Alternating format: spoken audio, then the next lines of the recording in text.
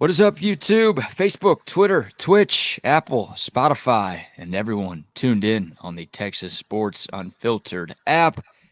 Welcome in to another edition of Bucky and BK live on Texas Sports Unfiltered and on the free TSU app.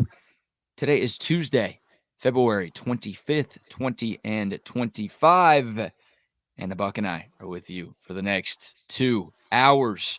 On today's show, Mark Pena from Occupy Left Field will join us at 7:20 to talk some Texas Longhorn baseball. We'll recap the weekend series against Dartmouth and preview tonight's game against the Incarnate Word. Plus, Duane Akina is coming home. A lot has happened with the Texas football coaching staff since we last talked to y'all yesterday.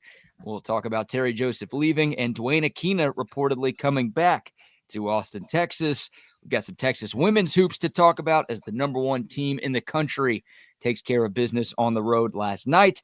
We've got a new offseason slogan for the Dallas Cowboys. They're no longer all in. Instead, there's something else. I'll tell you what they are this year. Plus some crazy stuff happening on an airplane again, a potential rule change coming for the NFL, and a heck of a lot more on a Tuesday morning. Maybe a tip for kids in the car line, too. I forgot to ask the Buck, so I'm putting him on the spot right now. We'll see if he's got one. We've got a lot going on between 7 and 9 o'clock this morning. How are you, my friend? I am doing fantastic, and a fantastic day it will be. It was beautiful yesterday.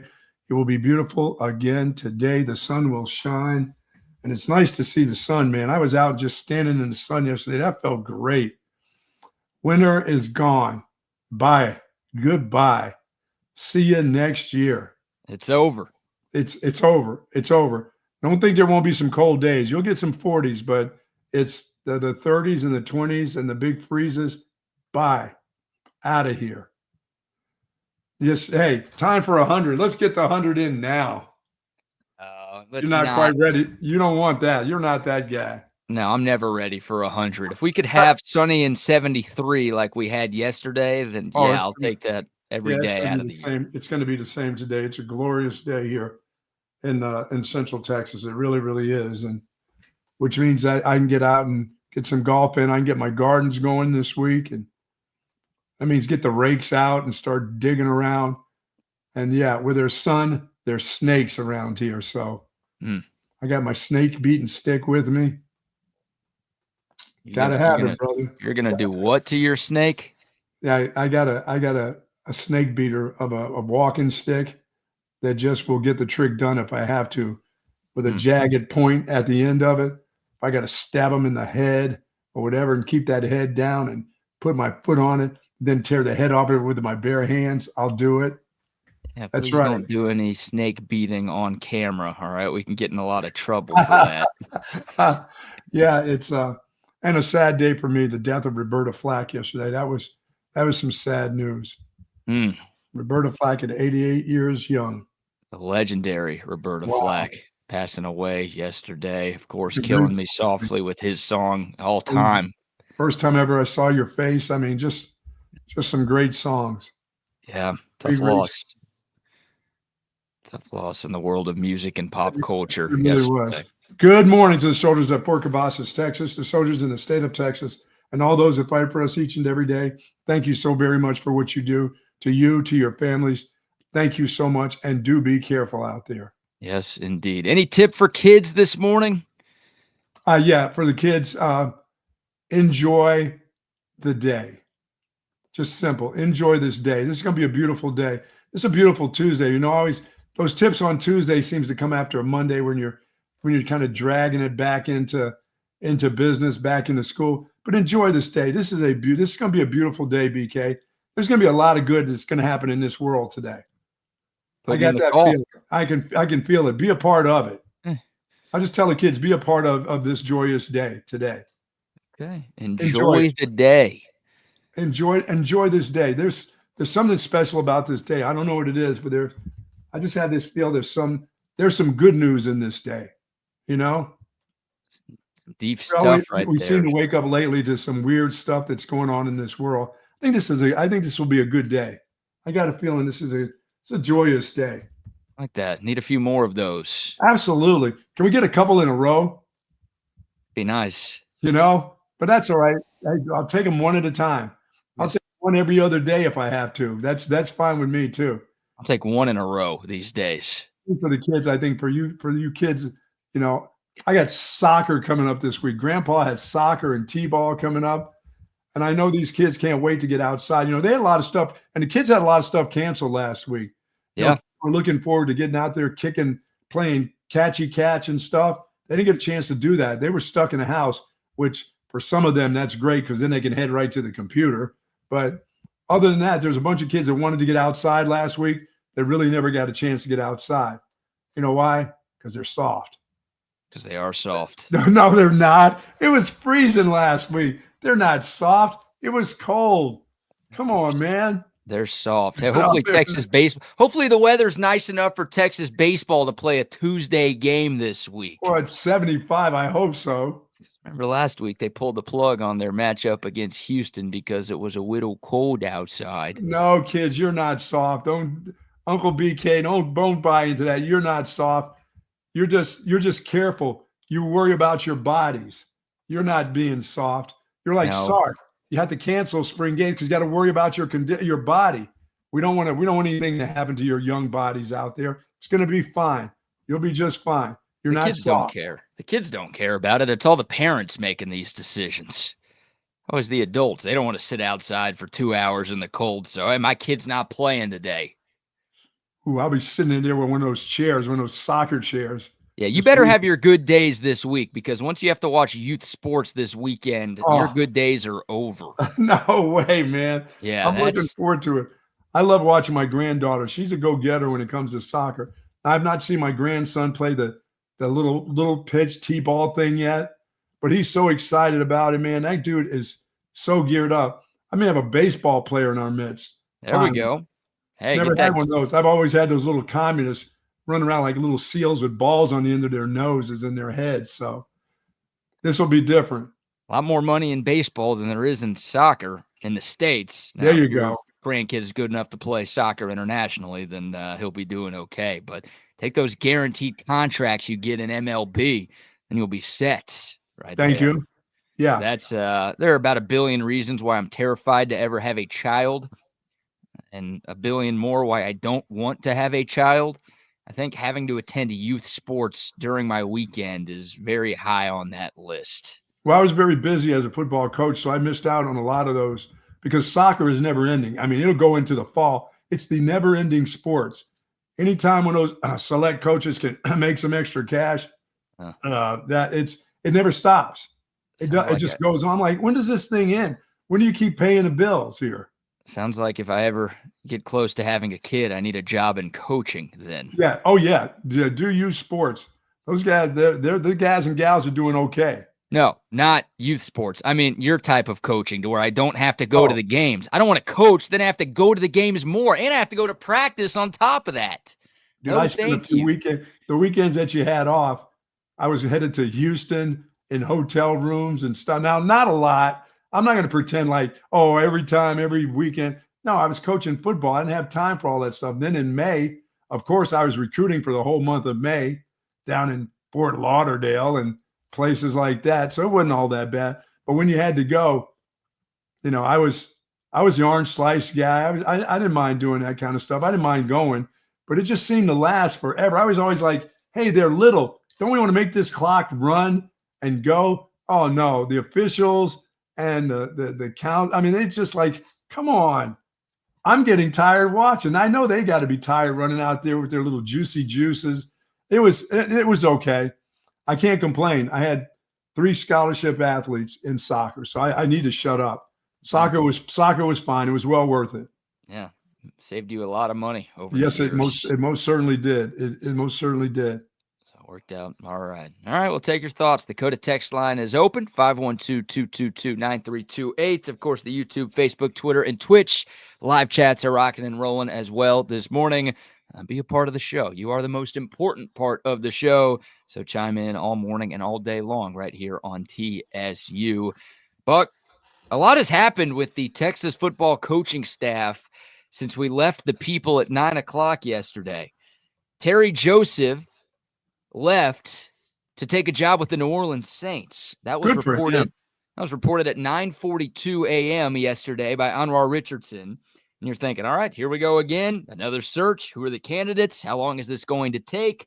Well, it didn't take long at all because last night at 5:59 p.m., Anwar again, the first to break the story, he reported that Duane Akina, yes, that Duane Akina is coming back to Texas. So Terry Joseph out, Duane Akina in. All of that happened in the span of like 8 hours after we got off the air yesterday. And another big change for the Texas coaching staff. Buck. Yeah, that must have been in the works. That obviously Texas made Duane Akina an offer he couldn't refuse. That's one of those deals that you can't say no to. You know, you're at the back part of your career. You're not looking to be a head coach. You want to be you like the position coach. You've been here. You're familiar with the city, the university, and when they make you an offer you can't refuse to come here at the end, towards the end of your career, this is the place. Yeah, seems like Duane Akina still very much likes coaching. And he's 68 years young, but he hasn't stopped coaching since he left Texas back in 2013. He's been a long time at Stanford, has spent the last couple of years at Arizona. He's been in some nice spots. Been in some nice spots. He has some good places to live as well. And now he gets to return home to Austin, Texas. He nearly came back last offseason in an analyst role, but it didn't work out. He stayed at Arizona after getting promoted to defensive coordinator there. So he almost left his DB coach role to come here to Texas to take an analyst gig, but Arizona, wanting to keep him around, promoted him to defensive coordinator. Arizona was awful last year. They had a new head coach. They went 4-8. Their offense sucked. Their defense sucked. Their special team sucked. Everything sucked for them. Duane Akina got demoted back to defensive backs coach, and maybe that is part of the reason why this was an option for Texas. Sure. He was no longer a coordinator. He was a defensive backs coach. Why would you be a defensive backs coach for a 4-8 team that doesn't have a whole lot going for it when you could come be a DB's coach at a place you know very well on a team that's made it to back-to-back college football playoffs? Maybe that was a part of the decision as well for Coach Akina. Yeah, I mean, that and rejuvenates him as a person to come back here too. He's had so much success here. So, I mean, it's like I said, at the back part of your career, what a place to come and probably retire to. I mean, you can't get any better than this.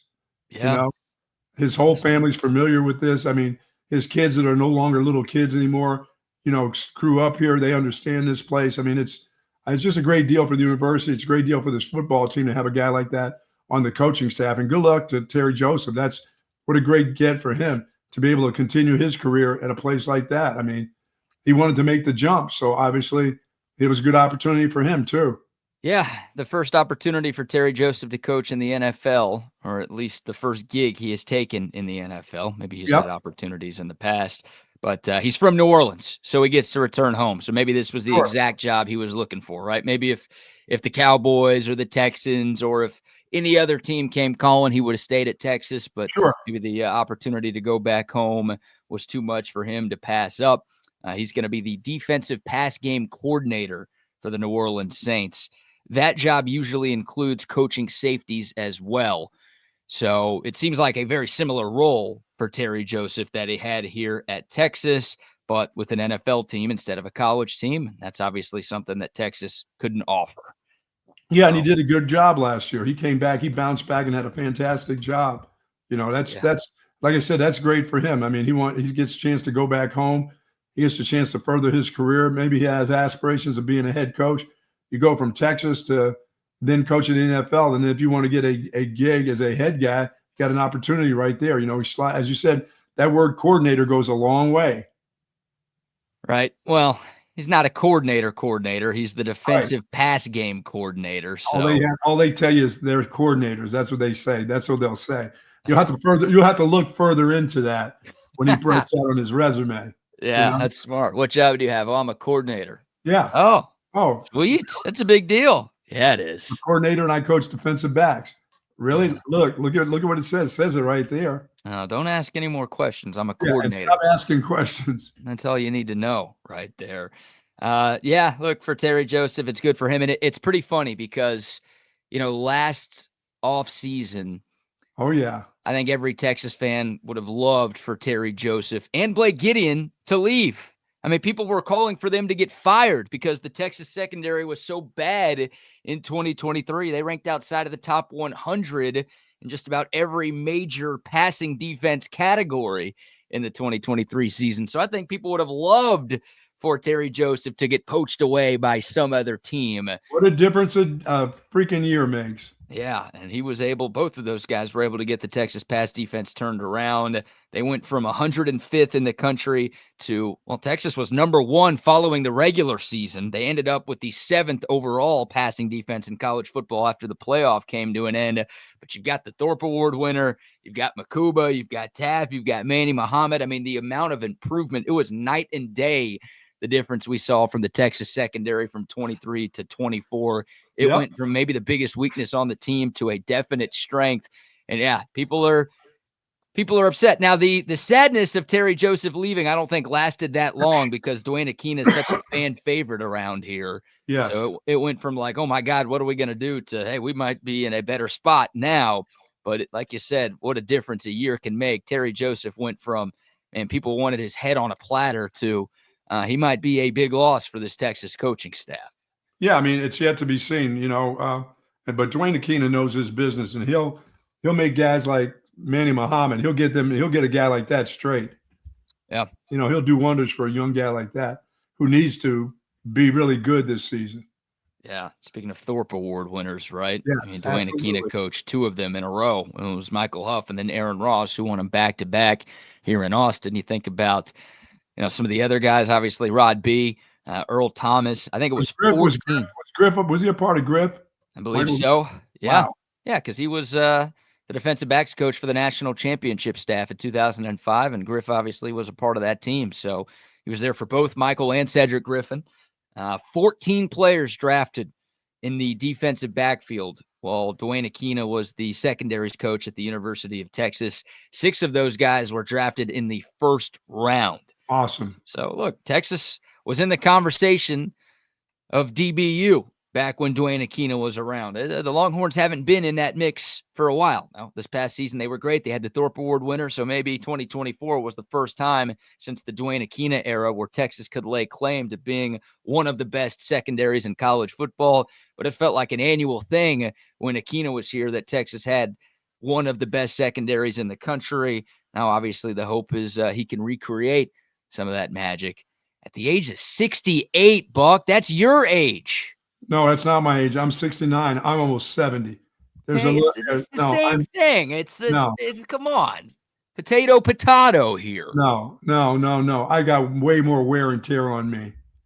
That guy's also been coaching a lot longer than you have. You've been out of the game. Yeah, that guy was in places like Arizona, Stanford. I was in Champaign-Urbana. Right. Well, there's a little bit more longevity for him there. Yeah, a little more fun to coach in Palo Alto and Tucson, Arizona than it is to coach in Champaign-Urbana and Boston College. Hey, don't give me the Boston College was great. Boston College was great. Lots in Boston, or is that, what suburb is that? Oh, it's Chestnut Hill. Okay. Oh yeah, I knew that. It's a good area. Brookline, Chestnut Hill. I mean, it was good.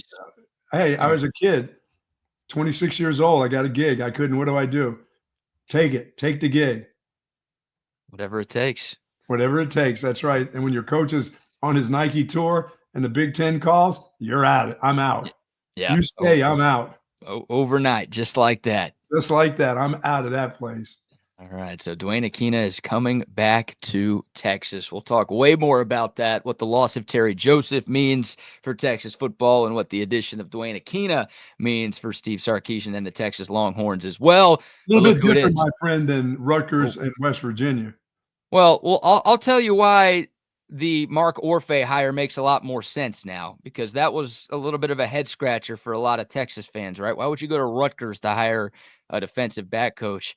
I think maybe this whole master plan was in the works to bring Duane Akina back, which makes the Mark Orfe hire make more sense. So we'll get back to that here in a few minutes. But look who it is joining us now. Yes. We're about to start talking to this guy once a week here on Texas Sports Unfiltered, because baseball season is back and the Longhorns look like they're really good. So we've got to talk to our man Mark Pena from Occupy Left Field. He joins us now to recap the series against Dartmouth and preview tonight's game against the Incarnate Word and some of the other happenings with Texas baseball. Mark, what's going on, my friend? How are you this morning? Gentlemen, good morning. It's great to talk to y'all again. How's the week going? It's going good, man. The sun will shine today. The soft baseball team will play in 75-degree temperatures. It's all good, man. It can't get any better. This is going to be a great day, Mark. What do you see early? I mean, you were up in Arlington for the games. You watched the Longhorns play now. What is it early that you like about this team that you weren't expecting this early in the season, but it's showing up right now? Oh, Bucky, just a lot of talent, right, on all sides right now. Obviously, the team dealt with some horrific weather over the weekend. You saw the offense not really produce like it did in Arlington the weekend before. But I got to be honest, I'm not going to take a ton away from last Friday and Saturday's games. When it's 35 degrees and raining, you got to think those players wanted to be out on the field about as much as the fans wanted to be in the stands for games like that. But my main takeaway from the Dartmouth series was the pitching, right? We gave up like a total of 6 runs over the weekend. And it was a new group of pitchers that kind of stepped up, right? In Arlington, you saw our Friday and Saturday night starter go out there and have really good performances. Due to the weather, they didn't look quite as good from a starting perspective this past weekend, but you had a lot of really good performances from the bullpen. Some guys that you're going to need down the stretch. Guys like Andre Duplantier, Max Scruggs, Dylan Volantis. A lot of good pitching. And at the end of the day, they went out there in some bad weather, got the sweep, and like you mentioned, just looking forward to some much better weather and some more games this week. So I'm excited to see how they play. Yeah, I think we all are. Mark, I want to get your thoughts on Cade Bing, who got the start on Sunday. Much better performance for him. He struggled against Oklahoma State and Arlington last weekend, but 4 1/3, gave up just 1 run against Dartmouth on Sunday.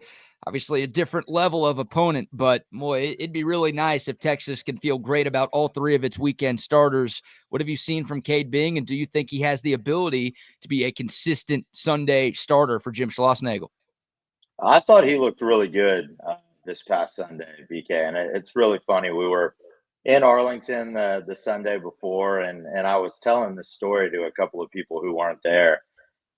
Prior to that Oklahoma State game, you had Bing walking out from the right center field bullpen towards the dugout right before the game. Man, and that kid literally looked like a prize fighter going into the ring to like go fight somebody. You could just tell he was so amped up and so fired up for his first start at Texas. I think he was just overthrown a little bit in that first performance. So we saw him kind of figure it out. He went a little bit over 4 innings on Sunday, and he looked really good. It was promising. Looked much better, but I think you look at the next 2 weekends. That's really all you have before SEC play starts. So. I think he's got a couple more opportunities to really kind of settle himself in. And I'm also interested to see what Schlossnagle is going to end up doing with that Sunday spot, right? I think he's going to have several options, but Bing looked really good. He was, had a lot more control outside of the first inning on Sunday, was trusting his defense, getting some ground balls in play. And he looked really good. So it was promising, much better than week 1, and hoping that he can build off of it in Las Vegas upcoming weekend. When you talk about the back, it's not the back end, it's the middle innings for this baseball team. I mean, the guys aren't going to go 8 or 9 or 7 or whatever. There's those middle innings. Are they putting the ball over the plate? We've watched over the last couple of years. They've really struggled on the back end. The starters do okay, and then the guys come in and they walk 3 batters or they walk 4 guys. How's the ball? I mean, are you seeing that ball come across the plate? Are they getting all the calls? Are they doing all the things that do you like to see early? I've personally seen a lot better control from our pitchers, in the first handful of games. To your point, we haven't seen the 2-3 walks an inning. I think Friday and Saturday this past weekend, right? Both pitching staffs were helped out by the weather, right? That ball was just kind of dying in the outfield at Dish Falk both days. So Uh, and Sunday, you know, when the weather cleared up, Volantes, Bing, they were rolling ground balls all over the place. You didn't see a ton of walks. So I've been encouraged by that right now. But again, you know, got to see a bigger sample set. Really want to see what they look like through 3 or 4 weeks of play. But right now, it has been encouraging, and you know, the bullpen guys have looked solid. We haven't seen anybody come in and just kind of give up a really big inning. So they've been looking really good. I think Max Wiener's already kind of taking control of that group and instilling a lot of confidence in them. And hopefully that's something that they can build off on before we get to those SEC series in Starkville and then back home against LSU. Mark Pena from Occupy Left Field joining us here on TSU. Mark, Jalen Flores, one of the best players on this Texas team last year. It's been a little bit of a sluggish start for him, hitting just .217. Has yet to hit a home run this season. You know, preseason All-American, obviously a lot of hype surrounding the young man going into the 2025 season. Your thoughts on what you've seen from him and what's your confidence level that Jalen Flores can maybe get things turned around starting tonight? Yeah, not worried at all, BK, with how many games we played. And again, I don't want to keep bringing it up every time you ask a question, but that weather was just so miserable the past week. Tough hitting conditions. And, you know, talking to some folks last night, all it's going to take is a 3-for-4 game for a guy like Jalen Flores, and his average is back up at 350, you know? Yeah. So I'm hoping he's able to turn it around this week. You know, Jalen is going to hit. Another guy that's kind of stumbled out of the gate is Easton Winfield, you know, the transfer from Louisiana Monroe. So there's a couple of guys that are struggling a little bit early, but that's to be expected. And, you know, you're just going to need to see a larger sample set. Easton Winfield's only had 17 at bats so far. So I'm expecting Jalen to really kind of lock in and start playing better ball as they get in better conditions. But one of the things that I have noticed about Jalen is, you know, he's always been a fantastic shortstop, but to me this past weekend, he looked really good defensively, especially on Sunday. Him and Mendoza were making a lot of really good plays up the middle, which is going to be so important for our team. So you can tell he's not taking it out, you know, back into the field with him, any frustration or anything like that. So I'm not worried about Jalen at all. He's going to figure it out, and he's going to hit for us this season. And it's obvious you think the defense is playing well early, which is yes, absolutely. I know that ball.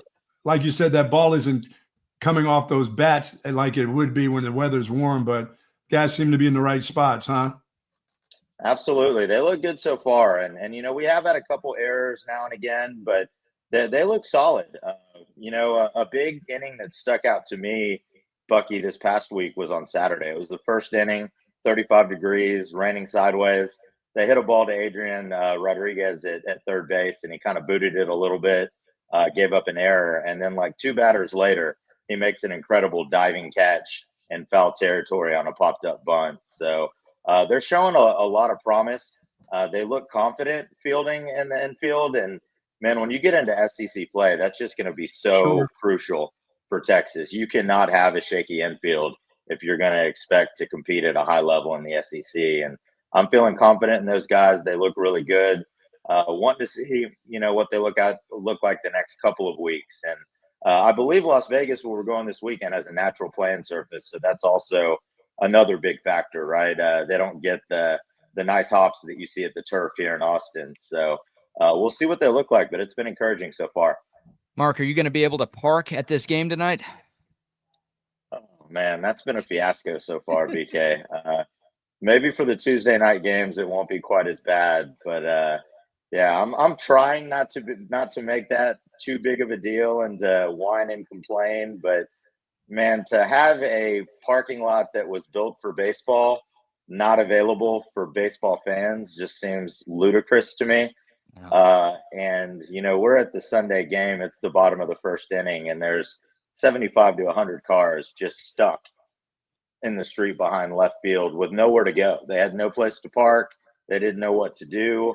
They're asking people to park across the highway and walk over half a mile to the stadium, and people aren't going to do that, man. I'm sorry. This day and age, you got to make it convenient for the fans. And if people know that they're going to have to, you know, walk a mile and a half round trip from where they're parking to the stadium, you're going to have people that are staying home for games. And I know that's not what Coach Schlossnagle wants. That's not what Del Conte wants. So I'm hoping they're able to figure something out here. Does it look like an easy fix, Mark? Does it look like a not obviously it's not a quick fix because they would have been fixed by now, but does it seem like, I mean, is there spaces available? I mean, doesn't the university, they don't own enough property right there on that side of town? Well, the tough thing is it's the graduate housing dorm that was built across the street over by the softball stadium. So they kind of reserve a lot of that parking for the people that live in that dorm. Yeah. But I will say I had a late start on Sunday. We didn't get to the game until like 12 minutes before first pitch. I did have a parking pass for the Sunday game. I don't have one for the entire year. We got in there and parked on the second level, and the rest of the parking garage was empty.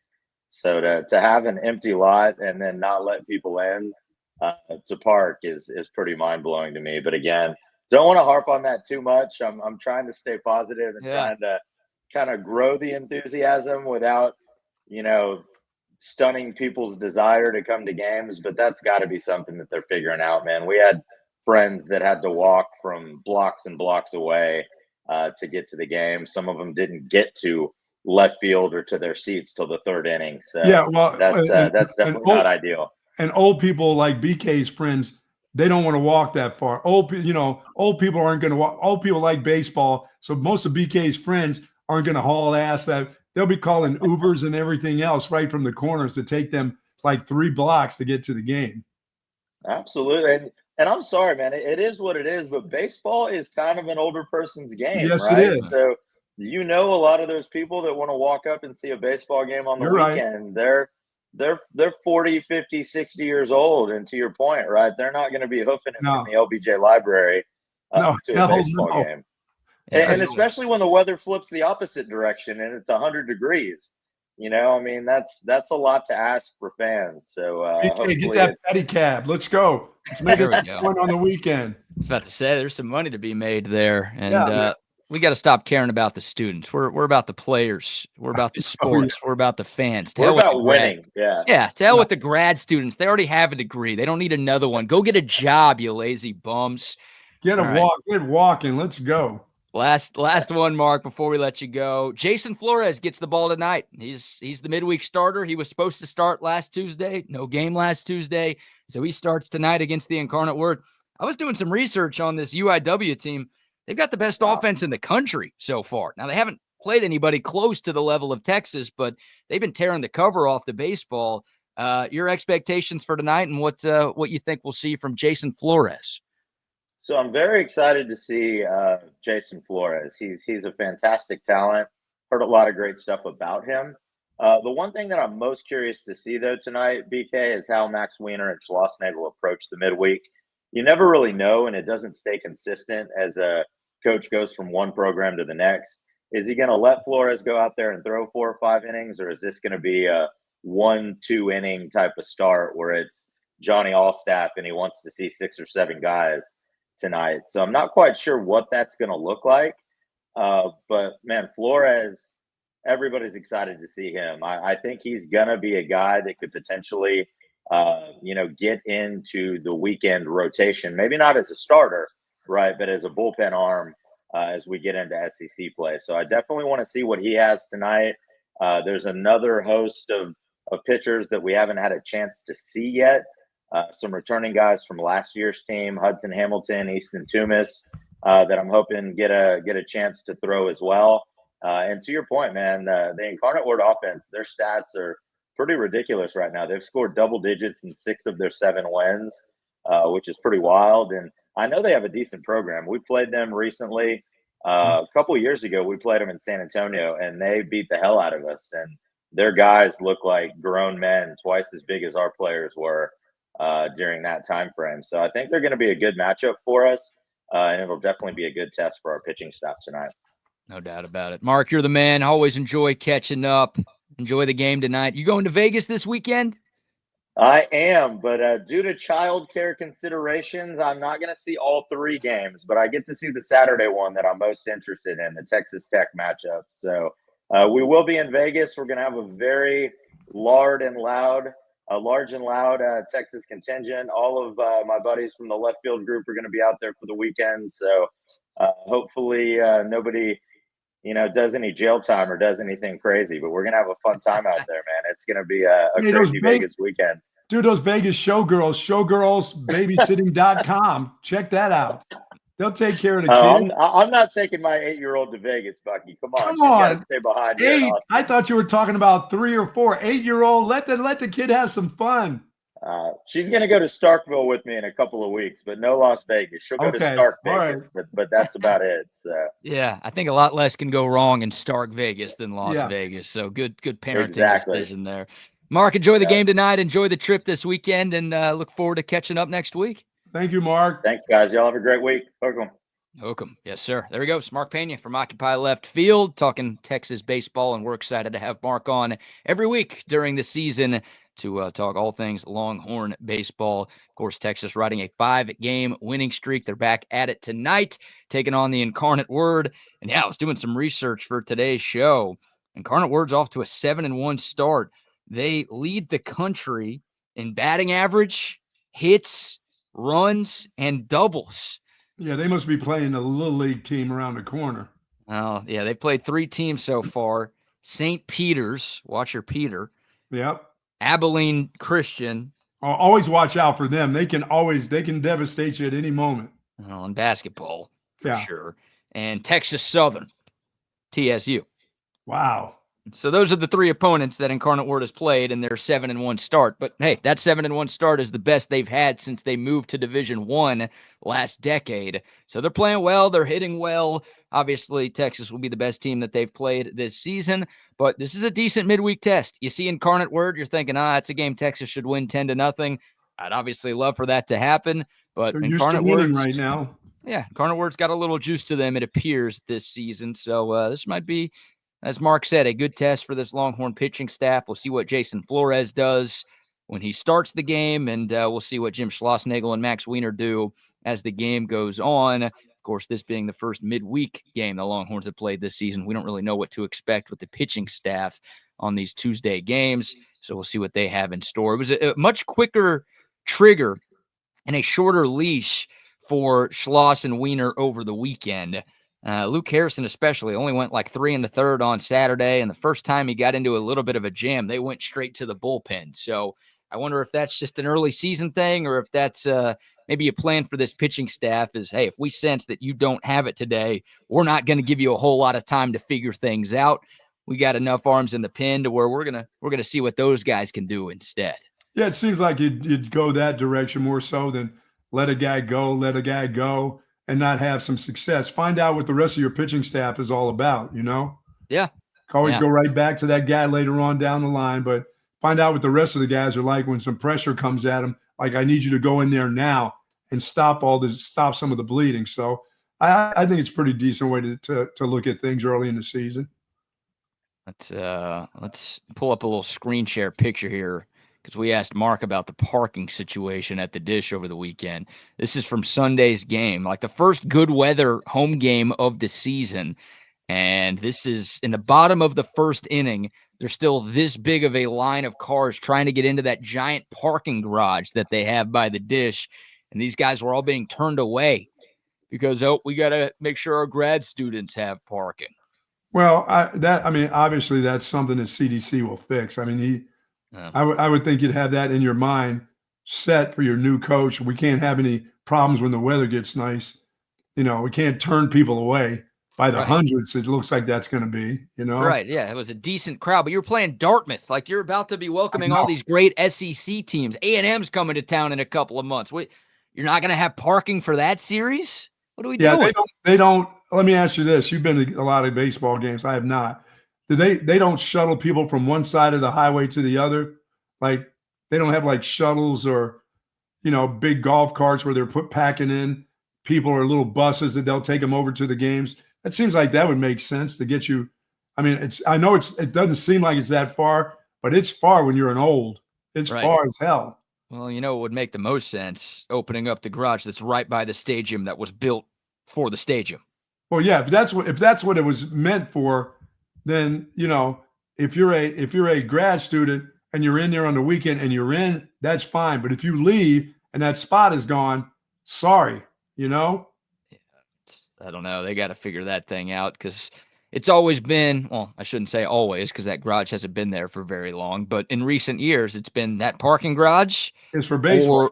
or you could park on the streets just off Comal or, just anywhere east of 35. You could Sure. find a parking spot on the street and just hope your car doesn't get hit by a foul ball or be willing to walk a little further to avoid paying for parking. Sure. And the combination of that has always been enough to get people what they need. But yeah, you take away that huge garage that has 1,000+ spots. Oh no, you have to do something. Yeah, you're putting your fans, and as you and Mark said, it's a much older fan base that supports Texas baseball.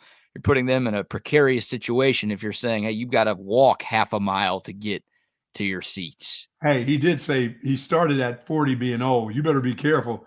You're going to be creeping up that area soon. I hope 40's not old. You said all of my friends are old. That 30 you're calling my friends old. So both of you guys are lofting shots my way this morning. Catching some strays here, man. Give me a break. 40. Things were just starting to crank up at 40. Tell you what. I hope I'm not on the decline at the age of 40. That'd be depressing. All right. What would that be? Yeah, no kidding. We'll take your thoughts. 6:30 first pitch tonight on SEC Network Plus if you're looking for Texas UIW, but the first midweek game of the year for the Horns. And then Texas will take its talents to Sin City for 3 games this weekend. It'll be Washington on Friday, Texas Tech on Saturday, and Illinois on Sunday. 3 games for the Longhorns. ILLINI. Look out. Yeah, they can spell. It's impressive. Look out. They know how to spell a 6-letter word there. You love to throw that one out, boy. Let me tell you, I heard enough of that one. I'm telling you, huge pet peeve of mine is when teams or colleges spell out their name. Like we know how to spell Eagles fans. Your mayor doesn't, but everybody else does. They can spell it any way they want. They're Super Bowl champs. They don't care. Don't remind me. All right, we'll get back into the Texas football conversation. More on Duane Akina returning home. Plus, we got some Cowboys chatter to get into today. But before any of that, let's give our first round of sponsor shout-outs. Folks, our good friends over at Sue Patrick, 5222 Burnett Road. Go on over there, pick up all your Longhorn-themed items. They've got plenty of that. And they've got the Jelly Cats. Restocked on Jelly Cats. And, as Easter gets upon us, there won't be many Jelly Cat eggs or little bunnies or little carrots or any of that stuff left around there shortly. So get on over to 5222 where there's plenty of parking.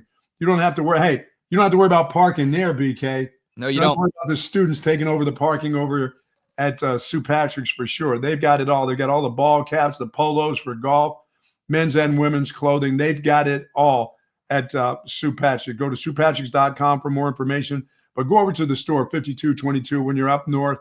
Go by, say hello to Jay and the gang, and they'll suit you up with any Texas-themed item that you need. They have it just for you at Sue Patrick's. Yes, indeed. I don't know if our friends at Centex Tickets can help with the parking situation, but they can help get you a ticket to tonight's Texas baseball game. So if you want to watch the Longhorns take on the Incarnate Word this evening, get your tickets at centextickets.com. Tickets to any Longhorn sporting event, any concert, any Broadway show, any comedy show, any event coming to Austin, or any event all over the country. They've got tickets for you online right now at centextickets.com. Don't forget to use the promo code CENTEX10 at checkout. You're going to get 10% off of any ticket purchase. And that's not a one-time code. You can use that whenever you want. It's exclusive for TSU listeners, but our great friends at Centex Tickets are hooking you up with a 10% discount just by being a TSU supporter. Head over to centextickets.com and get your seats today. Yeah, if you're having problems getting those tickets for NASCAR this week at COTA, from there, they'll get you set up at Centex Tickets for sure. Get that 10% off because boogity, let's go racing. They're coming to town. This Sunday, the big NASCAR race. I mean, you've got races on Saturday and Sunday, but Sunday, the Cup Series race, the Echo Park Automotive Grand Prix coming to town. They are coming to town. I gotta reach out to our guy, Bobby Epstein, and see if I can get a ticket to that race this weekend. Call his lady. He'll be in town. I talked to him last night. He's excited about this. He really gets pumped up. They get pumped up at Circuit of the Americas for MotoGP. I get pumped up for MotoGP. That's the girls in leather. Yeah. It's the girls in leather. See, yeah, you're looking for that. I'm looking for the drunk rednecks. Yeah, That's what NASCAR is all that's what about. I'm looking. NASCAR. Oh, it's going to be a packed house. It's going to be this next couple months out there at Coda are going to be crazy.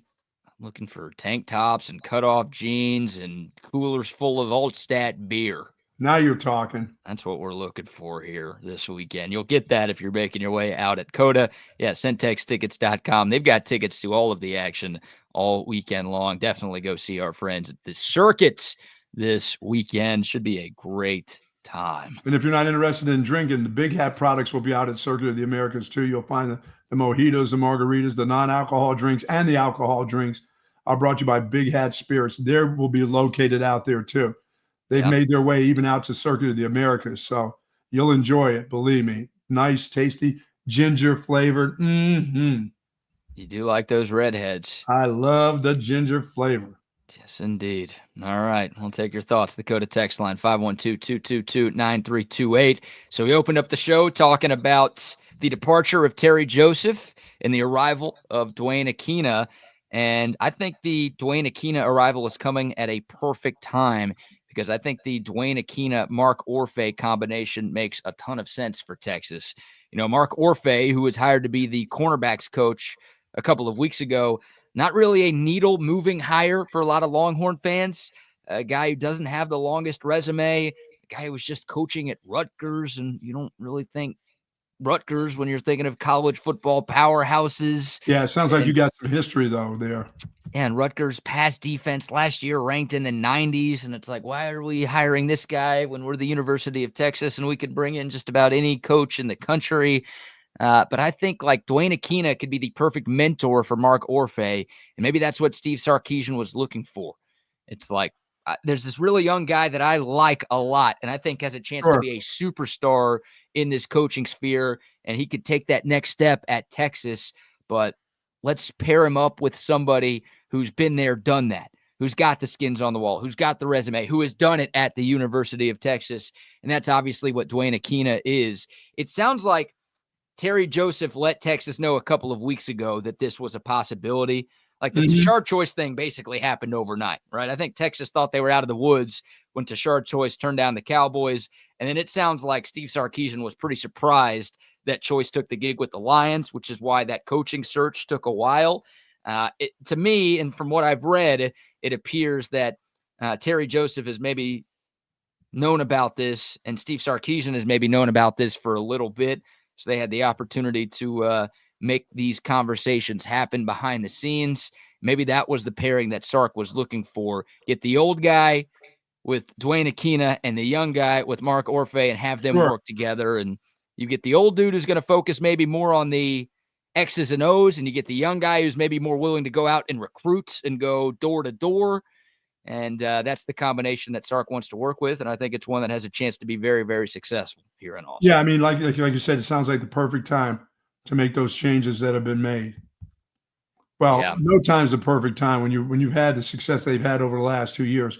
When you make change, that thing becomes a little bit different. So it does take some time, and people have to get used to each other. But Duane Akina can't do anything but bring some great things with him and all his experience to the university again. So yeah, it's tough. I mean, Texas has lost 3 assistants in the last month, right? I mean, the good news for the Longhorns, what's going on out there? What you see? I see my dog out of his place, so I'll be right back. He's out of the gate, so I'll return. Oh, boy. This might be 20 minutes here before we see the Buck again. It's the big dog. Oh, God. All right, good luck as the Buck goes to try to recover one of his dogs who has left the property at the Godbolt compound. But I'll go ahead and continue here. Yeah, Texas has lost 3 assistant coaches in the last month. The good news is they haven't lost any coordinators. Continuity is important, especially when you have a good coaching staff. And the fact that Kyle Flood, PK, and Jeff Banks are all still here going into their 5th season in Austin, it's a minor miracle considering the success that Texas has had. They've been good enough, yet nobody's poached them. And obviously, they've been good enough to where Texas hasn't felt the need to fire them and move on. So that's great news there. But still, losing 3 coaches in this short amount of time is going to hurt. And there's some good coaches, too. I mean, Terry Joseph was a very good recruiter, especially in the state of Louisiana. And the Longhorns have recruited well in Louisiana over the couple of years. I mean, Terry Joseph is given credit for being a part of Arch Manning's recruitment. Obviously, Arch Manning not a defensive back, and Terry Joseph wasn't the primary recruiter for Arch, but he had a role in bringing Arch Manning to Austin. So the guy who's the future of the quarterback position at Texas is here in part because Terry Joseph was here. You look at a guy like Derek Williams Jr., you look at Wardell Mack, Kobe Black, Manny Muhammad, some of those guys from Louisiana, some of those guys not, but Terry Joseph credited with being the primary recruiter for all of those Texas defensive backs who have made impacts in Austin during their college careers and guys who are expected to be bigger parts of the secondary moving forward. So you're losing some recruiting, and that's the big question I have with Duane Akina.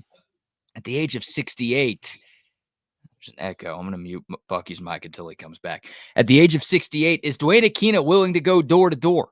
Is he willing to go in home? Is he willing to travel the country? And that's part of the job description, so I assume he is. But how motivated is he going to be to do that? I mean, when he was at Texas from 2001 to 2013, he was great at that. He was an elite recruiter for Texas.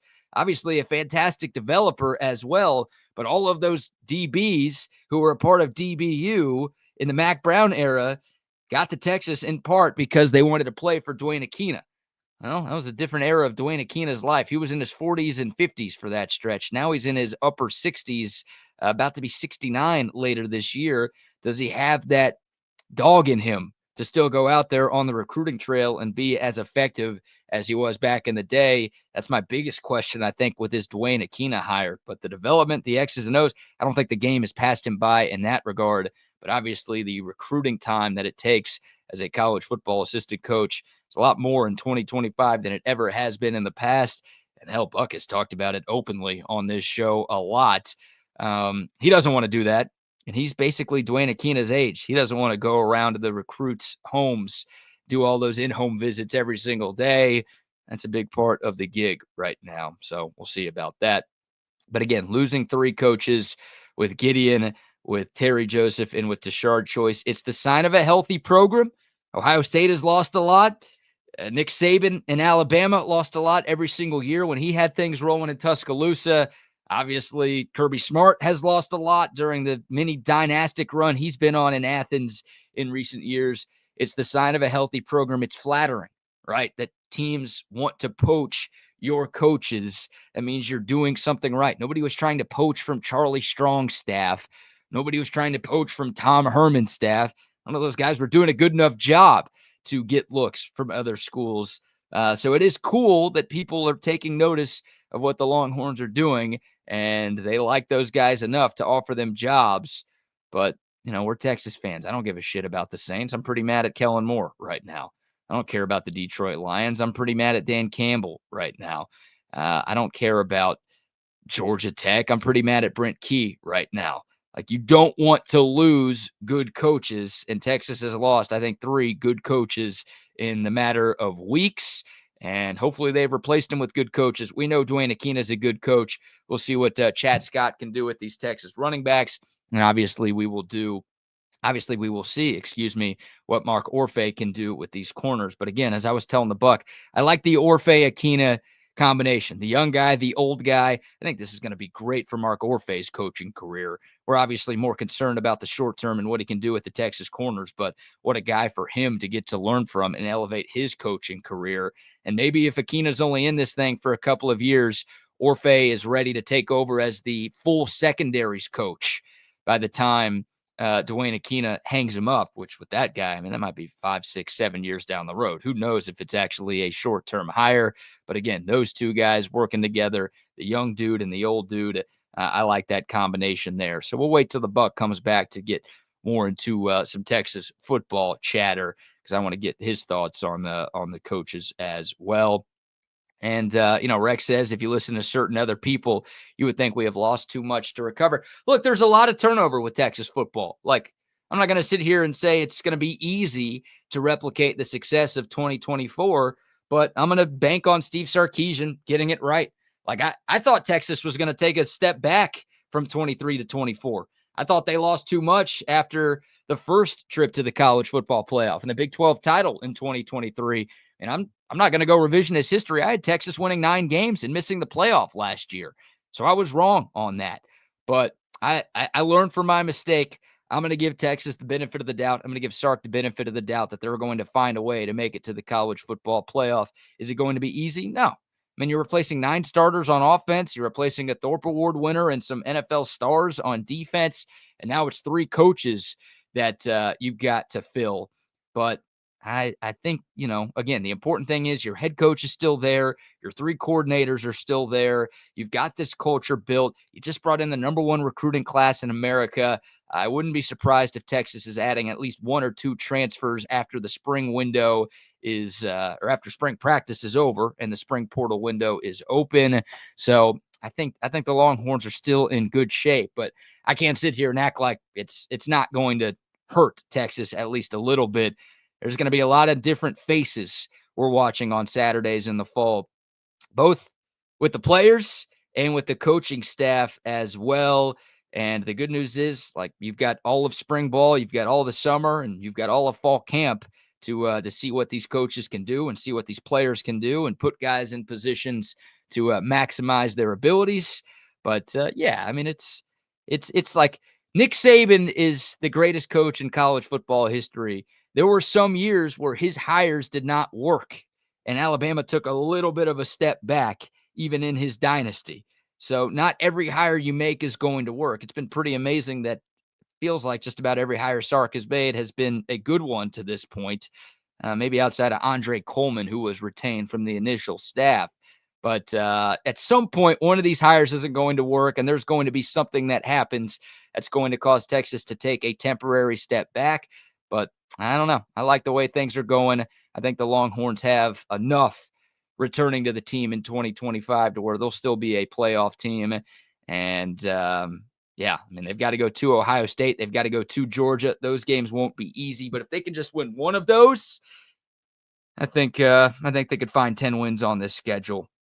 Hell, even if they don't, they still have a shot to get to 10 wins, which will be enough in the SEC to get them in the 12-team college football playoff. We saw that with the fake UT, Tennessee. They didn't make the conference title game. They won 10 games during the regular season. They still found their way into the CFP. Obviously, if you're Texas, you'd love to get back to Atlanta, and you'd love to win that game in Atlanta.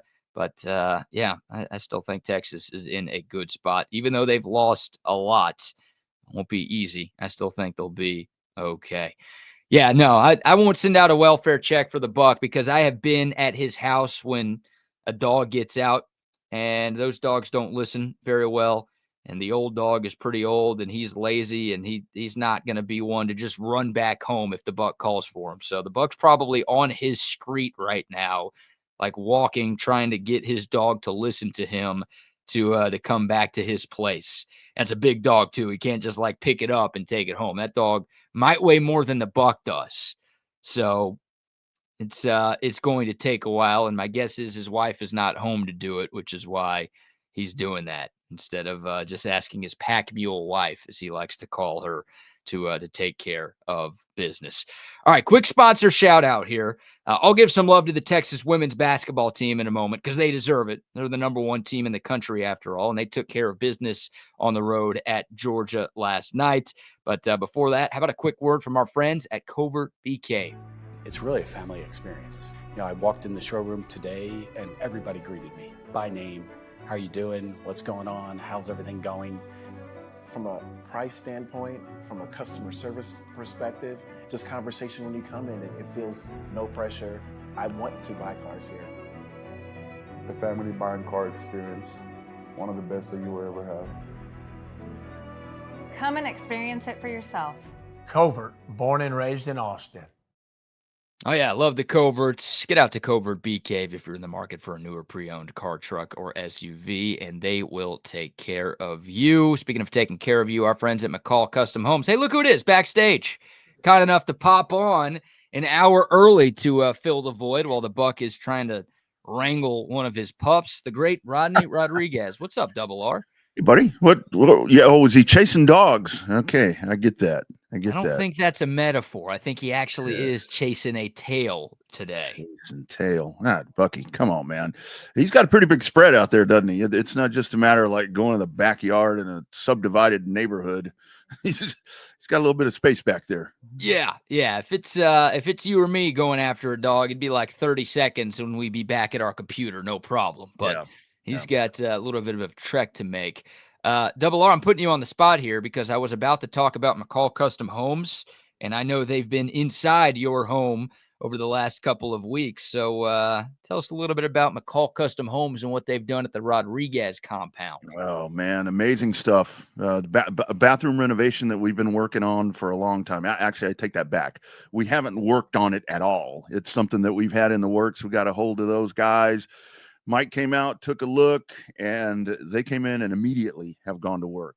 BK, this thing, I mean, it's ready for drywall. I mean, we had an electrician in here, and every step of the way, here's what's so impressive about working with these guys. Every step of the way, you're getting updates. We're doing this. We ran into this.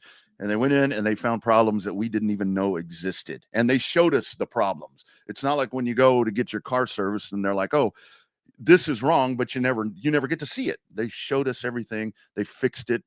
And man, they're going to make our bathroom. It's going to be a fancy place to shit, shower, and shave, my man.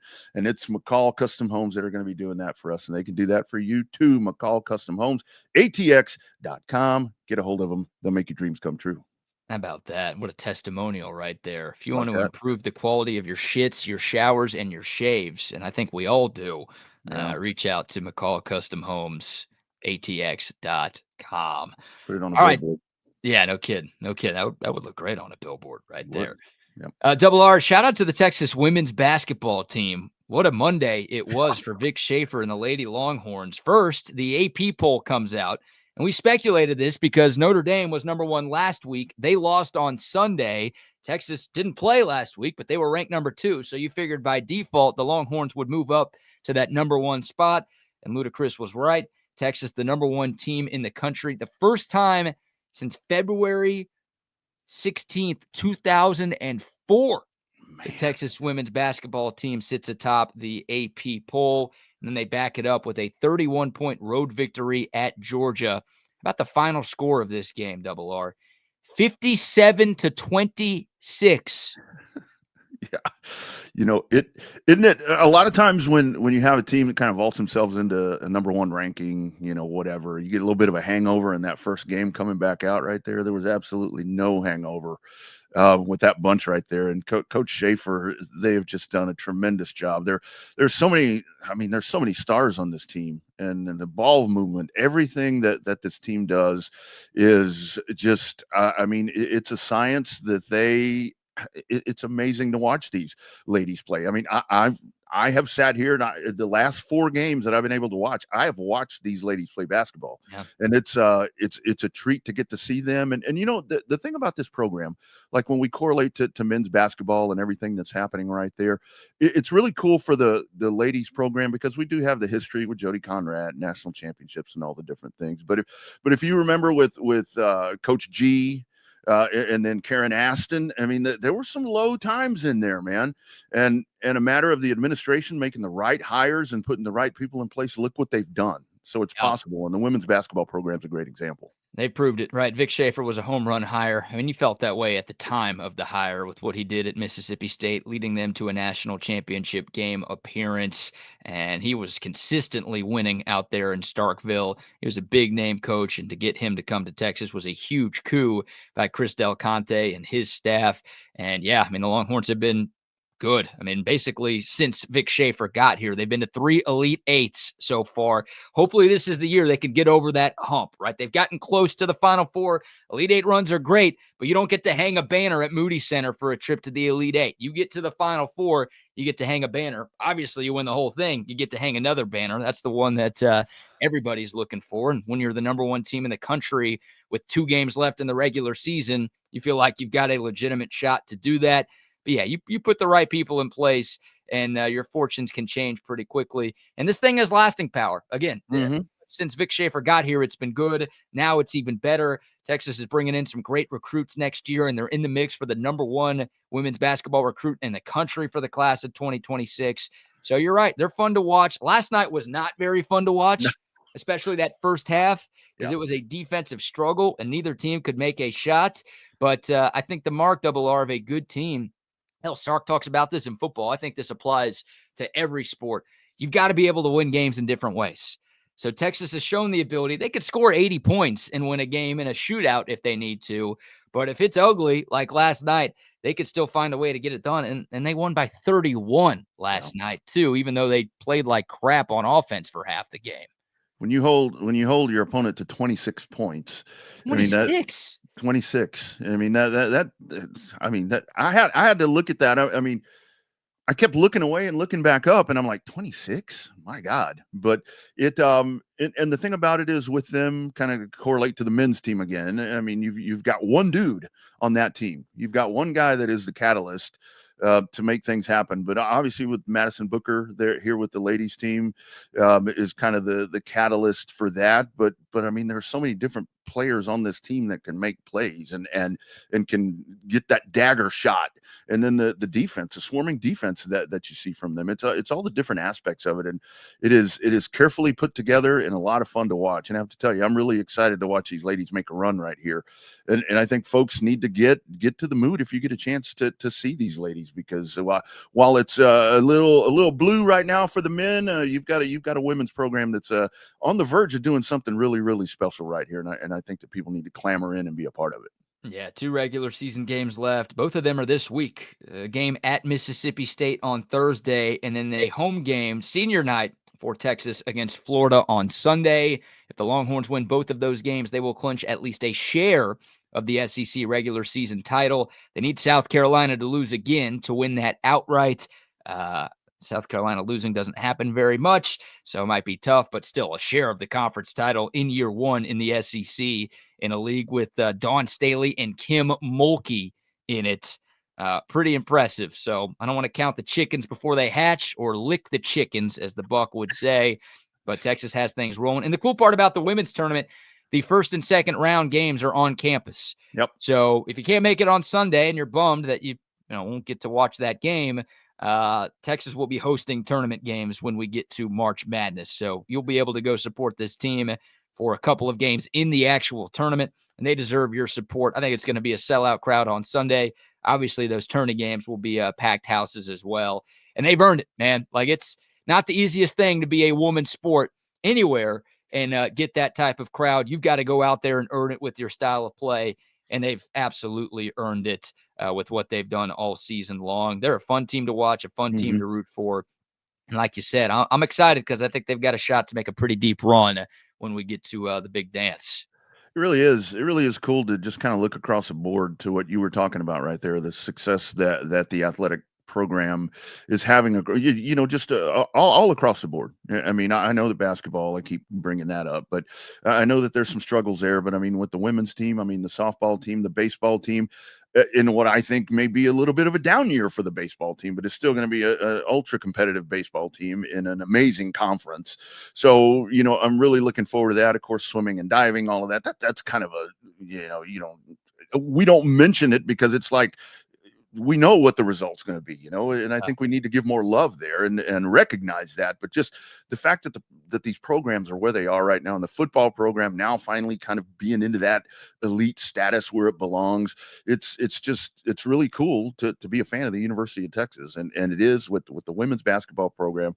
I think that they can bring home a national championship to Austin, and it's going to be pretty special for Coach Schaefer, because we know that dude does not lack emotion. That dude does not lack emotion. So that's going to be pretty damn cool to see. All right. I've got to show you this text. It would take too long for me to email it to myself and actually show it on the screen. So hopefully the cell phone works here. The Buck has texted us. Uh-oh. He's got 2 Great Pyrenees that I'd call pretty average, especially right now. He said, got one, still looking for Yogi.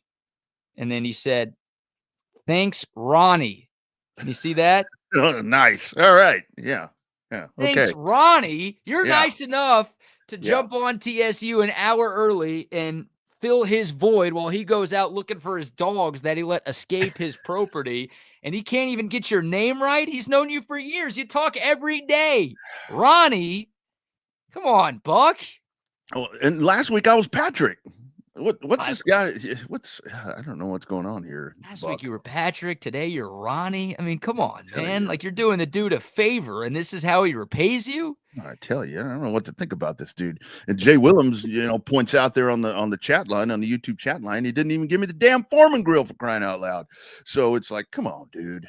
Yeah, that one hurts. He let somebody else steal that from him. At least that's what he says, even though he really just gave it to somebody. But that's bad, man. The Buck owes you one right there. Starting to wonder about this relationship here that I have with Bucky. I don't know if I want to go video him at Costco, doing his duties over there with these. I guess being called Patrick, I shouldn't say is an insult, but Ronnie, come on, man. I'm telling you, that's bad right there. Patrick, that happens. You just get two people confused, or you just say the wrong name. But like Ronnie he might think your name is actually Ronnie. Like, the double R. The double R means Ronnie Rodney. So I'll call him Ronnie here. There you go. That'll call it. All right. So you're right, though. Texas sports doing great right now. We'll get back into them, but I do see that you're wearing a Dallas Cowboys shirt this morning. Oh, yeah. Hadn't gotten a chance to get my TSU gear on for today's program. So man, I don't even know why I still wear this stuff. I've got this weird off-season bit, and I don't do this with Texas because Texas is almost never in the off-season, right? They're always playing something, so I don't think it applies to college.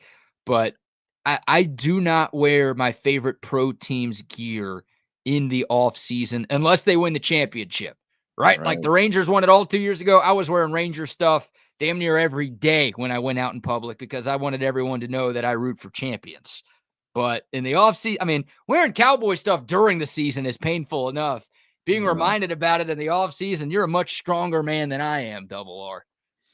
It's warm. That's the only reason. I was talking to somebody a couple of weeks ago when I was in Dallas. We were having a lot of Dallas Cowboy conversations, and somebody realized I was a Cowboy fan. He said, "You worried about this season?" I said, "Man, I worry about every year."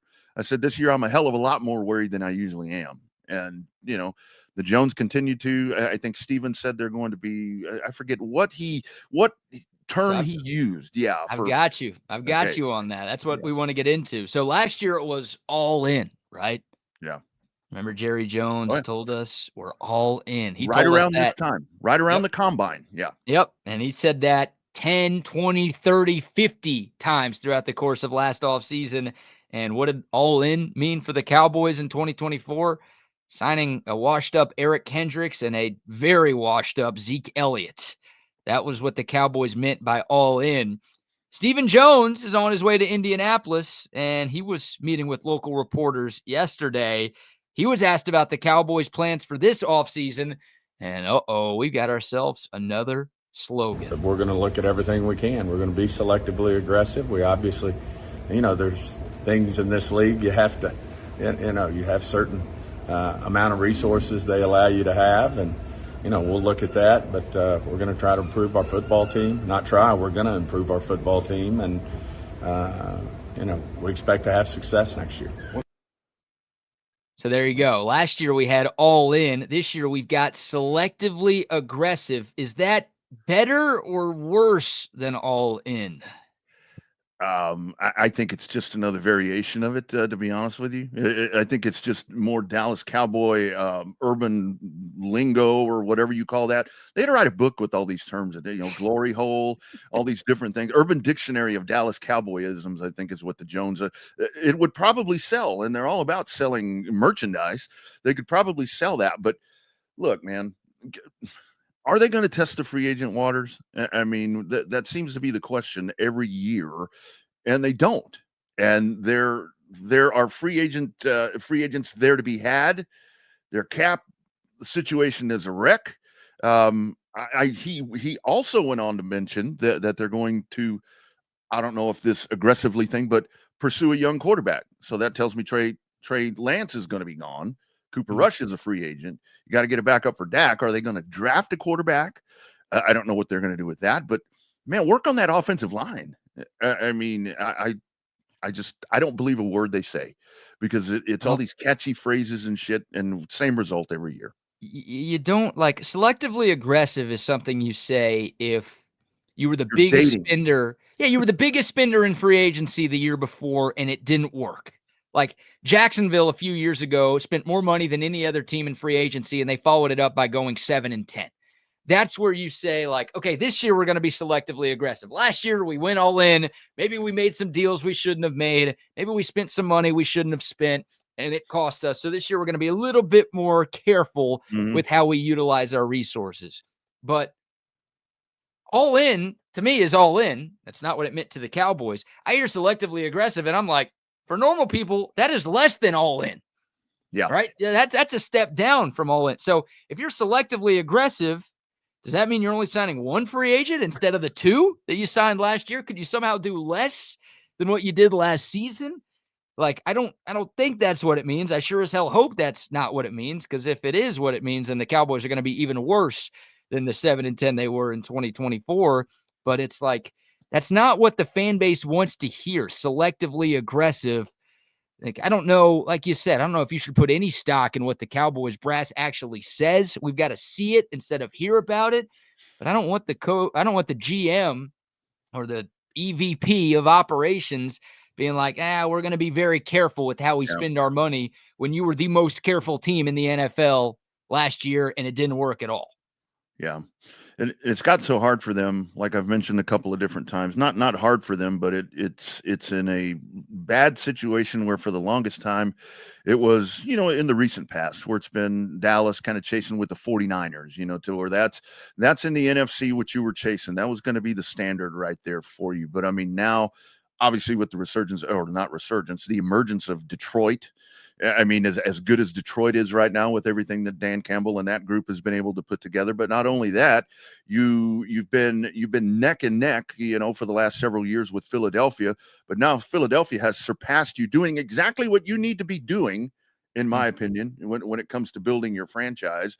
They've passed you that, and oh, by the way, the Commanders have now surpassed you as well. So you are maybe you're the third best in your own conference or in your own division. So they're digging themselves a bigger hole, and who's not to say the Giants can't surpass them here at some point with, the way that the Cowboys are going. I mean, just very stagnant and making horrible moves, or the lack of moves. It's just bad management. And look how I mentioned Detroit. What did they do? They revamped the front office. They hired a real general manager. They've got a football coach in there. That's how these organizations get better. And that's where Dallas refuses to do that. Get football people in there to run this thing. Yeah, it's very easy to turn around an NFL team if you get the right people in place. You brought up Washington. They're the primest example. They get a new owner, they get a new coach, and they get some good players, and all of a sudden, they're in the NFC Championship game. Like, you can do that. Look at the Texans from a few years ago, right? I mean, they were the laughing stock of the league for a 3 or 4 year stretch. They bring in a new decision maker, a couple of new decision makers. They hire the right coach. They get a couple of players, and all of a sudden they're back-to-back AFC South champions, and it feels like the arrow's pointing up for them. It's possible. Teams go from worst to first in this league all the time. All it takes is a few decisions here and there to get right, and you're competing. And the Cowboys, unfortunately, the biggest decision they need to get right is one that they won't ever do, because that involves bringing in better decision makers than the Joneses. But of course, that will never happen. And that's where we're at. So it's a big offseason. Like, obviously, the Micah Parsons decision is the biggest one. Do they extend him? Do they try to trade him? Do they let him play out the final year of his rookie deal? I hope they go with door number one. That's obviously a big thing they've got to look at. Osa Odigizua is a free agent. DeMarcus Lawrence, Rico Dowdle, Jordan Lewis. Like, they've got some guys who have been important parts of their team the last few seasons who could be somewhere else in 2025. What do the Cowboys do? They let just about everybody leave a year ago. Do they actually try to re-sign some guys and bring in some new guys, or do they just hope that running it back is enough to figure it out? I don't know. But Rodney, I think they set their team back years by last offseason. Like, they totally punted on an entire summer and did nothing. And they got worse, and everybody around them got better. And I don't think there's anything the Cowboys can realistically do this year to get to an NFC championship game. Like, it's going to take them years to get to the level of Philadelphia and Washington and Kansas City and Buffalo and all the contenders in the NFL. But can they at least take a few steps and make a few moves that kind of build a foundation to where it's like, okay, maybe we're on the right track?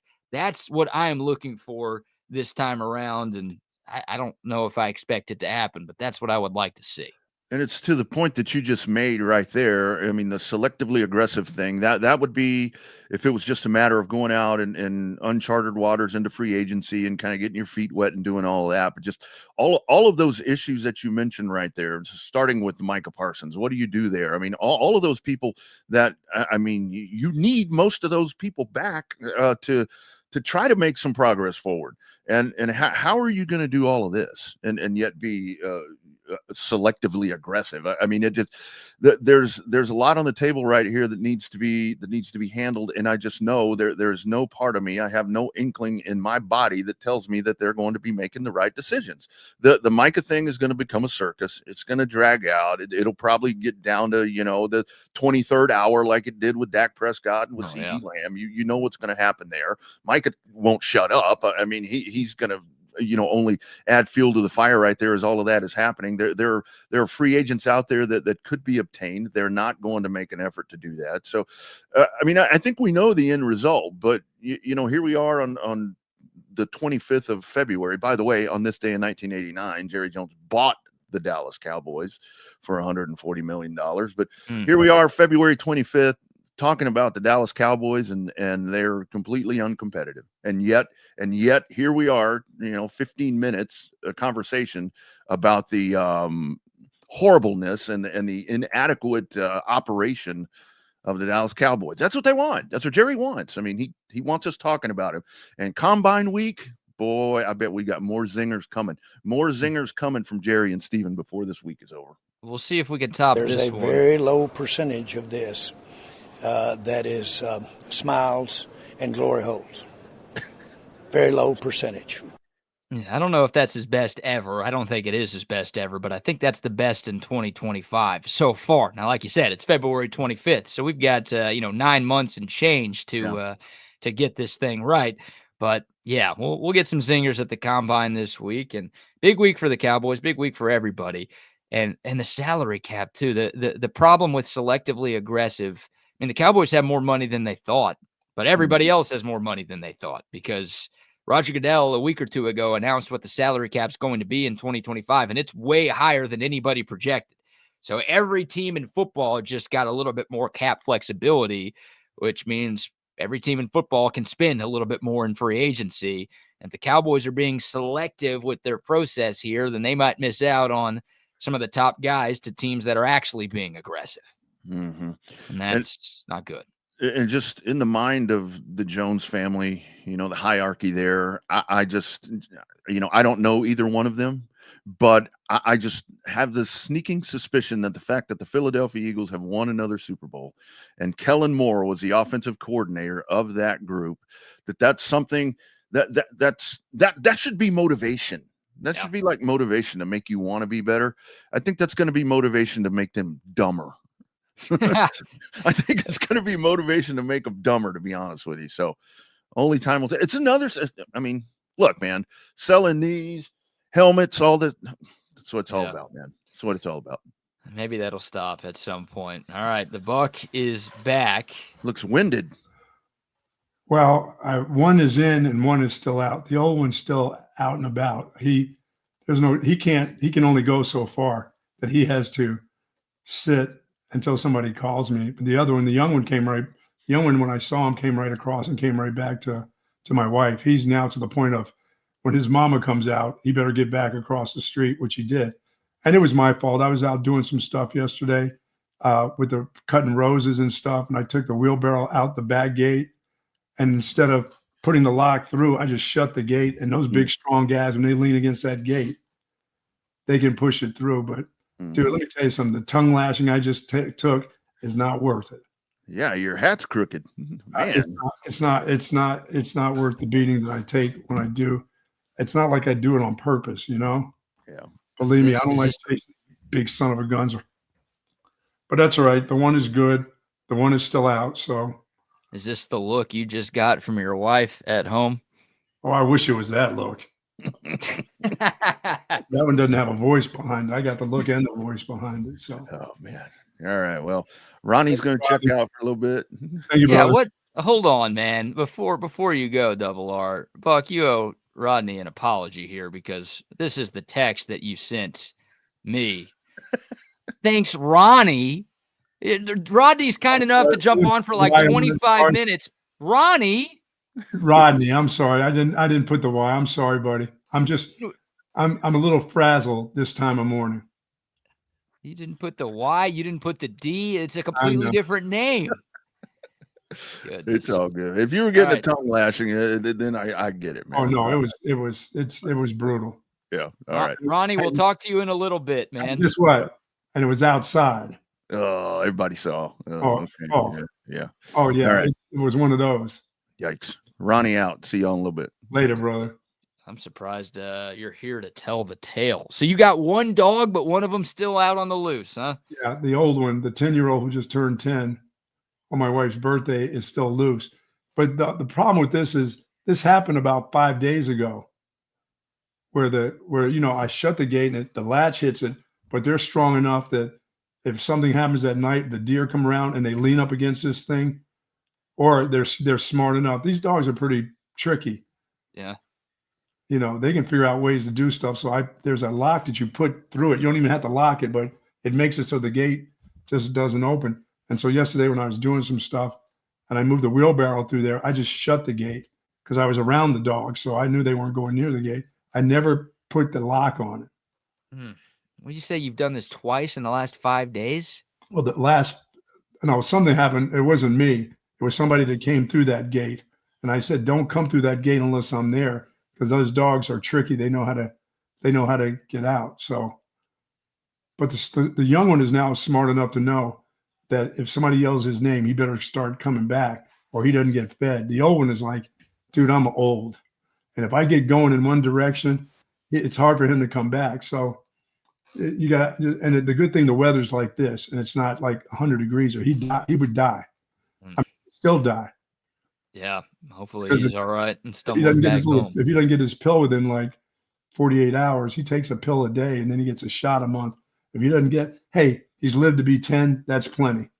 But he always makes it home, doesn't he? He always I either find him or he finds a way to he's dragging his hind legs now because he's taking his hip medication. So it's sort of like me. You just start dragging. Yeah. But that was just me being forgetful. That's all. Yeah. And they made you pay for it. Oh, they don't make me pay for it. My wife is invested in the death of the old one now. So it's like, she worries so much. And then, I get it for being, it wasn't like, like I said, I don't do it on purpose. I don't want to be screwing around with the dogs during this time. Yeah. Well, yeah. He'll come back. He always does. Yeah. We'll see. It'll be good. But you know what? Remember I told you to be a good day. If it's that time, then it's his good day. I don't know if that's a good day if your dog dies. He's old. You said you had a hunch that it was going to be a really good day, and then it started off with your two dogs escaping and you having to go chase them down, and then you getting yelled at by your wife. I don't know. Now I'm worried about the rest of the day for me and everybody tuned in. Like, no, everybody's gonna. It's gonna be. This is like you with your weather forecast. You're way off. Wait a minute. I gave you Saturday's rain. I did give you that. That was the first time in about 10 rainy days that you've projected rain, but it's all good. Life goes on. It goes on. See ya, Ronnie. Yeah. Thanks for coming on, Rodney. He's not even Rodriguez. If your name is Ronnie, you don't get to be Rodriguez. You got to have a wider last name than that. You get to be Smith. Ronnie Robinson. Yeah. Ronnie Richardson is the new Rodney Rodriguez, apparently. All right, so we were talking about a few things while you were out. The Texas women's team, nice 31-point road victory at Georgia. They're the number one team in the country. Funny first half, huh? That 2016. Yeah, very ugly first half. You're right, 4-point game at the break. Georgia actually scored the first points of the third quarter to make it 20-18. But from that moment on, the Longhorns closed the game on a 37-8 run. Now, I didn't watch that game last night. Did they still get that ball inside? Were they still getting the ball playing inside out ball a little bit again last night? Yeah. And Taylor Jones, one of the bigs, was the best player. She had 17, 16, and 5 blocks. Wow. For the Longhorns. So, yeah, it was a struggle. They weren't making close shots. They weren't making threes. Neither team was in the first half. One team started making them in the second half. Thankfully, that was Texas. But Georgia, Texas forced 25 turnovers. Georgia shot just 30% for the game. The Longhorns out-rebounded them by 17. I mean, it was just a physical beatdown as the game progressed last night, and the Horns found a way to get it done.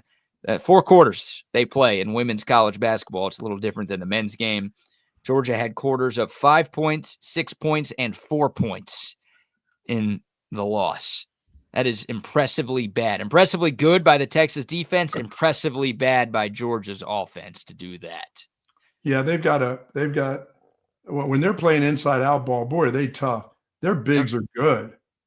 Yeah, the 5 blocks last night. 5 blocks for Taylor Jones. Yeah, those 2 bigs, the young lady from UCLA who's so tall and so agile in the middle. These 2 right here, they'll be able to give some of these teams with some bigs inside a run for their money for sure.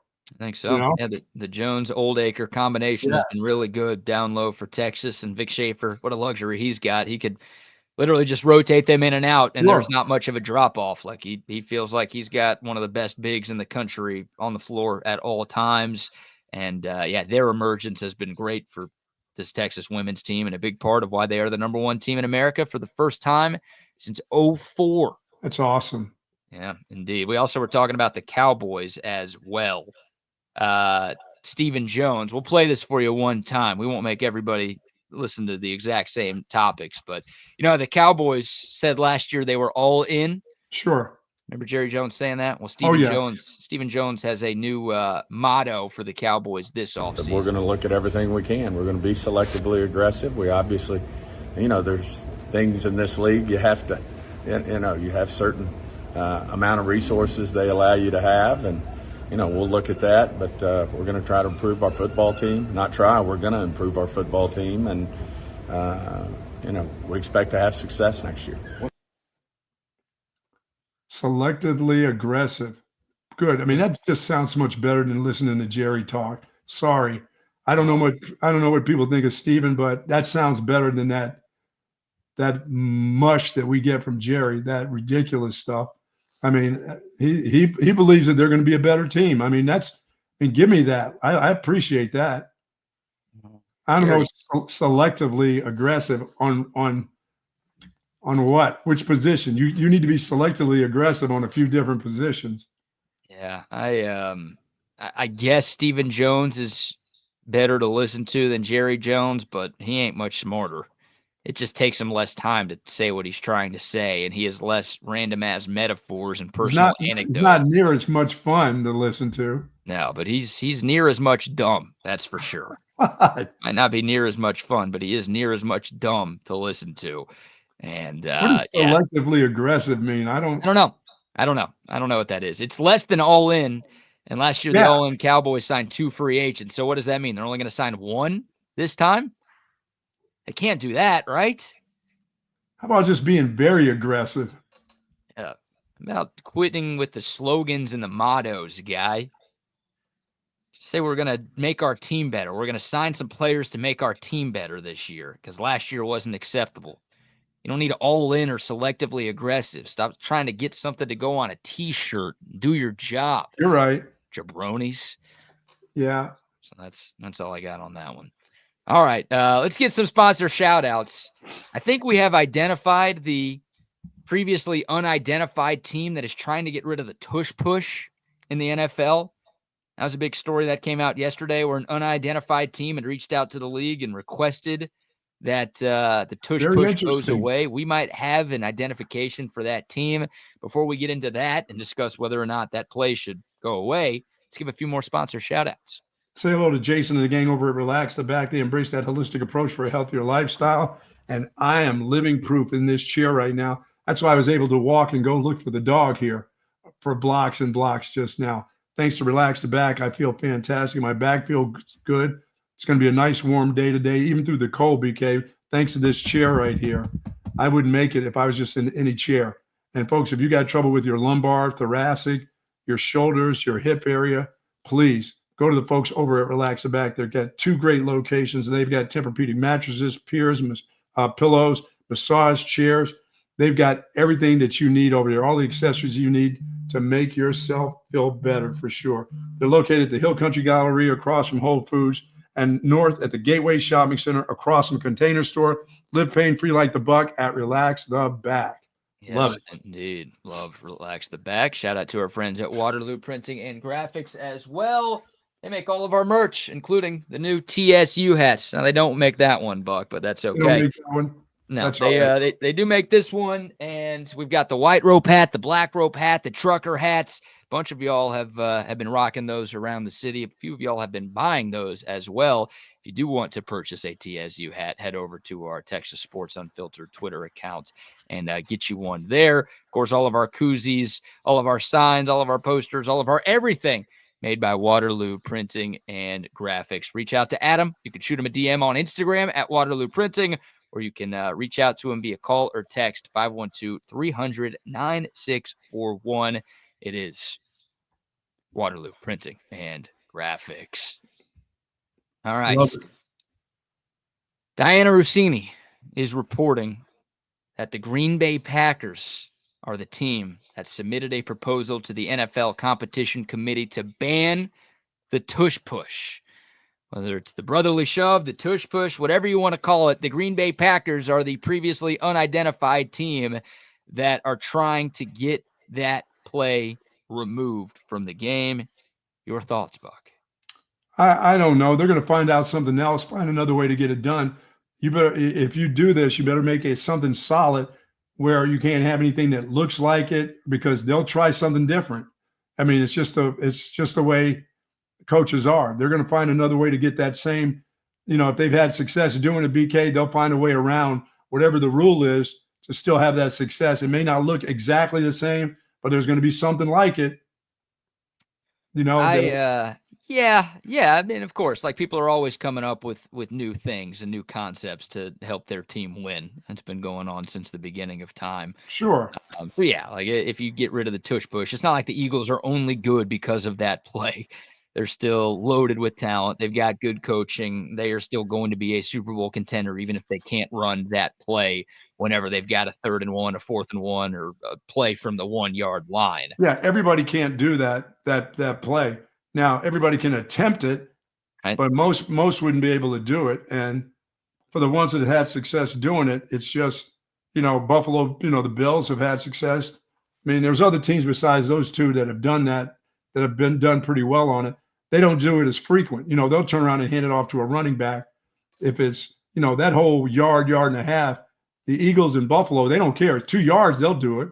Right. Yeah, they can run. Well, the Eagles can run a traditional quarterback sneak, or they can just hand the ball off to Saquon Barkley. Yeah. And you feel like more often than not, they're going to be able to pick up that yardage whenever they need to. So, look, I get the argument against the tush push. I do. I really do. It's rugby. It's not football. Like, there are rules. A defensive player cannot push another defensive player to help him make a play.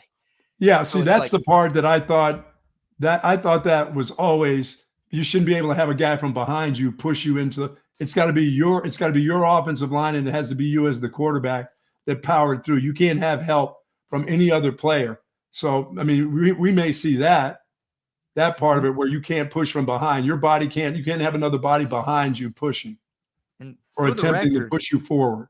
And I will say this as well. Like, that used to be a rule in the NFL. This has not always been legal. It's not like this was always legal and the Eagles were the first team to, like, figure out, oh shit, there's nothing that says we can't. No, for years and years, this was a rule in the National Football League where you could not help a runner forward. Yeah, I mean, offensive linemen couldn't go downfield and start pushing the pile like they do now. Right. And they don't get it called on them for pushing the pile. When the guy's running and it piles up and the offensive lineman, you used to not be able to do that. You're right. Yeah. But now they've let that go, that it's like part of the game, and the guys get 5-6 extra yards The running backs get more rushing yards. They get pushed down the field. Offensive linemen could come and jam you in the back and push the pod. You used to not be able to do that stuff at all. So now it's only – so in 2005 is when they changed the rule. I'm looking at this right now on Wikipedia. In 2005, the penalty became only for pulling and carrying. So you can't pull a player. You'll sometimes see offensive linemen get called for like picking up a running back and literally pulling him forward. You can't pull or carry, but they got rid of the part of the rule that talked about pushing a player. College football waited until 2013 to make that change. And by the way, at least according to this Wikipedia article, maybe this is a state-by-state thing, but they say pushing is still illegal in high school. So I don't recall. You call high school games every Friday. Like I keep up with high school football. I haven't seen a tush push in high school. I haven't seen one. I mean, I haven't seen the guys get behind. I haven't seen that version of the tush push in high school. They do a quarterback sneak, you know. I'm sure it's against the rules still. That's probably why nobody's tried it. I mean, look, the Eagles having Jalen Hurts who can squat like 600 pounds. Sure. And they've got an elite offensive line. That makes them better at it than anybody else. Sure. But yeah, you would think a high school team would have at least, like when Lake Travis is playing some nobody and they're clearly bigger, faster, and stronger, you would think they would try that, right? If they could. They just turn around and hand it off to somebody that's bigger, faster, or stronger. I guess that they don't even go through that. Yeah. They don't need it. They don't need it. But that's the thing for all the people who are just like, and look, I'm okay with it existing. I'm not very strongly against it. But again, I see the argument against it. It's a rugby scrum. It's not a football play. And for years, it wasn't considered legal. So I understand the argument against this thing. And I know the Packers are going to be called soft and this, that, and the other because they're the team that's trying to get rid of it. And it seems like sour grapes because they lost to the Eagles in the playoffs this past season. But I get why football people are against this because it doesn't feel like it's a true football play. Yeah, if you tell me that you can't, on those tush pushes, can't have somebody put their hands on the quarterback from behind, you know, they'll grab them from the front and pull them, like you said. They'll grab the jersey and pull them from the front. They find ways. They'll find ways to get around this, but I don't see. Hey, I just say, too bad for you. Get a big quarterback. Yeah, that's go get yourself a backup quarterback. Make him 260 and have him squat 1,000 pounds. If that be the case, if that's what you have to do to win. But if you want to make it illegal, that's fine with me. It's not like Philadelphia. If you tell them they can't push from behind, they're going to still be able to do it without anybody pushing from behind. Yeah, but they're not going to be as effective at it. Like it won't have the success. Or if it's just Jalen Hurts doing a quarterback sneak, will it work more often than not? Yeah, because the quarterback sneak is the best short yardage play in the NFL. At least it was before the tush push. Sure? They don't use it in college a lot. We don't use it. Other teams use it plenty. Texas won't use it for some reason, and that might have cost them a national championship last year. So I'm pretty vocal about my thoughts. We're going to ride that one. Maybe that's why I want the tush push to be legal, because I want Texas to actually use it because it clearly works. And Arch Manning, is he Jalen Hurts? No, but is he 6'4", 225, 230? Yeah. Yeah. Is he big enough to do that? Yes. Yeah. You could put a tight end there and teach him how to take a snap under center and run forward while getting shoved. No defensive players. No, I don't want any defensive players doing that. They can be shoving. They can be doing the shoving. No more shoving, though. That's probably going to be the one. If they do get rid of it, it's not going to be any shoving from behind. Well, yeah, that's the rule that Philly's trying to get rid of, Green Bay's trying to get rid of. But as of now, it's not against the rules. No. And if it changes in the NFL, even though college football is trying to copy the NFL with everything it does nowadays, it doesn't necessarily mean the rule is going to change in college football in 2025. I agree. I think it's still going to be an option for Texas or for any other college team. We'll obviously see what happens at the league or in the league. But, yeah, I mean, to me, it's like if you're going to keep the tush push around, shouldn't you let defensive players push each other? I mean, like back at them? Yeah. Sure. Like I know we're all about screwing the defense right now, and all the rules are about scoring. But if the offensive players can push each other, shouldn't the defensive players be allowed to push each other too? Yeah, I think a linebacker should be able to get against a nose guard in the center and push that way. Why not? That feels like a good defense against that, at least a better defense than you're legally allowed to play right now against that. So Yeah, I don't know. Yeah, they'll probably get rid of anything that has to do with somebody being pushed from behind that way. You know what the NFL needs, or I should say, you know what the Green Bay Packers need? If they want this play to go away, they need somebody to get seriously injured on a tush push. Well, that's what they're going to say this is all about. You know that, right? Yeah. Well, if they do make that change, then maybe they'll hide behind that. Yes. But has there been a super serious injury on a tush push yet to where it's like we have to – everybody saw it. It happened during a primetime game, so we have to make the change because it's very dangerous. Yeah, no, somebody's ankle gets stepped on. That's about it. I haven't heard anybody coming up with some knee injury or whatever. You hear, oh, I got stepped on in the pile up down there. Well, that happens on just about every play that there's a pile up, you know. Yeah. I don't know if they're going to claim that's the reason. You know that, right? You're right. You're right.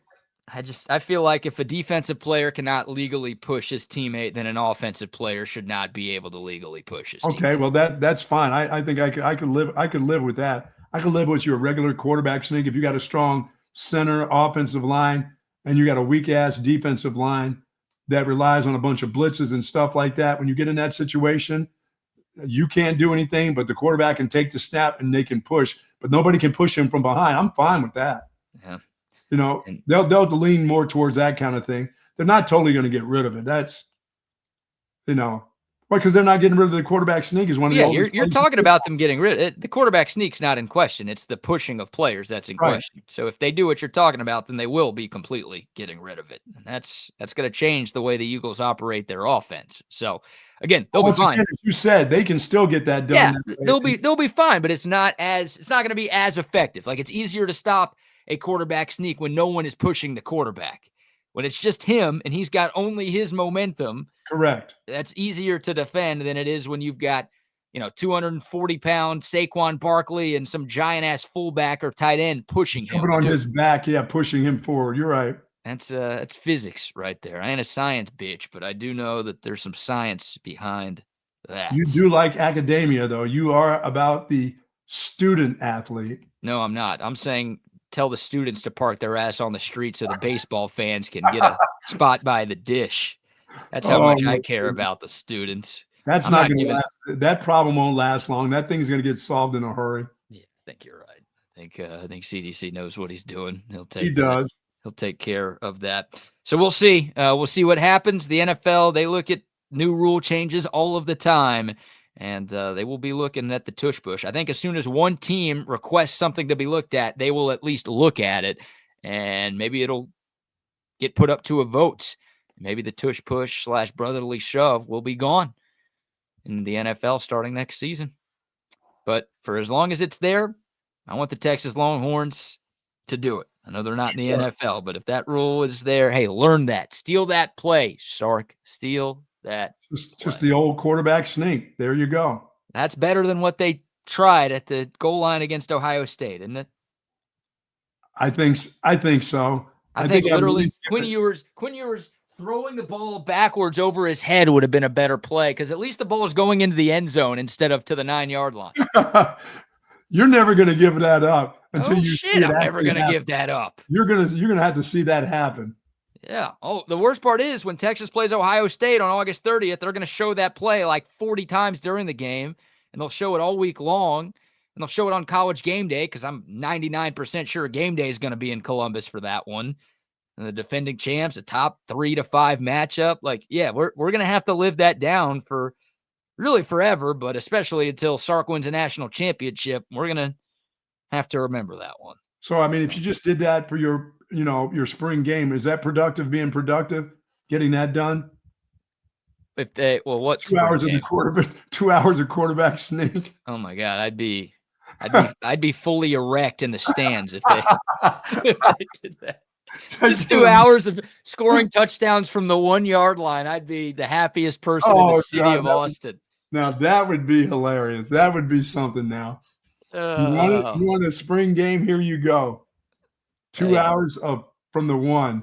Show me that you can do it. and that will be enough for me. Let the fans watch you do it. Let the fans watch you score in a goal line situation, because it's 2 years in a row your season has ended because you couldn't score in the red zone. Show me that you can do that. Show me that you have that problem solved, and that's hell. It could be 30 minutes of that. I don't need 2 hours. Give me 30 minutes of red zone offense and score way more often than not, and then I'll be a happy camper, Buck. You're a happy camper today. Duane Akina is back. This is awesome. Duane That Akina is is so back. awesome. Yeah, one of the greatest assistant coaches in Texas history. He's right there with you and Greg Robinson. Yeah, those guys are well, one of those guys is back. Duane That is Akina. awesome. That is boy, I'll tell you what, that'll make your secondary. You're talking about your players in the state of Texas and your coaches and your high school coaches that are still been around for that long and know that guy. Yeah. And that guy comes into your school looking at one of your DBs. That's golden, Jerry, right there. Yeah, and you're going to listen to that guy. Oh, yeah. He sent 14 players to the NFL, and 6 of those guys were first-round draft picks. Wow. In the secondary alone. Like, that's a big deal right there. That's a guy you want to learn from. He's got skins on the wall. He's coached for a long time and had a lot of success pretty much everywhere he's been. So, yeah, you're gonna shut up and listen when Duane Akina is telling you. And oh, by the way, Michael Huff is still on staff. Michael Huff was coached by Duane Akina. So Michael Huff, who's already been there, who's already well respected by everybody in that Texas locker room, is going to be like, that guy gave me a Thorpe Award. That guy gave me a long NFL career. If you want to be like me, which I think you all do, shut your ass up and do what he says. Yes, just do it. Yeah, Nike, just do it. I love it. I love it. I think that's just, like I said, that's one of those offers you just can't refuse. As a coach in this stage of his career, they made an offer he just said he couldn't say no to. Right. Yeah, I mean, it's a good offer. Look, he almost came last year for an analyst job. So, like, that was nothing. He probably would have taken a pay cut to get that gig last offseason, but Arizona gave him the promotion, made him the defensive coordinator, and he would have been foolish to turn down that job and that money. Sure. But now it's like you get demoted from being a DC, and Texas comes calling again. Better program, better place to live, probably more money, like all good things for. Oh, probably there's more money. Well, I wonder, because he was a defensive coordinator last year, like, he got a year of that salary. That salary he was getting as a coordinator, he's probably going to get that now here. Yeah, you might be right. Like, I don't know how it worked because he lost the title at Arizona. Did he also lose the money that came along with it? Certainly that happens, yeah. Yeah, he had to go back to DB coach money. If that's the case, then he's definitely getting more with the Longhorns. But no doubt. I don't know. Like you said, yeah, the money would still be close regardless. So, yeah, couldn't say no. Good get for Sark. I think the fans are pretty excited about it. And obviously the former players are very excited about the Duane Akina hire. You know what I'm so excited about? The Lakers and the Mavs tonight. I'm going to have to watch that. I haven't decided yet if I'm going to watch. Like, I've watched most Mavs games this season. I've watched a few Lakers games since they made the trade for Luka Doncic. I don't know if whatever heart I have, and it's not much of one, I don't know if it could take it. You don't want to see what he's going to do to the Mavs tonight, really? Nationally televised game. It is 9 o'clock, so it's a late tip. But yeah, Luka's coming off of by far his best game as a Laker. Went for 30 and a near triple-double over the weekend. The All-Star break, I think, helped. Gave him some time off to get a little healthier from injury. Sure. Maybe shed a couple of LBs. Of course, people are saying, oh, he looks really good now. Oh, it looks like he used that All-Star break to his advantage. He looks a little slimmer. I heard Zay talking about that yesterday. Nah, his shoulders are still round. Of course, that's the narrative. Yeah. So, yeah, Luka. He looks the same. He looks like the same dude. You think so? Yeah. Guy's any slimmer. Well, he's slimmer for the day, maybe. That you saw him, that's all. Because he's not, he didn't eat that much yesterday, so he'll look a little slim today. That's it. Well, what matters is, in the eyes of the Mavericks, Luka Doncic still looks like this. In the eyes of everybody else, he might look to be in great shape, but the Mavs still view Luka Doncic as this fat ass. Good grief. Yeah, that's a real picture, by the way. That is not AI.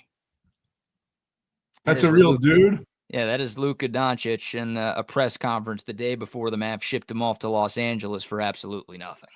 He could have done. He should have put on a long sleeve shirt at least. Yeah. Oh, by the way, Anthony Davis will not be playing his revenge game against he doesn't have a role in this game for the Mavs tonight? No, he's out. He will not be going up against his Or former the team next game or the next game?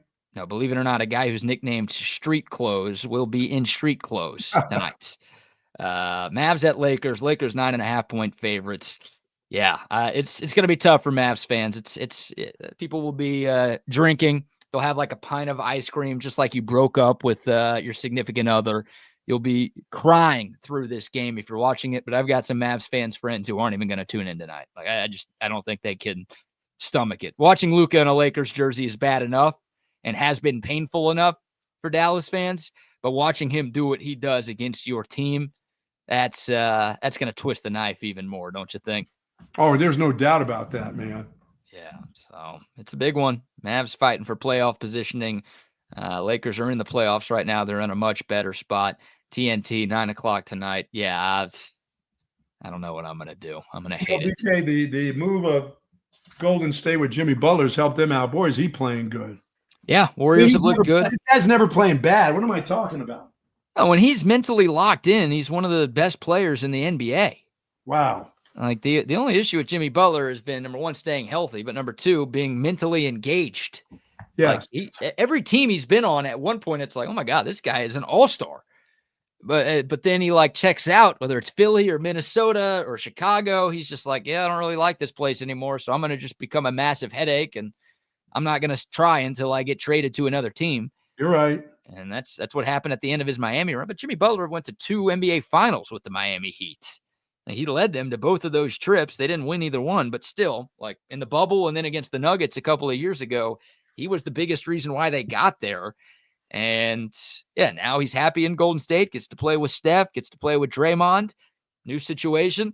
He's playing well again. Gee. So you're right. Like, they beat up on the Mavs over the weekend. The last game the Mavs played. Golden State, another one of those teams fighting for playoff positioning at the bottom of the Western Conference. But they look like a much better team since they got Jimmy Buckets. Yeah, and you're right about the Suns. Boy, are they horrible. They're terrible. Yeah, they're done. They should have traded Durant. Like, I get it. It's scary to trade a player as good as KD, but now you're going to lose him for nothing. So, yeah, I mean, you could have got a lot for him, and now you're going to get nothing. I mean, you're right. Like they're 2 games out of the play-in the Western Conference, so they could make that. They got plenty of time to make that up and get in, but what does that do? They're not a title contender. Like, trade KD, get draft picks, get a young piece or two. They should have done it. It's too late now. Now, that's obviously a big question when we get to the NBA's off-season. Yeah, you're right. They stink. We got a funny video before we wrap things up. Oh, yeah. I mean, I didn't get a chance to ask you this with the people. Yeah. What are your thoughts on the Jets and Matthew Stafford, the possibility with the receiver? I'm not going to say receivers, but with a Jets offense, Matthew Stafford's still pretty good. He's still a warrior. He can move around in the pocket. He can throw the ball. The Rams can't let that dude go, can they?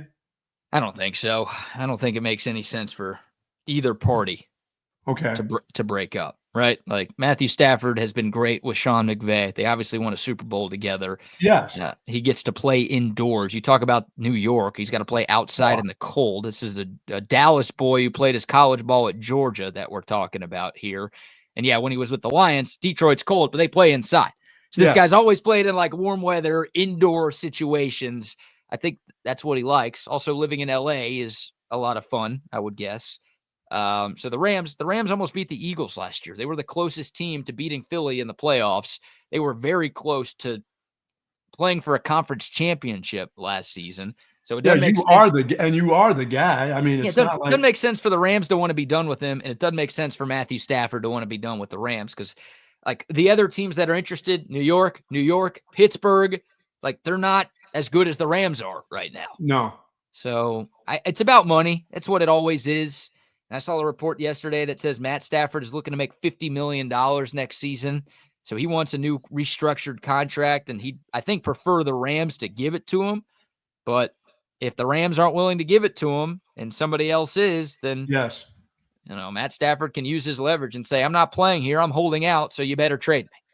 But he can push people off a stage in New York too, if he has to. Oh, he didn't push her off. He just watched her fall and didn't do anything about it. You might as well have shoved her in the back. Yeah, it wasn't much effort there. It wasn't a tush push for Matt Stafford. A little tush push. But he let that poor photographer just eat shit at that Super Bowl parade. And then he walked away, turned his back. Like, hey, what happened? What just happened there? I didn't see it. What are you talking about? Somebody fell? Oh, someone fell? Oh, no. Yeah. What? He doesn't need to go to the Jets. It's too cold, dude. And the Jets suck. I know. Like, look, maybe he's won his Super Bowl, so he doesn't care. He's got his ring. Whoever will pay him the most money, that's where he's going to play, even though you would think he has enough money, but whatever. I don't fault anybody for trying to get more. But, why would you want to be a part of that landfill fire? That's a pretty young defense with the Rams, too. It's a good team. It's a very good team with a great coach, an elite coach who's a quarterback guru who got you into the Hall of Fame, by the way, Matt Stafford. That's true. You did get to the Hall of Fame because of that Super Bowl win. Yeah. So, again, it's about money. I think Matt Stafford, he wants to have his cake and he wants to eat it too. So he wants to stay with the Rams because that's the best situation and he doesn't have to leave and move his family. And he wants to get paid as well. So I think the Rams will do it. I think they'll pay money. All right. Let me see this video. I got to see this video. It's 9:01. Like, you got to give me more time to do this. Oh, did we find anything about the young lady yesterday and what is it that she's doing? Who, this old lady? No, not that lady. I'm about to go downstairs and face that. Yeah, you wish. Yeah. What was your question? What lady? The mugshot lady. The mugshot. What you call the mugshot. It looks like one of those shots you go to the Galleria to get for the young girls get those mugshots. That's not a mugshot. No, that's a mug. Oh, wrong one right there. Let's see if I could find that mugshot again. No updates on the extremely attractive criminal who filled her ex-boyfriend's gas tank with Coke Zero and pre-sucked Skittles, Buck. Not just Skittles. Pre-sucked Skittles. Wow. Yeah, so I don't think anything has developed in that story since we last saw the people. All right, you know what? We'll bring the boys on for crosstalk and we'll show this video. Why not? We'll make it happen. Or do you have to leave? Didn't you tell me you had to leave? I do. I have to go. Rodney, once again, thank you, my friend. Wags, have a great day. Hey, make it a great day. It's going to be a great day today. Absolutely.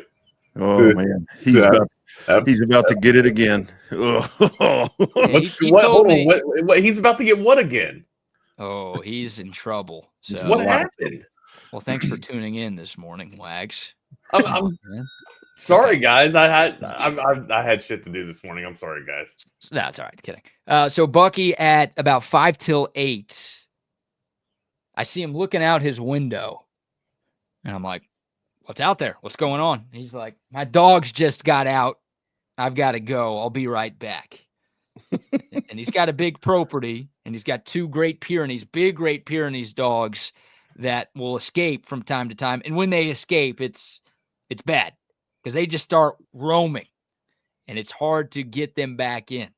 So Bucky probably missed 20 to 25 minutes of the show. Holy shit! I'm sorry. I didn't know, man. I wasn't even at the house anyway. So I did about 10 minutes, and then Double R came on and did about 15 minutes with me while the Buck was trying to wrangle the dogs back. He got one of them. One of them is still on the loose. So even though he was gone for nearly half an hour, he couldn't complete the job of getting both of his dogs back to his place. So that's what happened. And when he came back on around 9:20 or 8:25, he was like, "My wife just let me have it." Oh my God. Was Joyce there? Joyce was there, but it was Bucky's fault. He left the gate open yesterday. Wags, so he's the reason. Wags, but Bucky sat back down in his chair to do the show, and he was like this. His cap was all turned sideways and got his ass whooped. Yeah. I mean, speaking of dogs, he looked like a dog with his tail between his legs. Yeah, Yes. I was gonna say, when he sat down, did he have a defeated He did slouch? Did. And right when I went off, he goes, "The worst part, we were outside, so people heard. Everybody heard it. Everybody heard. Yeah. And maybe the worst part of all of it, Wags, is Bucky texted me an update while he was gone searching for his dog. We weren't sure how long he was going to be out. We had listeners texting in and commenting about doing a welfare check just to make sure he was okay. And I was like, nah, I know he'll be fine. But he was gone for a long time. We didn't know how long it was going to take. He texted me this update. Got one, still looking for Yogi. Thanks, Ronnie. He was trying to thank Rodney for joining me on the show so I didn't have to roll by myself for half an hour. But he spelled Rodney's name wrong. He doesn't even know who Rodney is. Was that sent by Siri? No, Bucky don't know how to send it by Siri. He left the Y off. He left the Y off. I think it would say like sent by Siri underneath. If yeah, that's what I was saying. Like, never mind. No, that was and then he came back on and we confronted him about it, and he's like, "Oh, I forgot the Y." It's like, no, it's not Ronnie with a Y. It's Rodney. You forgot the D also. Like Rodnie would be better. It'd still be embarrassing because Rodney's not a hard name to spell, but like at least you're getting the name right. Oh man, this is misspelled and just wrong. Yeah, well, it is what it is. It is what it is. New nickname unlocked for Double R. And we said earlier that if you're Ronnie, you can't be Rodriguez. Ronnie's too wide of a name. So it's Ronnie Richardson is now what Double R stands for instead of Rodney Rodriguez. Ronnie Reynolds, brother of Ryan. I like the Ronnie Reynolds. Ronnie Reynolds. Are you Canadian, Ronald? That's it. Yeah. Ronald Reynolds? No. I'll go to the porn name. I'll go to Keith Sunset instead. That's better. Oh, BK, what's your middle name? Ross Dress for Less. Seriously, what's your middle name? It's Ross. No Ross? Dress for Less. What's the street you grew up on? A few of them. The street I grew up on. What was the street the one you lived on the most? Let's say Glen Hollow. That's a Ross Glen Hollow. That is a good name. That is a strong, long name, my guy. Ross Glen Hollow. I had to think just to make sure none of my family's passwords had anything to do with Glen Hollow before I said that on the air. That was why it took me so long to remember that. Are we gonna hyphenate Glen Hollow, or are we gonna leave it one long word? Yeah, I've always thought about like Dr. Brody Lane or William Cannon, but now the Ross Glen Hollow, there might be a little something there. You guys might be on legit. That is distinguished too. Yeah, I'm a distinguished adult film star. Ronnie Sins. I like that. Thank you, Jake. Brother of Johnny. So it's gotta be your middle name and the street you grew up on. That's the porn one. Yeah, that's the porn name. That's how you find out your porn name. What was y'all's? I'm Tommy Brunswick. Yeah. Like that.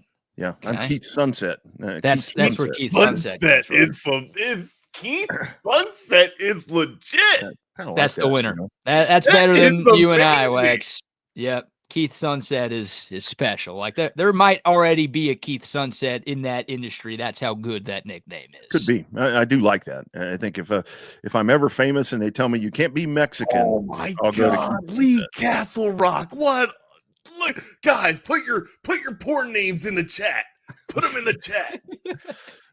Did we have a video? I mean, I know that we're whatever, but okay. We're saving it. We're saving it for tomorrow. I want to get the Bucks' thoughts on it. There's also got a unique piece of audio from y'all's show yesterday that the Buck and I are going to have to play during Crosstalk tomorrow.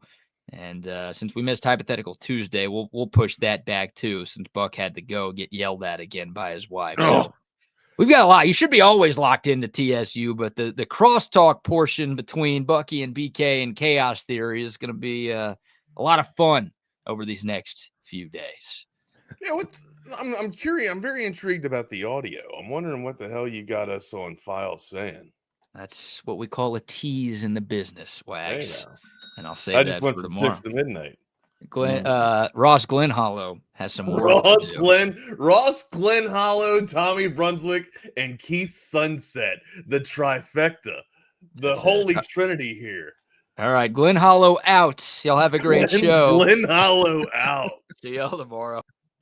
What's going on, Keith? How are you, good sir? Look at there, Dickie Broadway. Dickie Broadway, that's a good one. Aaron West Pleasant. Look at these names. So Patrick, middle name and the street you grew up on. See with Lee Castle Rock. There's just something about Castle Rock. Yeah. Leland Castle Rock. Maybe extend that name there. Leland Castle Rock. Yeah. Oh man. Yeah, these are good. Yeah, Patrick, middle name and the street that you grew up on. So that's drop them here. I mean, Coda text line also 222-9328. Race weekend at Coda. Yeah, drop your porn name there. Drop your porn name in the chat. That is, I think I'm not sure which one said it first, but I'm going to quote you for saying that. We're going to sit there and put that down as the audio of the day. Put your porn name in the chat.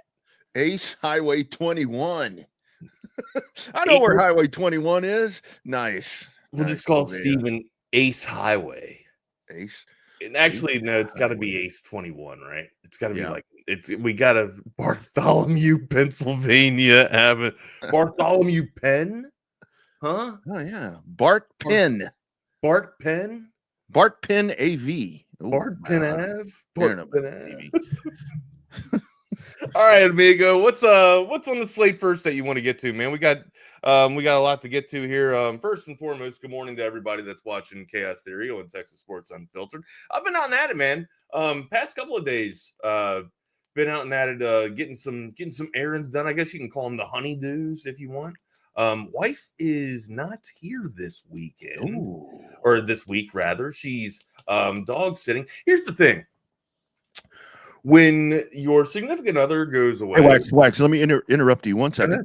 I'm going to step over there and close the door because McCall Custom Homes just showed up here again. Sure. What's up, Mike McCall from Custom Homes? So look, here's the thing. Well, should I wait for Rodney to come back, or is he going to miss the conversation? I'll project. Usually I'm loud enough to where everybody can hear me, or I can stall a little bit. But anyways, here's the thing. When your spouse goes away, Mark K getting into the mix. Brian 20.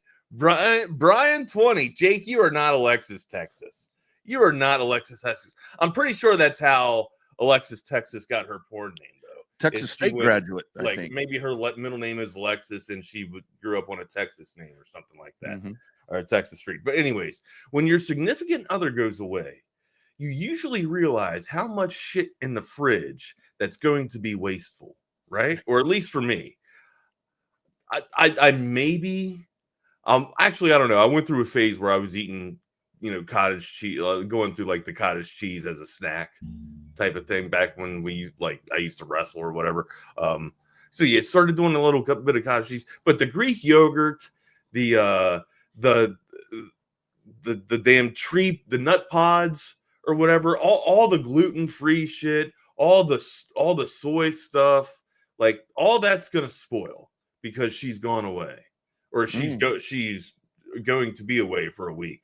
So I almost want to pack her a goodie bag or whatever and take it out to her sister's house so that she, one, all of her stuff doesn't get wasted, and two, she doesn't. Well, I'm sure she's gonna have to rebuy some of the shit that she got from HEB or whatever, because I don't think her sister gets half the crazy stuff that my wife gets. But anyways, it's just it reminded me of how much shit that was, my son and I aren't going to eat that's in our fridge right now.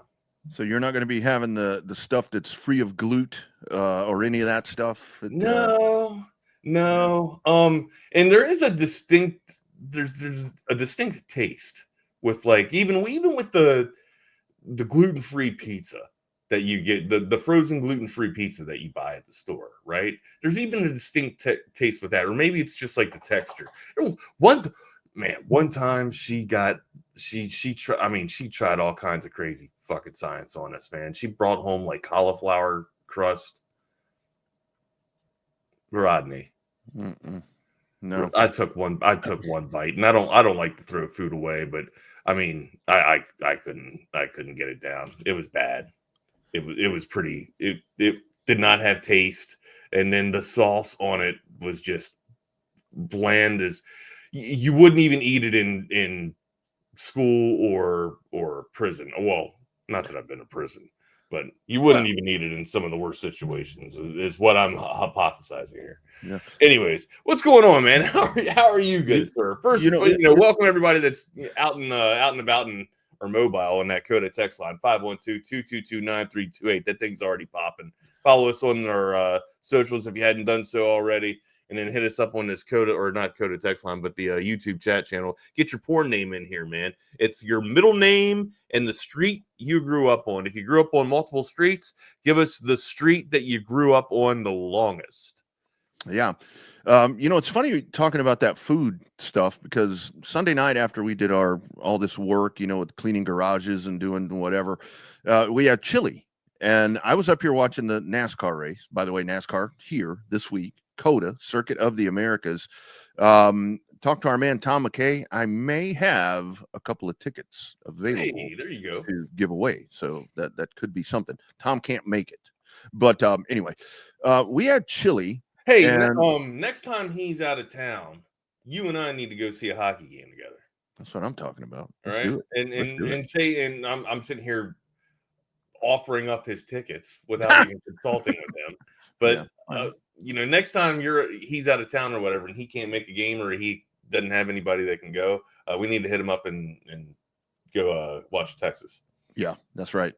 Sorry, Tyler, if you're listening, sorry to just kind of like offer that idea, but I don't know. It's a good one. Me and my partner there. So we had chili. We had chili, and I ate the chili. It's great. I mean, stupendous it was.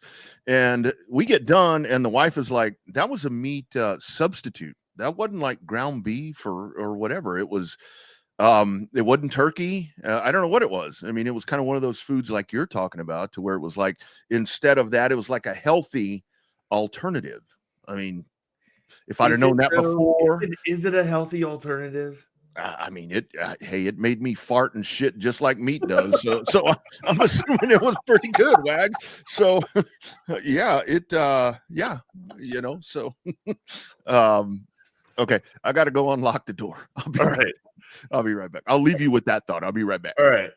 Got to go fart and shit or go wherever. Yeah. I mean, I don't know. It's just, it is different, right? There's a significance to the differential of the shopping list that you have, or that I guess you generate or in draft than when your wife sends you to the HEB or to Sprouts or to wherever you're going with the shopping list that she sends, right? I will go in and I'll spend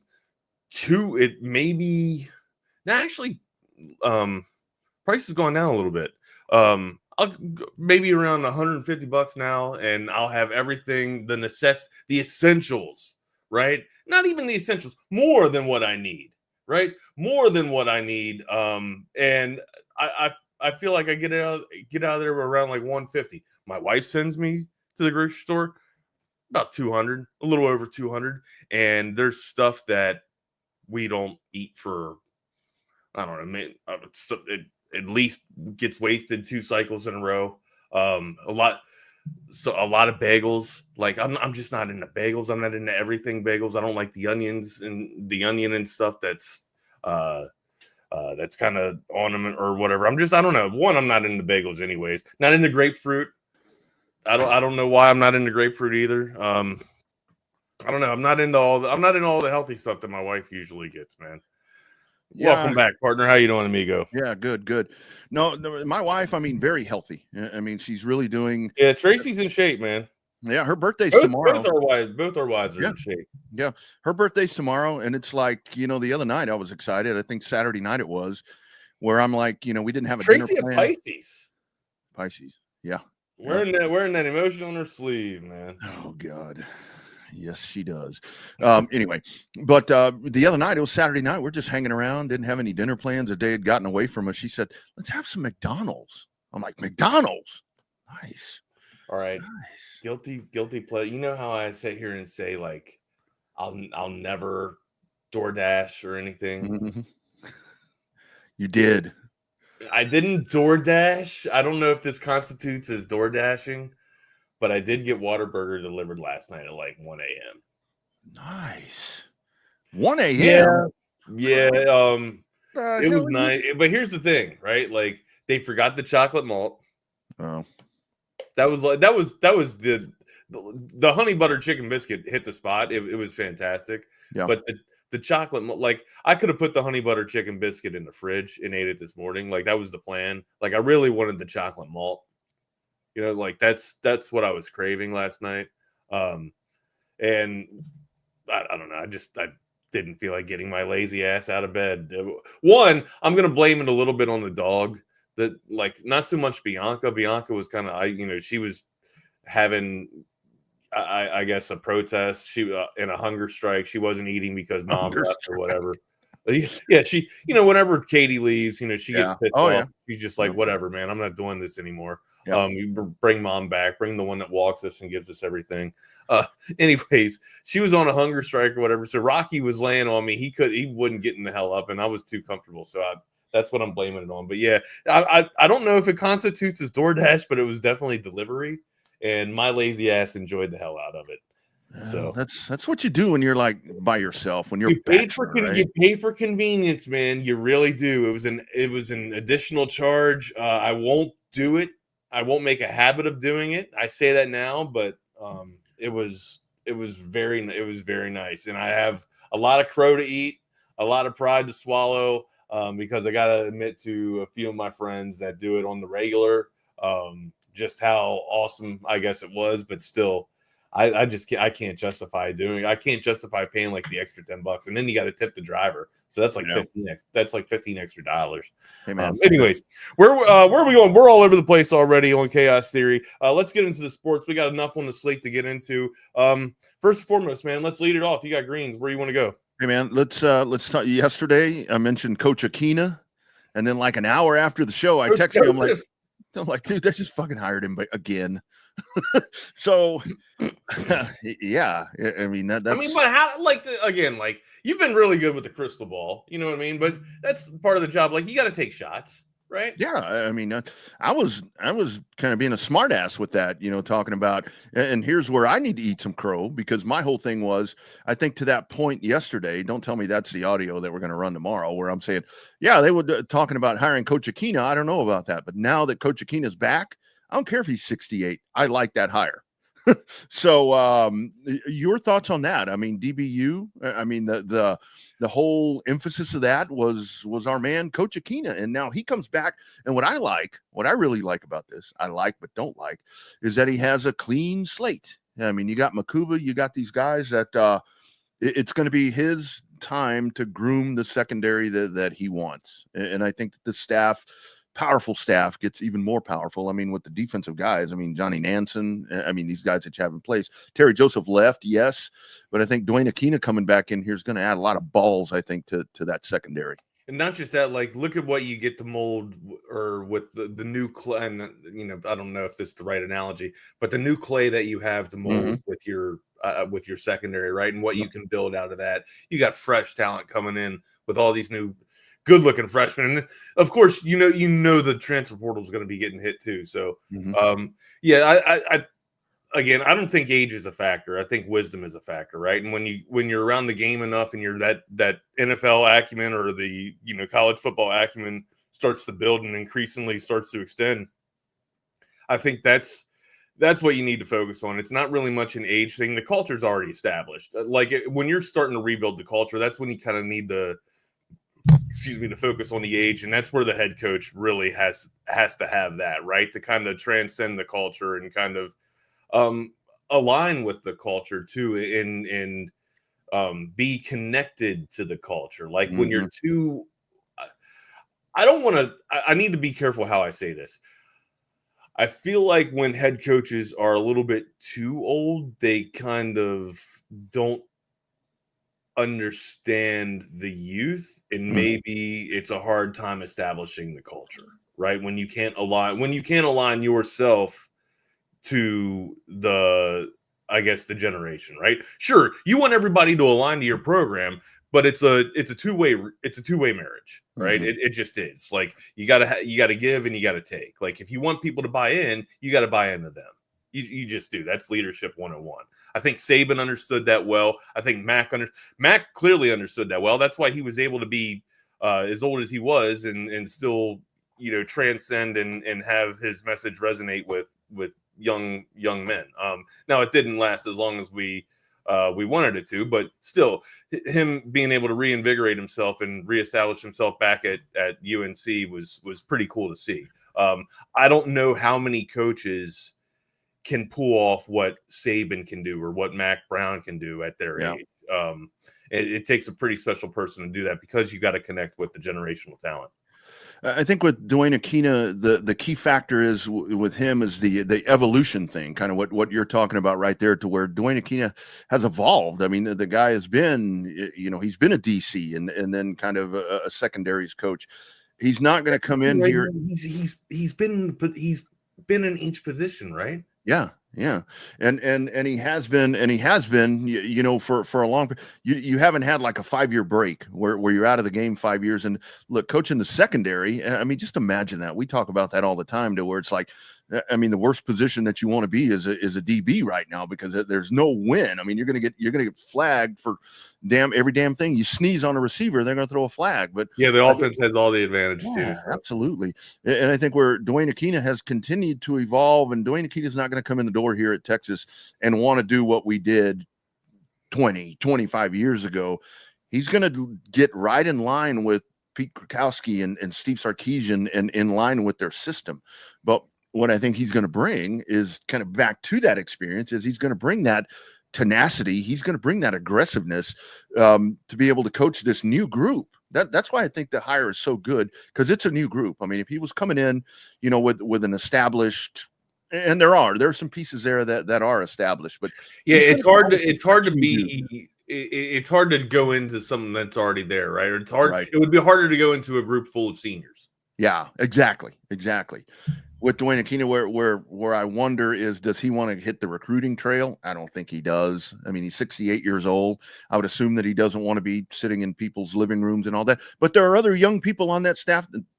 Not that the age is the factor. I just think that he's beyond that. Let him coach. Let somebody else go out there and do that recruiting stuff. Where Duane Akina, I think, can be really good is in the transfer portal. I mean, let him dive in there and use that as a leverage to be able to get people here. So I think it's a good balance. I think it's a really good balance. And hey, welcome home, coach. That's another thing. Welcome home. No, but yeah, like at one point, like it's a gift to inherit like a defensive backfield full of seniors, right? But if you're trying to build, if you're trying to make something your own, starting over and getting a fresh brand new backfield, that's kind of forcing your hand in a way to do that. But yeah, absolutely. Welcome home, Coach Akina. All right. What's up, everybody? See you guys entering late on the chat here. Rob, what are you doing, man? What do you got? Getting your morning coffee? How you feeling about the Cavaliers on top of the Boston Celtics? Do you think that's going to happen? We'll get into that in just a little bit here.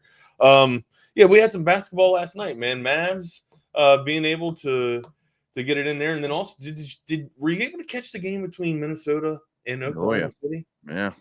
Huh? I almost turned that off when it was 24 points in the fourth. They had it was at least 20. Yeah. I don't know how much I don't know how much it was actually the lead actually was, but I know it was at least 20. At one point they were up by 20, 21 maybe. But yeah, it was a meltdown. It was an absolute meltdown by one of the best team in the West.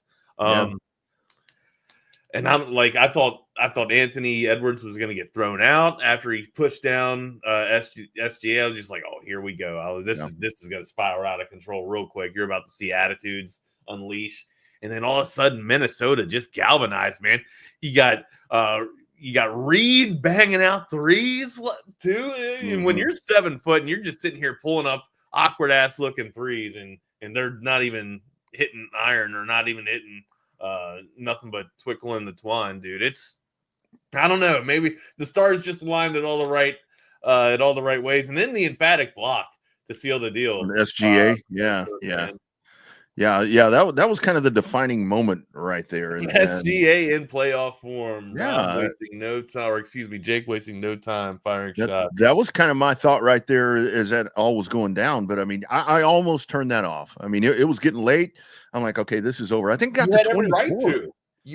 It was done. It was essentially in the bag, right? Yeah, it got to 24. I think it was 24. Damn, I didn't know it was even that. I thought it was like 20 or maybe 21. Like that's. Man. And here comes, and this is why I say, because I mean, it does seem like Oklahoma City. I mean, they do seem like the I don't want to say the class of the West, but they seem to be the, whatever. But I mean, if you're going to lay an egg like that, I mean, we can say about SGA in playoff form, whatever we want to say right there. But if that's going to be if that happens, I mean, this West is, God, dare I say it? Here come the Lakers. I mean, you got Lakers and Mavericks tonight. That's good, man. Why does that have to be so late? I'm going to take a nap. I might get Whataburger at 1 o'clock tonight. That's what I'm saying. Just because, and that's what I'm saying. We got Mavs about to do their thing, popping off tonight. So again, we had great basketball over the weekend with college basketball. We had great basketball last night, and now we should have some really good basketball tonight with the narratives in place. With the whole reuniting. With LA Luka now, so this I don't know. It should be fun. I can't wait. I'm kind of fired up for it, and I'm not even. I guess I can't even really say that I grew up a Mavs fan, but I'm still like, even though Luka's gone, like it's hard. The loyalty's there, guys. Like I've been wearing the cloth too long. I'm team Mavs. I don't know if I'll be a Mavs fan for life, but I like the Mavs a lot right now, and it's just I don't know. It's hard for me to root for Houston. I feel like if I jump on San Antonio right now, I'm jumping on like a bandwagon just because of how, dominant they've been in the past. And it looks like seemingly, with the new move that they made with De'Aaron Fox, there could be something special in the works for San Antonio. And I don't want to be that bandwagon person, but Mavs seem like the team for me too. Like Mavs are the only team that kind of really, I don't know, are attractive to me, man. And honestly, I need some place to jump to. Being a Washington Wizards fan, it's been bad for a long time as a Wizards fan. And I still pull for the Wizards, but it's what you're gonna watch whenever they come on the TV and they're not on the court. But yeah, it's been nice watching the Mavs. I'm looking forward to it. I'm looking forward to the theater tonight. That's for sure. Oh man, it's going to be. Rockets are playing good ball. Rockets are playing really good ball. And I think that this is going to be even more fascinating in the fact that it's in LA. That the first rematch is now in Luka's backyard, I guess. I don't know if he still has his home in Dallas, but the Mavericks thing is kind of funny to me because I am. I mean, I've been a Spurs fan since I was a kid, and I mean, it's a great organization. I mean, everything that they've done in the championships, and hoping all the best for Pop, with everything that's going on there, because he has been so valuable to the organization. But it's like the Dallas thing, to where it was always a great rivalry with Dallas, it seemed like, and I didn't dislike the Mavericks, but I wasn't a Mavericks fan. When the Mavericks kind of moved and vaulted them into the spot of the best NBA team in the state of Texas, it was like it was an easy transition for me to want them to do well. A lot of that because of Dirk and Luka. I mean, they always kind of had that figure right there that you could latch onto that made the Mavericks appealing.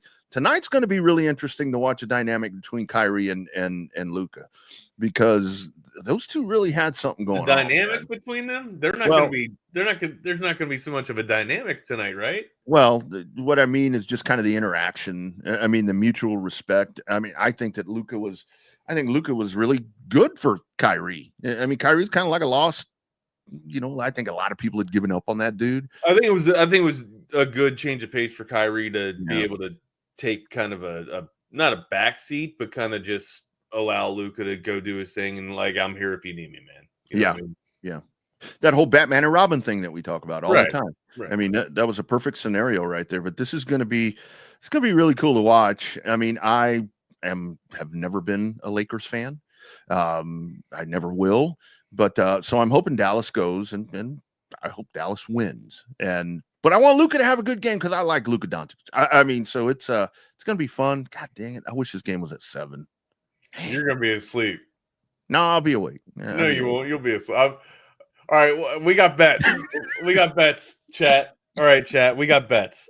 Over under on Rodney. Excuse me. Over under on Ronnie being asleep tonight for Lakers, LA Luka, and the Mavs and Kai's Mavs. I'm going to tell BK to send me a link, and I'll go live at 10 and be like, I'm awake. No, I'm just kidding. I'm not going to do that. May not be able to speak, but actually the wife has an event tonight. So I just may be up. Yeah, it's going to be cool. It's going to be cool. But yeah, OKC, man, crashing down to earth right there last night. Good basketball, dude. Good basketball. I like it. You want to talk about another team that's about to turn, or maybe they've already turned? Detroit, dude. Kate Cunningham is just absolutely on fire, dude. That's another guy I wish Texas would have been able to lock in. That old cowpoke can toss it up, amigo. Dude's pretty damn good. He can light it up. One of the best guards, one of the best scorers in there. Can you imagine if Dallas made a move to get Cade Cunningham? Man, how great would that be? How great would that be? It'd take one hell of a purse to get him, right? And I don't know if Dallas has the stones to, or even if they got it to make it happen. But man, Cade, he's starting to become one of my favorite guards, one of my favorite ones to watch, dude. I'm probably going to get dragged for saying this, and I don't think he's a complete carbon copy of John Wall, but he does a lot of things that John Wall started to develop before John Wall started to get it. Like Cade's got tremendous range too, but his mid game is just so it's just polished whenever he gets to drive and use it. John Wall started to develop him like for a long time. It was just one pace with John Wall. Yep. It was to 100, 100% all the time with John Wall. Then he learned how to slow it down a little bit. It just started to evolve his game, and then he developed a mid-range jumper where he wasn't just stepping back and hitting the threes and getting to the cup. He was able to keep you off balance and then just keep you on skates essentially, and then pull up and touch a floater. There's a lot of guards that can do. Trae Young's pretty damn good at doing that too. He's got tremendous touch, but Cade Cunningham's one of the best to do it, man. He can take you off the ball. He can take you coming up off double screens. He's pretty fantastic, talented scorer. How great would that be in Dallas, especially right now? Your big man's down. Jake's all over this, man. He made Bradley Beal can shoot. Bradley Beal's fantastic, but I mean, he made BB look like perennial all-star, man. Mm-hmm.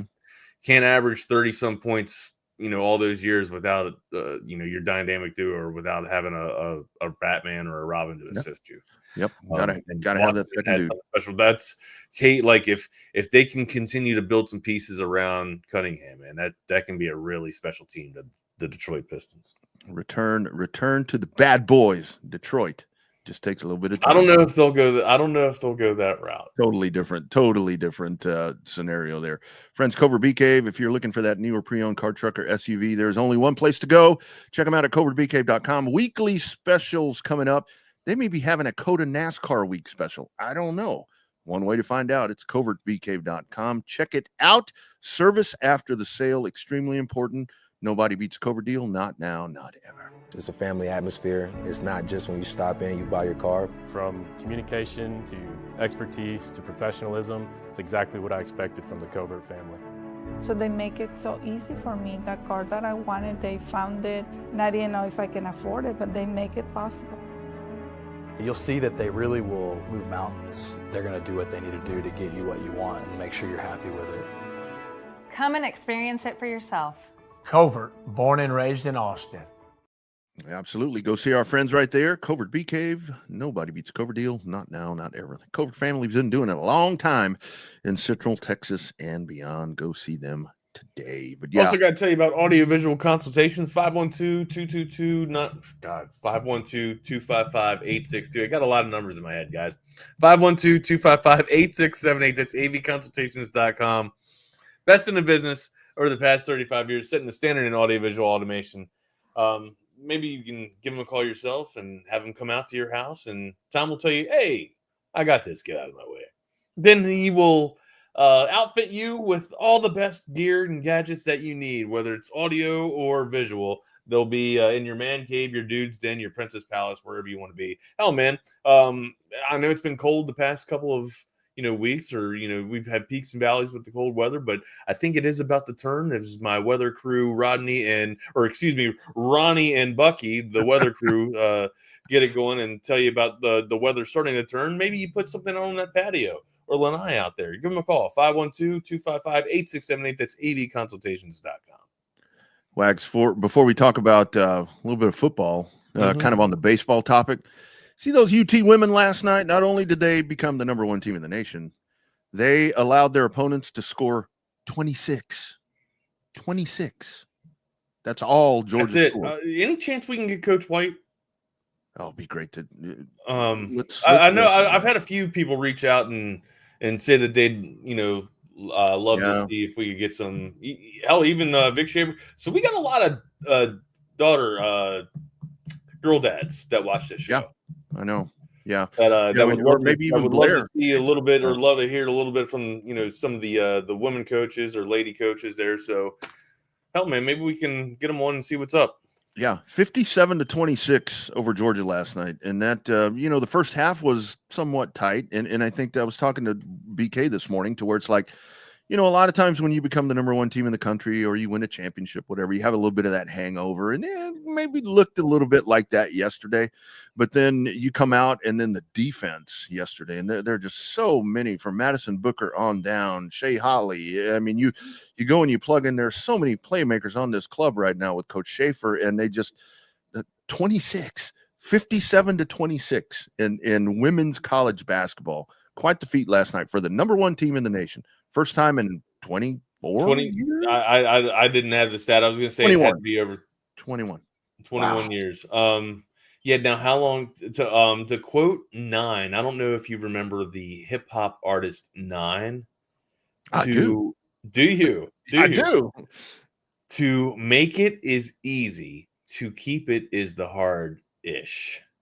So he didn't say ish. He inserted a different word, but still, the whole point of that is you got to the top. That's the easiest part. Now everybody's going to be coming for you and clawing at you. Now you got to keep it. Now you got to stay on top. King of the hill, or queens of the land, if we will, ladies. Yeah, and to that whole evolution thing that we were talking about, Duane Akina, if you were listening in that 8 o'clock hour when I jumped on with BK, I mentioned this, so I apologize for being repetitive.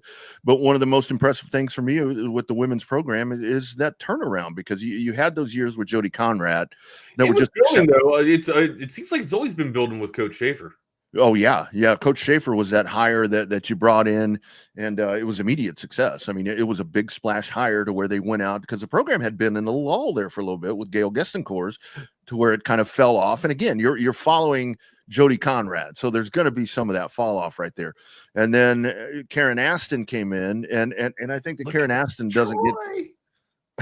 I think that the Karen Aston doesn't get a lot of the credit that she deserves for really keeping that. I mean, she was going head to head with Kim Mulkey at Baylor at the time. So I think that the Karen Aston and now doing a really good job at UTSA, and with Coach Schaefer. I mean, you go out and you get the best that you can find, and he has totally delivered right here. And it's going to be fun to watch this team, man. I think they're poised to make a run. They're poised to make a run, Wags. Yeah, if we could get Coach Schaefer or Coach White, I'll take. You know what I mean? I won't be picky. Yeah. Get them both on. Yeah, you making a note. Yeah, and then Troy making my nipples hard and cut razors right here, or cut ice right now. There's some quotes. There's some times where the community or the conversation gets going here on this YouTube channel that just makes me laugh and just gives me chills and goosebumps. That was one of them, man. When you got Quad sitting here reciting Nine lyrics, taking me back to circa 1996? So, I mean, 97 maybe? 97 feels more appropriate. 97, 98 probably feels more appropriate. That's some good old days. Had a buddy that put me some I think it was like, I don't remember what size the speakers were in the back of my Chevy Silverado truck. And, had one of them decks, them CD decks where you take the face off. Remember those when you would detachable plates, detachable faces. Yeah. You go to the mall and it's like you take the face off. It's in your back pocket. Yeah. Yeah. So nobody can steal your shit, and of course that's back in the days when you carried a beeper. Oh my God. Did you have a pager when you were? I never had a pager.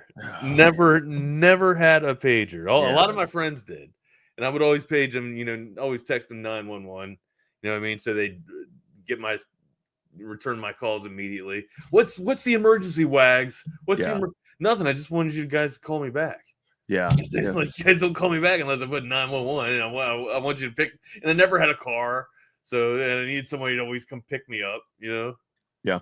It was always those things where, I remember the first time I got a pager, it's like, oh shit, well, I'm important. Hell. I am important. Yeah. Classic narcissism right there. Yeah. It's like, I'm totally important. And then it was always you text in code, there's always these codes, I remember I was dating a girl. What were you slinging? Were you back on the beat slinging, talking in code on a pager? Dope dealer, I had to have all these different dope codes. Man. I'm just kidding. Dope man. God, you know what? I'm going to go down I got some things to do. I got to take my PC in to get it worked on. But on my way, before I do that, I'm going to make myself a nice little 80s/90s hip hop.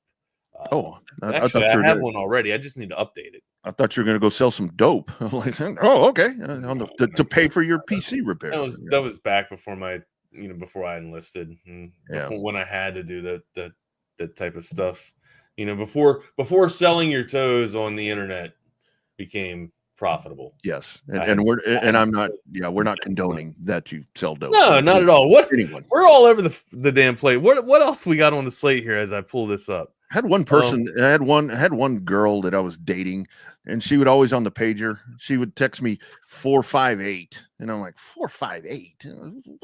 What is that? ILU. Oh God. I'm like, okay. I'm like, you better mean like. You better mean like. No. What is 458? Is that ILU? ILU. Oh, that's the U. Yeah. No, cheesy. Thank you so much, sweetheart. Cheesy. Back in the days. Don't give me that. Wags, the Green Bay Packers submitted they want to ban the Tush push. The Tush push should be banned. How do you stop it? That's my whole thought is, why do you ban it? Some people are lining up sideways and trying to defy the laws of physics to try and stop this thing, but I'm like, isn't it up for the defense? And well, I mean, isn't it illegal? It's illegal. It's against the rules. I always thought it was illegal to push. You can't aid the runner, can you not? I thought that was a rule for the longest time. That's my biggest complaint about this. I mean, I don't think that you ban it. I mean, you can't ban a quarterback sneak, but I didn't think that you could aid the runner. I mean, I thought that's been a rule as forever. Or I don't know if now it's a rule that a gentleman's agreement that it's okay. It's not just pushing the runner either. Like you have the line up there basically sandwiching the runner and making him almost impervious. Yeah, essentially, right? Of course, it's just going to take it takes all the pressure to kind of lean onto the offense to kind of keep them like on the tug of war, to keep them out of the damn end zone. But at that point, the offense already has a leverage, and they got the advantage because they know the snap count. So lowest man wins in football, but essentially not so much on the goal line, or in short yardage situations. Yeah, it's in the rules for a reason. I feel like the pride in me as a defensive player or having come from the defensive side of the ball, like, stop it. All right, like they're doing something. It's our job to stop it. But at some point, you kind of gotta throw up the bullshit flag here and be like, hey man, you've already restricted us so much on the defensive side of the ball with the rule in the rule book, and now you're not even abiding by the rules that have already been precedented, and allowing runners to be aided, especially quarterbacks that weigh 250 pounds and are 6'3", that are could be solid tight ends that have the athleticism to throw the damn ball 50 yards. Now you're allowing them to get behind an aided line, right? And then also collected by defense or running backs and tight ends to assist them in their in their trek or their venture forward here. How in the hell are the defense supposed to stop that? It's impossible. It's not going to happen. So yeah, that's why something was enacted into the or drafted up into the rules, and now you're sitting here not following the rule book. So to me, I'm kind of with Green Bay here. As a defense, I think you should stop it. But yeah, when it's an unbalanced type of play, then I think something has to be done by the league. That really is my biggest quarrel with all of this, is that I didn't think that you could push. I mean, it is what it is. I mean, and for all the people that are like, well, it only works for one team. Well, I think Jalen Hurts is probably the only dude that can squat 5 bills or 600 pounds. I mean, there's a big part of that. I mean, you've got this guy with this incredible leg strength that is able to push, and then you get those big hog mollies like you talk about that are sitting there pushing him. I mean, that's a big difference. It's like, how can we do that? That's Josh the other Allen thing. couldn't do it. How can we do that? Right? You just said it. How can we do that? If it was a cheat code, essentially, wouldn't every team be able to do it? Right. Exactly. Well, I mean, that's logic. That's just simple logic. Yeah. And that's kind of my whole thought to it, where if this play was out of control, and no offense, I know that this game is savage. I know that football is violent, but if you're going to lean on chaos, absolutely. Yeah, if you're going to lean on the safety part of it, I mean, I would think that this is one of the more safest plays that you can run. But I still go back to, I don't think that you're supposed to be able to push the ball carrier. I mean, as far back as I can remember, I haven't read the NFL rule book in forever, and that's probably on me. Safe for whom? Because I don't think it's safe for defensive linemen. Well, I don't think it's safe for offensive linemen either. I mean, you're giving up your body essentially to get trained. It's like that. The way I see it, or the way I kind of think about it, it's the private that back in the old days, when they didn't have wire cutters, or they had to get over, an obstacle on the damn battlefield. You're throwing the private down so that he can step, or he can put his body over the damn thing so that you can step on the private to get across. No, and you don't really do that in the military, but that's the old analogy, right? Like whatever it takes. Essentially that happens on the gridiron a lot with the hog mollies up front. And we say it's a safe play, but is it a safe play for, the trench warfare? I mean, of course, that's why they call it trench warfare, but you got to think, at some point your body's got to be out of control, just being moved by the laws of physics there. Yeah. Well, our man Tom McKay on the Coda text line, 512-222-9328, right on par with you. If the defenses are smart, they grab the quarterback's fingers, break a couple of them, and then everybody else will quit doing it because it happened in the pile. It happened in the pile. You don't know how it happens, but that would be a whole nother dramatic. One of the worst things that happened to me on the football field was as the play was dead, and I feel it was the cheapest shit anybody had ever done. Somebody grabbed my nuts and twisted them. And I wasn't like, I wore a jock, I didn't wear a cup, you know what I mean? But it was a cheap. I remember it being a cheap shot, but I remember being on the sidelines and being like, God, my stomach's, as I felt like I had poop pains for damn near 2 minutes, got me out of the game. You know what I mean? Like it allowed them to, I don't think they scored on that drive, as a matter of fact, but it allowed them to get field position. But yeah, like it was effective. It was highly effective. It's very bitch move, cheap shot, but it was effective. You know, it is when you get in those piles, and I mean, this is me playing football a long time ago, you know, and never at a collegiate level or anything like that. But it was like the things that would happen in those piles, and yeah, the hits that happen. But when you're all dog piling on top of each other and you're all piled in there, it was like a lot of people would tell me, "Oh, the language had to be horrible." I'm like, "The language." I said, you're not even listening because you're like covering up because you've got people that are doing really, really bad things in there. So I don't know how you ban the play. I'm not even listening. I don't even know if I listened to the language or even computed the language. No, that's the least of my concerns. I mean, but the whole thing is essentially you can't ban the play because you're banning a quarterback's sneak. What you can do is enforce the rules if I'm wrong, feel free to correct me, whoever.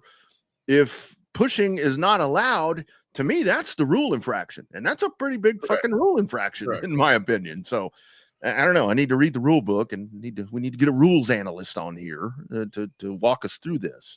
So I don't know. I'm kind of siding with Green Bay. After it's all said and done with, yes, do I think you should be able to stop it 100%, but how do you stop it? There's a lot of, and to go back on it real quick, there's a lot of things that point like, well, if it is cheating, then every team should be able to do it, right? But only one team seems to be consistent at it or is dedicated at practicing it and figuring it out. Until then, just looks like it's all Philly. But that's why I guess that's kind of why I lean on the side with Green Bay here and raise the flag, being like, all right, you can't aid the runner. And as far as I know, that is the rule. So I think that's what you need to lean on. It's not a matter of banning things. So I don't know. We'll see how that shakes out. We already have too many rules. I mean, let's not overcomplicate this, because you know what the next thing would be if the push tush or tush push, if that got banned or whatever, then we'd have plays that would go into review. What constitutes the tush push? Right. That would be the next thing. The game's already slow enough. Yes. And we'll have to sit there and watch these reviews where they're going in there. Was this guy really pushing him? Was he pushing or just leaning on him? Was it casual contact? What was that? That's what's next. Yeah. So yeah, just enforce the rules. What else we got? We got LA Luka. We already talked about that. Luka versus Kai. What else? Matt Stafford. Matt Stafford. 50 million appears to be the grab that Matt Stafford is looking for. And I'm curious to see, because I think, look, the Rams, I had a pretty good heart on there for the Rams last year. I think you remember. Your crystal ball was complete too. They're building a young defense. They got some pieces on off. Now, are they going to do enough, or will they have enough to retain Cup? I don't know if he'll clear waivers and or if he'll even end up back in LA with the Rams here. But that's essentially a big piece that's going to be moving off the board. Mm-hmm. People might say that he lost a step or two, but he's still. It's about the separation that he's still able to create and the rapport that he has with Matthew Stafford. Now, seemingly, it seems like, insert whoever into that offense, and Matt Stafford can make them a carbon copy of Cooper Kupp. Now, Puka Nacua is a special ball player. Like, absolutely, he's a pretty talented wide receiver. But also you're able to see what Jordan Whittington was able to do in that offense too, right? So, get him some more reps around Matthew Stafford. Matthew Stafford, top 10. Before I say that, he is. I think he is. I think he is. I think. Well, that's our opinions are one thing, but stats tell the truth. All right, so he was just outside of the top 10. I still think I'm with you. My opinion of him is a top 10 quarterback. I don't see too many quarterbacks out there that are better than him at this point. And if you're reluctant to give him $50 million, that bag, just because of the age, we kind of talked about it, man. The disparity in the NFL now with just in the quarterback room is prominent. Like it's there. So much so where, I mean, hell, you have guys like Joe Flacco that's still able to continue his career just because there's not that good of quarterback play. Right. If you're Matthew Stafford, you're betting on yourself because you know what you've been able to. Hell, you mentioned it. You just brought in a division that's supposed to be dominated by the San Francisco 49ers. The Rams are at the table or in the conversation for competing in the NFC almost year in, even when that window I thought was absolutely decreased and it had collapsed on them. They found a way to, make great selections in the war room and draft their, their roster and their cap hits that were going to happen. And they were able to turn this thing around pretty quick. So if I'm the Rams, I think you got enough talent that's on a rookie contract there. You can kind of make this thing happen for a $50 million bag with Matthew Stafford and keep him there in the locker room. I agree. You don't want to let this guy get away because he's going to hurt you. Yeah. I mean, I think so. And I think for Matthew Stafford, I think one of the things that he may think about is, I know that the 50 million is apparently the number, but I mean, you've had Cleveland, the Raiders, the Giants, and Pittsburgh as some of the suitors that have apparently expressed interest. And I think where it comes back to Matt Stafford is, okay, do you want to at this age, with however many years you have left, do you want to go help build, or do you want to be where something is established? And look, man, if the Rams could get off to a better start, I mean, they're like 0-4, 1-5. They start horribly. And it's always a late charge for them, to get themselves back in the mix. And hey, they went head to head right there. Philadelphia dominated that playoff run other than playing the Rams. So I think it's a good piece right there in the Rams. I think that they should make this move. I'll go back to what I said, a couple of months back. If you're the Rams, go in there and draft one of these quarterbacks, whether it's Jackson Dart, whether it's Quinn Ewers, go in there and draft one of these guys to learn from Matt Stafford. You wait, Rodney. I think you you continue to build that defense. I don't think the quarterback play is there right now. Right now, of course, we're all eyeing up, Arch Manning and seeing when he's gonna turn. But I just don't think the quarterback play is there at the moment for NFL scouts, hoping that they land their golden quarterback out of the or in the war room. I don't think it's there. Shore up your offensive line, continue to build the defense. If you're the Rams, sign Matthew Stafford to a 2-3 year is pushing it, but I mean, he wants the bag, right? See if you can lock that in, because one, you let this guy get away, he will hurt you. Now it'd be hard to follow up, right? And Jimmy GQ is in the locker room, but the past 2 years with Jimmy GQ, he seems like he just can't even stay healthy. So and Rob hits it right on the damn head. So look, and I think the Raiders are also courting Matthew Stafford, or with Pete Carroll in there, he would of course he would probably want in a transitional phase to have a good bridge quarterback there, and that is Matthew Stafford as an all-pro, and to be your bridge would be a really nice find. But also, I feel like with Tom Brady in the front office and the relationship that he has with Shedeur Sanders, I feel like the Raiders are going to make a move for Shedeur. That's the crystal ball that I see so far in the draft. Of course, we got the combine that's coming up right around the corner. We'll have more to break down with that in a few weeks or so. But yeah, man, make sure you're hitting us up on our socials. I'm at Not the Fake Wags. Rodney's at the Rodney R, and then on InstaFace at the _ Rodney R. I'm on InstaFace at the Wagner Wire. If you have any questions, man. Yeah, I think that Shedeur thing, kind of the writing on the wall right there, where we've got a lot of these guys. Shedeur's not going to take part in the workouts. Ashton Genty's not going to take part in the workouts. Quite frankly, Genty doesn't need to. I think what you're going to get right there. We know what Shedeur can do. We know that he. We've seen what he can do with a busted up offensive line in pads. I know that he can probably throw at a football field in his underwear. You know what I mean?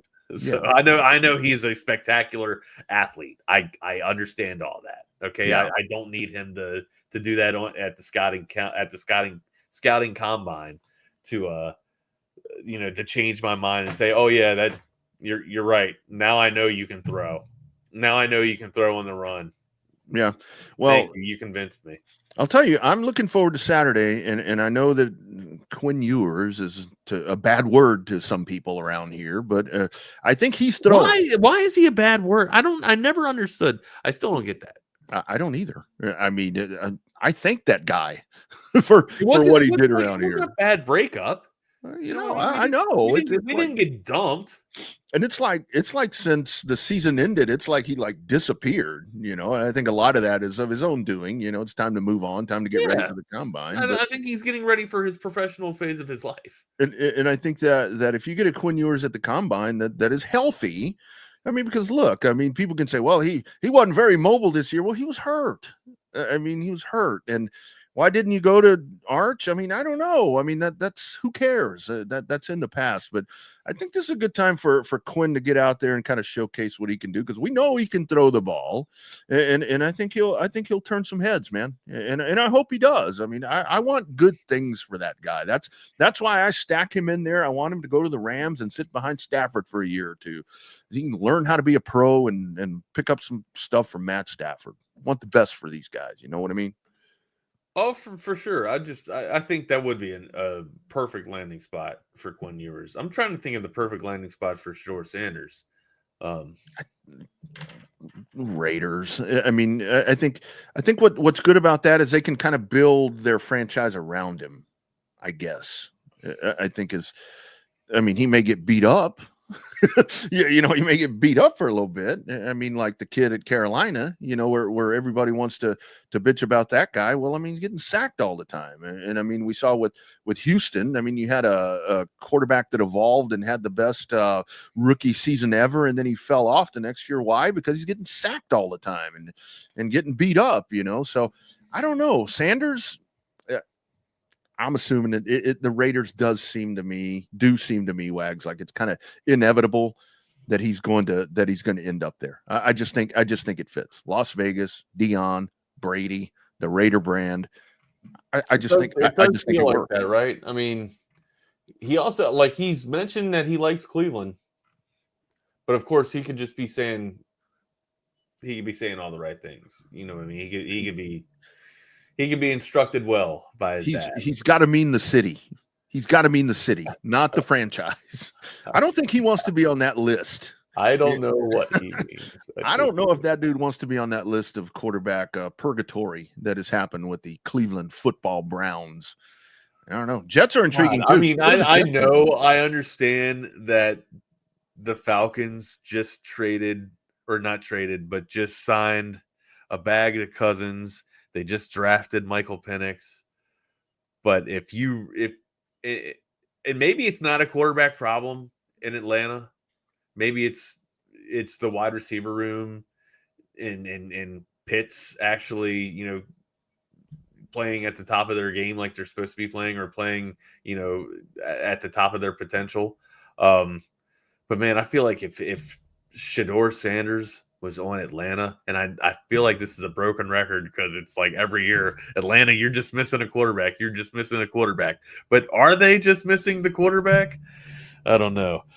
Oh, Will, Jordan, what's up, guys? How are you? Good. I'm good. How about yourself? Doing well. Got PC's acting a little wonky, so I got to take it in and get it fixed here. Yeah. Coach Akina going to help recruiting gentlemen, or what's going to happen here? Is Coach Akina going out on the road? He is. Jordan has been very he's done a lot over the last 12 hours or so to make sure that everyone knows that Duane Akina is going to recruit. So it's going to be great. The age is not an issue at all, and it's a great hire. Yeah, don't clip this out of context. But age is just a number, and he's a pretty high energy 68-year-old. Shut up, Wax. No.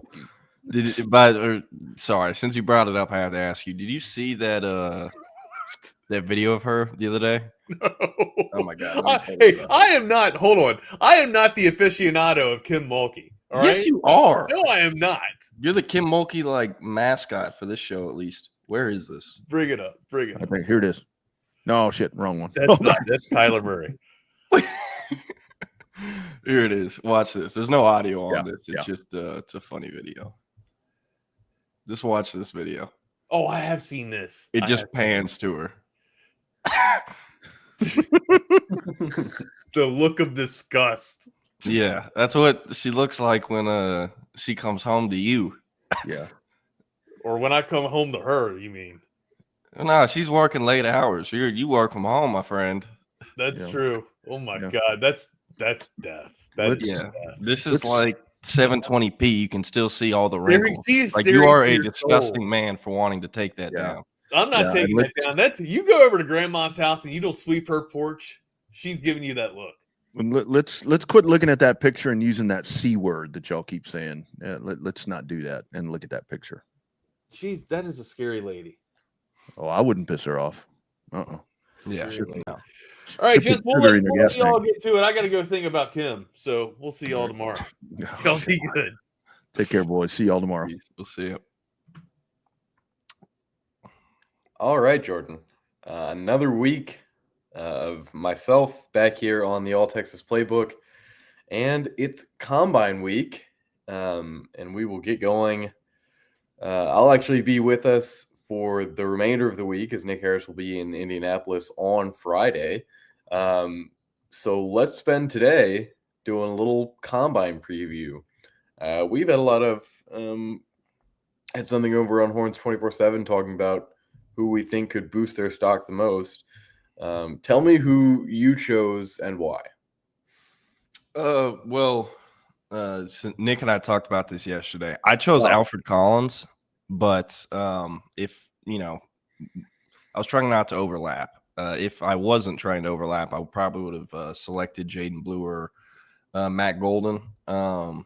With Golden, his play, especially towards the end of the season, is what's drove him up a lot of draft boards, at least in media. I do think what is reported for the most part right now in terms of mock drafts or other stuff, it's all media speculation, and the combine makes things much more real, especially because everything Nick talked about yesterday. Like the combine is important for the NFL, not just because of what they do under the lights in Lucas Oil. It's because the entire NFL is there, and the entire NFL reporting market is there. When that happens, they're talking, not just in Lucas Oil, but they go out, they hit bars at night, and it's a way for a lot of people in the network build sources, and a lot of news stories and stuff end up coming from the combine that have nothing to do with the combine itself. So what I'm trying to say is that NFL teams, some are better than others at this, but they'll give out hints to who they actually want or what it just paints a much more realistic picture for the draft order. So I think that'll have an effect on, what things look like 2 weeks from now, obviously, as well as the numbers will. But I chose Alfred Collins. This is a kid who played 3 sports in high school: basketball, football, ran track. Through the shot, disc, has a shot put north of 40 feet, has a disc north of 120 feet.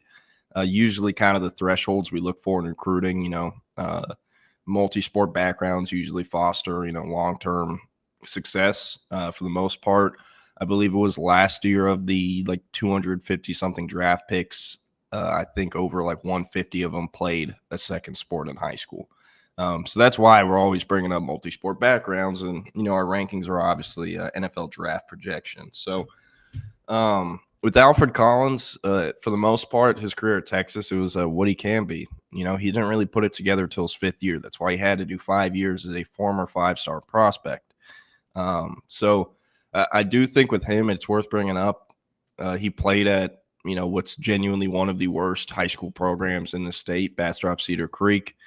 When Jeff was still with us, he would give us stories about how he'd go out to games to go see Alfred Collins, and he'd be like, man, what is going on here? This is a very unserious organization approach, and just the way they handled things. And that usually has a rollover effect on how the kids that come out of that program transition to college. They usually have slower transitions than others. But with Alfred, though, I mean, he's everything the NFL loves as far as the athlete goes. Arrived at Texas, 6'5", 284. He's leaving at 320, or at least 320 is what he's weighed in at on the Texas website. Wouldn't be surprised if he's between 310, 330 sometime this week in Indy. But the multi-sport background also had a 37-foot triple jump as a sophomore, which is pretty impressive considering how big he is. And the bloodlines, too. You know, mom played college basketball at Texas, big reason why he ended up at Texas. But I think there's a lot to like with him. He'll obviously have to test well because he really only does have 1 year of good production. And also, you know, he's always been just a super intriguing frame guy. No idea what the wing and numbers are, but I do think he's going to check in with our measurements north of 35 inches, which could boost his stock. So we'll see what happens with him, but I rolled with him just because I didn't want to overlap with others and thought he was the best selection. Yeah, before I get to mine, we have some news that Quinn Ewers will throw at the Combine as Cam Ward decides whether he is going to do the same, and Shedeur Sanders is likely not going to throw, or I believe that's official now that he's not going to throw. So what say you to Quinn Ewers deciding that he needs as many reps as he can get and is going to throw in Indianapolis? Maybe not a huge surprise, but there's been a good amount of PR around Quinn over the last few weeks, and especially the last few days as scouts find out that he played almost the entire past season with a torn oblique, and now gets to play, gets to showcase himself in the Combine fully healthy. Is the stock rising as much as some people have thought it would? Late, in the middle part of this draft cycle, are things trending up, a good amount for Quinn Ewers? Yeah, I mean, look, with him, so many people talk about, this is a third or fourth round grade we have on this guy. And it probably is. He probably realistically is a third or fourth, fifth round talent. As somebody watched every single snap he played at Texas, like I'm sure, you did, a lot of the viewers did. I do think that is accurate. I do think he has a lot of problems to his game, a lot of holes in his game. And also the NFL hates the fact he hasn't played a full season of football since his sophomore year of high school. So not only will the testing, throws on air be important, but the medical check, medical background, all that they do. Because if there's anything still lingering from the oblique or any of the injuries he suffered in back-to-back seasons, they're going to find it. So I'm very curious how the medical check will go. But with him, as far as throwing on air, this is something he had to do. With what his stock is right now, and with what the quarterback picture is right now in the draft, Shedeur and Cam Ward are the clear-cut 1 and 2. Whatever order it is, they're the top 2, right?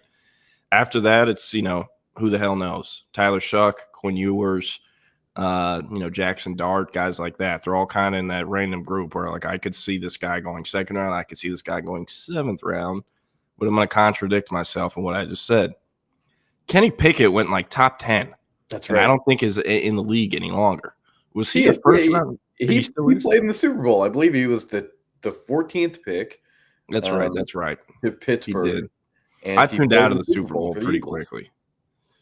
But what I'm trying to say, though, Kenny Pickett, no way in hell ever had a first round grade. But teams need quarterbacks, and you can't wait to, get them later on because you got to take them now and make sure you get them. So I am pretty confident Quinn Ewers is going to be a first-round quarterback for that exact reason. Just look at the other guys that have gone first round. It's the most premium position that exists, and it's a horrible draft class. So I do think he'll go first round pretty much no matter what. But the combine throws on air are important for him because it is kind of one of, if not the main reason for his ranking and hype out of high school. He tore up the Elite 11. He tore up any time he was throwing on air in these type of drill showcases. And a big part of that, too, is, and I've told this story a few times, Gabe Brooks, one time, I forget where we even were. And Gabe Brooks is on the 24/7 sports scouting team, pretty much the main man in charge of rankings for the state of Texas South region. And I asked him, with Quinn Ewers, what was it about it that made him y'all's number one player? And what was it about it that had the entire industry convinced he was the number one player? Pretty rarely will you get the entire industry to jump on board with one guy, but they did with Quinn even after he reclassed. And for him, he immediately talked about the Elite 11. And he's like, guys show up to compete at the Elite 11. But he wasn't competing. He was performing. It was like he was an artist. I'm like, what do you mean? And he's like, go watch those videos of his Elite 11 workout. He's jogging around and just throwing dimes. And what I should say, and once he pointed this out, I started looking at everything completely differently. But never have I ever seen a ball come out of a quarterback's hand the way it does with Quinn Ewers. Seriously, go back, just watch it. He will barely be moving his arm, and it'll go 40 yards, and it's the same, mechanic release or whatnot timing that it is when it goes 10 yards. That is very rare. That's something we haven't really seen before. And Gabe went back and said the way it comes out of his hand, how unique that was, how it just fires out of there. He's like, I think that's what sold everyone, and, everyone overlooked everything else because of he had the film, he had the production, the stats, everything at South Lake. He took him to state. He did everything that was ever asked from anything you ever ask of a five-star QB. And when it came time to showcase and, do the underwear Olympics, stuff like that, he always performed at an elite level, and he had the most unique, ball release of all time. So I do think, you go back and look at drafts, who's had some really good workouts, pro days that have convinced teams to draft them way higher than they should. Zach Wilson. Right? Yep. That's the first one a lot of people think of, at least in recent memory. You're telling me Quinn Ewers can't do a similar thing? Because, obviously evaluators in the recruiting industry evaluate differently than NFL scouts do. But if he can convince the entire recruiting industry to start drooling, to, jump him up the way they did, I do think he will help his stock once everyone can see him up close and in person throwing the ball. And last year we're at the pro day, and he was the Texas quarterback for Jordan Whittington, A.D. Mitchell. I can't remember if Xavier Worthy worked out that day or not, but he was throwing passes. And Mike McDaniels was there, several other NFL coaches, front office personnel. And yes, they're there to see the guys who are draft eligible, but every single one of them was watching Quinn Ewers.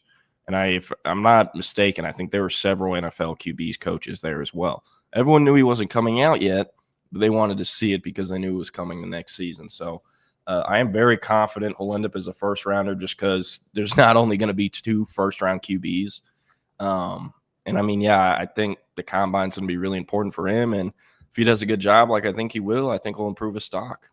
Yeah, that's interesting, because a lot of people do have a third quarterback being taken in the first round.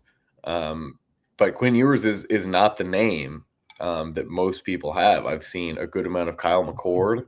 And, of course, him and Quinn were actually teammates for a year at Ohio State before McCord ended up going to Syracuse, and obviously Quinn to the Longhorns. I've seen some Jalen Milroe. I've seen a couple Dylan Gabriels in the first round, a little bit of Jackson Dart. But I think the biggest one is McCord and Ewers, because it's easier to kind of compare those two than comparing a Quinn Ewers to a Jalen Milroe, to a Dylan Gabriel. So looking at that late first round, and if one of these guys will be taken, it's very likely that it'll happen from a trade, unless it's the Los Angeles Rams. And I think that's the biggest question right here, is if the Rams will end up taking a quarterback, whether they move on from Matt Stafford or not. So tell me why you think that Quinn Ewers will kind of separate himself. The main one I want to talk about is Kyle McCord, because I think he's probably the most complete out of that second tier of quarterbacks. Not necessarily a better player than Quinn Ewers, definitely not a better player than Milroe or Dylan Gabriel, but those guys don't have as high of projections. So what puts Ewers over McCord for you? That's a great question, and something I didn't prep for, to be honest with you, so I honestly won't be able to provide a good answer. But honestly, I think it's just the pro style. You go and look at what their first start was to their last start. Cal McCord really struggled at Ohio State with aliens surrounded around him. Quinn Ewers really struggled at Texas. I wouldn't really call it, quite the skill room in 2022 that Ohio State had in 2023. It was Xavier Worthy, Jordan Whittington, Casey Kane was still around, and there were several performances where the defense, all they have to focus on is Xavier Worthy because they're not worried about other people hurting him. And it made things worse whenever Sark and Quinn were going through growing pains and they were trying to force feed Xavier Worthy on deep balls. I mean, look back to the Oklahoma State game. Yes, there's a report that, Quinn's hand was shut in a car door or something like that, and was struggling with his grip on the ball. But it's hard for me to describe, but I do think, even without having burnt orange sunglasses on, that I would probably roll with Quinn. I'd say, honestly, if I was an NFL GM, I would not be happy about taking either of them in the first round, but if I needed a QB that bad, I'd do it. So it'll be interesting. The thing that I think is, like, who's really in the conversation for QB3? Because I not Dylan Gabriel. There's no effing way he goes first round. There's no way, I feel like. Jackson Dart, maybe. Quinn Ewers, maybe. Cal McCord, maybe. Tyler Shuck, he's getting a lot of love right now. Will Howard? Will Spill the Pill Howard? I mean, I don't know. I don't think Will Howard can do any possible thing to really improve his stock. I think he kind of is what he is. I mean, maybe – I don't – just like – think about it, Ohio State. This dude was a bus driver. Like, when you go and look at the starting 11 guys on Ohio State's offense, he's the 7th best player. Like, seriously, he is. And that's fine. He took him to the Natty, and they won it. But this is the NFL, How many bus drivers work in the NFL? Very commonly, it's a system like a San Francisco or Miami where that'll work. But, you don't draft those guys to be bus drivers. You draft them to be your franchise quarterback. And there's nothing about Will Howard that really screams franchise quarterback to me. At least where there's some parts of Quinn Ewers' game, maybe, or Kyle McCord's, Jackson Dart's. But I think it'll be one of those three names, I'd assume, and maybe Tyler Shuck. The Tyler Shuck stuff is so interesting to me because up until Louisville, which is like arguably the most QB-friendly offense in all of America, he didn't really put a ton on tape. I mean, he wasn't horrible at Oregon. He wasn't horrible at Texas Tech, but he wasn't amazing by any means. And I guess you could say he was amazing at Louisville. But again, it's a QB-friendly system, and they're playing in the ACC. So very curious how it'll shake out. I think something that's really important, with us talking quarterbacks, the draft order. What teams actually need QBs? So pulled it up right here. At this point, it seems like it would be a pretty big surprise if the Titans were to take a quarterback based off all the reports coming out. They could also, didn't say they were looking to trade, but that they'd be open to hearing, offers. I believe Schefter reported that yesterday. But Cleveland needs a QB. Giants need a QB. That's, where pretty much everyone projects Cam Ward and Shedeur Sanders to get drafted. New England has Drake May, Jacksonville, T-Law, Vegas. They do need a quarterback. So that's probably the biggest storyline right now. If Tennessee is willing to trade this pick, you would have to imagine that the Las Vegas Raiders are the ones that are going to be looking to trade here, because I don't think any of the other teams. There's a question about, is New Orleans maybe, ready to get this whole thing done with and finally find their franchise guy. Because Lord knows that they don't have anyone now between Derek Carr and Spencer Rattler and Jake Hayner. So I think if a trade happens, and let's just say a quarterback is taking a 1, regardless if it's Tennessee or anyone else, then we see that third first round quarterback, no matter what. I think there's a question if it happens, if Tennessee takes someone and then either Cleveland or the Giants take the second, who we assume will be Shedeur Sanders, then you get that third quarterback. I'm going to ask you, if there's any team right here that seems like a good potential landing spot for Quinn Ewers, given that if Quinn Ewers will be taken by one of these teams, it'll be because they trade back late in the first, or on day 2. I know my answer, and it is the Raiders. My overall best landing spot for Quinn Ewers is the Rams, for several reasons. Those are my 2 teams, Jordan. Are there any here or any in the entire NFL that seem like a spot that could really make Quinn Ewers, a legitimate player? All right. Well, first let's look at the potential options, because, like you said, there will be trades that happen that are going to shake this up. Don't really expect him to end up at Cleveland or the Giants, even if someone trades up to 1. Like, I don't care how bad you need a quarterback. You can't spend a top 3 pick on Quinn Ewers with what's available. Vegas, potentially, like we said. It's been reported the Jets and Aaron Rodgers are splitting ways. He won't. Okay. Yeah. So they'll need a QB. I don't even know who their backup was this year. Man, free Garrett Wilson. Carolina, they got Walmart, Kyler Murray. Blanking on Bryce Young. I was blanking on his name. New Orleans needs a cat. Chicago obviously drafted Caleb. San Francisco does not need one. I'm a 49ers fan, and I am just not big on Brock Purdy, and I hate that he'll get a big extension because I don't think he's worth it. Dallas, no. They have Dak as the highest paid player. And Stephen Jones says they do want a young quarterback on the roster, though. But that's like they're going to do what they did with Dak with Tony Romo, where they select someone in 5th, 6th, or 7th. But with how shitty this QB class is, like, what can you really get 5th, 6th, or 7th? Miami's interesting because Tua turned the ball over.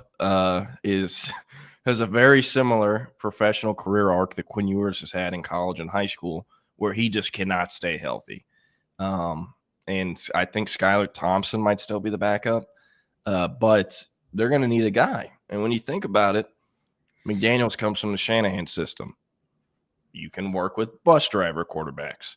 Quinn Ewers, his average depth of target decreased every single year he was at Texas. They were not pushing the ball down the field because he cannot accurately throw down the field. Windows only get smaller in the NFL, and the margin for error only rises in the NFL. So I do think Miami could be a very friendly system for him, and also with Tua already there, it gives him an ability to sit. The thing is, how much longer can Tua actually play? Because of the concussions, everything that's happened, is very scared to the point where it's like, man, if he gets hit again and does the fencing stuff again, like he has to walk away at some point, before he's forced to walk away without, having a choice. So I do think Miami can make a savvy move there, but, they have a pretty talented roster. How many pieces away are they from actually competing for a Super Bowl? So they might want to try to take advantage of the window with Tua now, maybe get a QB next year. Who knows? Indianapolis, they just drafted AR-15. Horrible move, but you can't take another QB in the first round back-to-back years. But they can. Atlanta. Hold on, because they can. Indianapolis, I do believe, is in the position to draft a quarterback at some point this year. I think Seth Hennigan, Brady Cook maybe is in their future, and they got Sambo. That's a good question. If you have someone that you had pretty high on your board and quarterback in the second round, and I think they're picking right around 40, 45, 48, somewhere in there. If you had an early second round grade on a quarterback, it would be very interesting to see what they did. I'm not sure what the Colts team needs are, but that'd be pretty interesting. Rob had a good take here, that maybe Seattle is a good spot for Quinn Ewers. I don't hate it. They do have Geno Smith and Sam Howell. Sam Howell, I don't think saw the field at all this past season, and I'm a big Sam Howell guy, so I don't understand that. I think he's a better quarterback than Geno Smith. But obviously it's not going to work there. Sam Howell will not be in Seattle too much longer. Geno Smith will not be in Seattle too much longer. You are extremely lucky to get as many years out of Geno Smith as you already have. Signed him to an extension and now expect him to play for the next year, maybe 2. So Quinn Ewers spends a year or 2 as the backup in Seattle, takes over after that.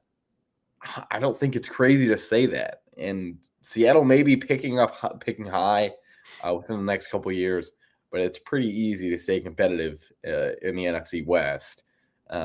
So we don't see a lot of those teams have high picks because somehow they always end up getting at least 5 or 6 wins. What say you to the Seattle Seahawks for Quinn Ewers? Because I don't hate it at all. Yeah. It'd be an interesting selection.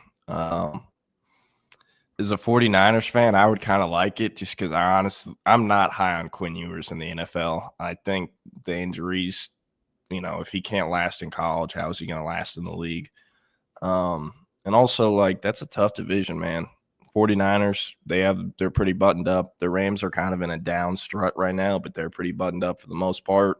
They're still kind of going through or dealing with the aftermath of going all in for that Super Bowl, I'd say. And then, the Cardinals, they're kind of stuck in the same place with Kyler Murray that they've always been, but, they're putting pieces together. Marvin Harrison Jr. I almost said Marvin Jones Jr. It's an interesting group, interesting division, but, I could see it making sense with Seattle and them. Who did they hire as their OC? Do you know? I don't know because Ryan Grubb went back. Yeah, with Kalen DeBoer. I don't know if they've hired anyone yet. Yeah, but at least so with Indianapolis, they can't draft. Like maybe they'll draft a QB, but they can't draft Quinn Ewers. And a big reason why I think is because if Anthony Richardson gets hurt, you have to run a completely different offense with Quinn Ewers. You just do. So, let's look at this draft. Who's the most similar to AR-15? It's Jalen Milroe.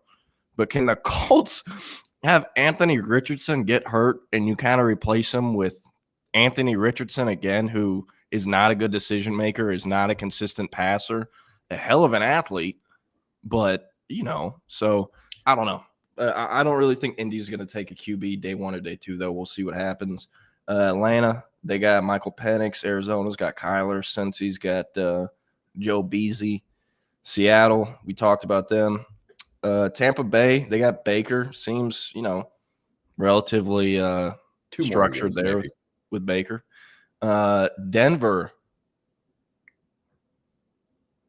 Who's the Denver QB? Why am I blanking on this? Bo Nix. Bo Nix is right, Denver QB. They will not be. Yeah, they're not. Sean Payton is like, I finessed the entire NFL. I drafted check down boy. I don't know. He actually did a lot better. I was a doubter, and he had a great season, so I'm not going to do it anymore. And I was very critical of Sean Payton over the last few years, and I can't say much. This next one, though, the Pittsburgh Steelers, who we have no idea what they're going to do at quarterback. Because it doesn't seem like Russell Wilson's going to return. It seems like Justin Fields may be looking at other places too. I think this is a probably maybe most likely spot for Matt Stafford to end up if they do end up getting rid of Fields and Russell Wilson. But that begs the question: if you get Matthew Stafford, and I would assume he's going to go for a 3rd or a 4th, if that. Just because of how much money you're taking on with him. Is Pittsburgh also going to want a young guy? And I'm not saying a 1st or 2nd rounder. Are they going to want to draft someone to be the starter in waiting once Matthew Stafford's time is done, which is likely after a year, maybe 2? Yeah.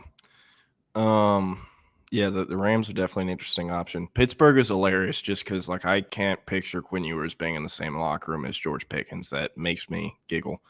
And, I don't know, man. Also, if he goes there, he might have to play year 1, and I do not think Quinn Ewers should play year 1. Absolutely not. I do not think that should happen.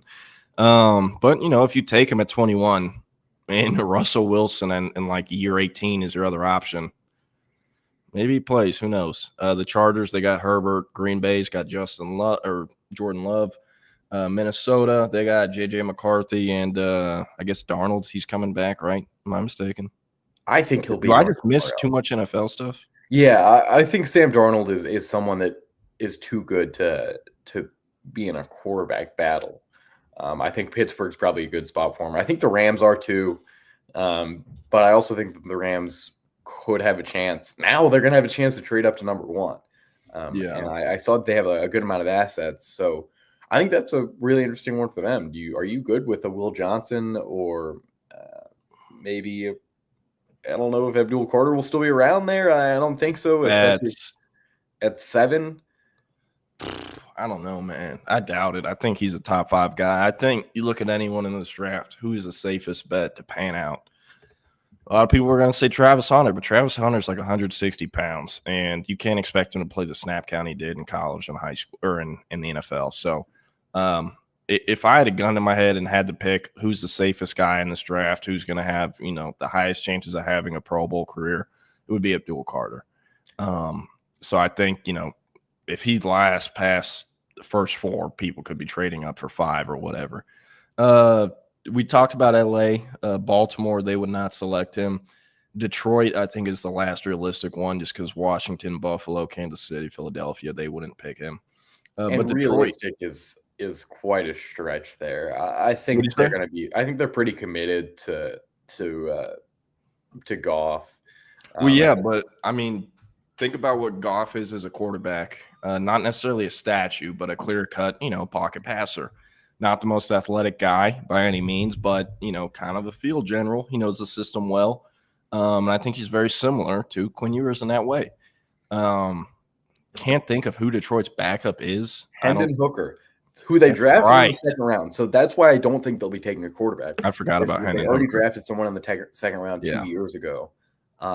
He has not seen any field in 2 years. Somehow Jared Goff has just not been hurt this whole time. Hendon Hooker was also like 24 when he was drafted, and then Quinn Ewers, I think, will be 22 or 23. He'll be 22. He'll turn 22 next month. Okay. We were talking about the Raiders a little bit, and I think it's really interesting with them. I've seen a lot of mock drafts where they take Ashton Jeanty at 6, which I hate. I hate it so much. Are you a Raiders fan? He's a great player. I just don't think his game translates at all to the NFL. And I also just Ashton Jeanty. Yes. You don't think his game translates at all to the NFL? I don't. I think he'll be a great running back. I don't think he has the things that he does well, which is bouncing off tackles. I don't think he's ever going to be able to do that in the NFL, unless we see a completely different player than we saw all season. That guy, as great as he is, as fast as he is, as shifty as he is, will not have the impact on NFL games that people think he will. All right. Hot take from Mr. Turboff right there. I have an idea. Whenever he ends up getting drafted, the following day, we're going to set an over-under on his rushing yards as a rookie, and I'm taking the over, you're taking the under, and you'll be paying me at the end of the season. Not saying he's going to have the same. I'm taking the under. Give me 50. Let's say 1,300. Is that fair? Is that fair for a guy that's picked 6th overall? It'll depend on who drafts him. That'll help us set the line. Look, I don't think Ashton Jeanty is gonna. I don't think Ashton Jeanty.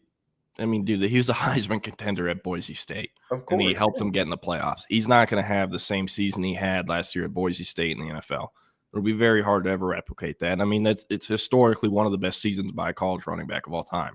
You can't expect that to translate to the NFL, but I do think, one thing very few people bring up, he was a very good pass catcher, one of the best pass catchers in this draft at the running back position. Jaden Blue is also up there. He just is allergic to not fumbling. So, I do think Jeanty will be successful in the NFL, but very interesting take. Didn't really see that coming. And we talked about the Rams a little bit. That's another team who I think could be trading in the teens for some reason. The low single-digit numbers if they're looking to get a non-quarterback even. There's just so many holes in that team. They have a good amount of trade assets. They have Cooper Kupp and Matthew Stafford, who they're both saying that they'll trade For Quinn Ewers in Los Angeles, and I think that's the second round. That's a early second if they end up going that way with him.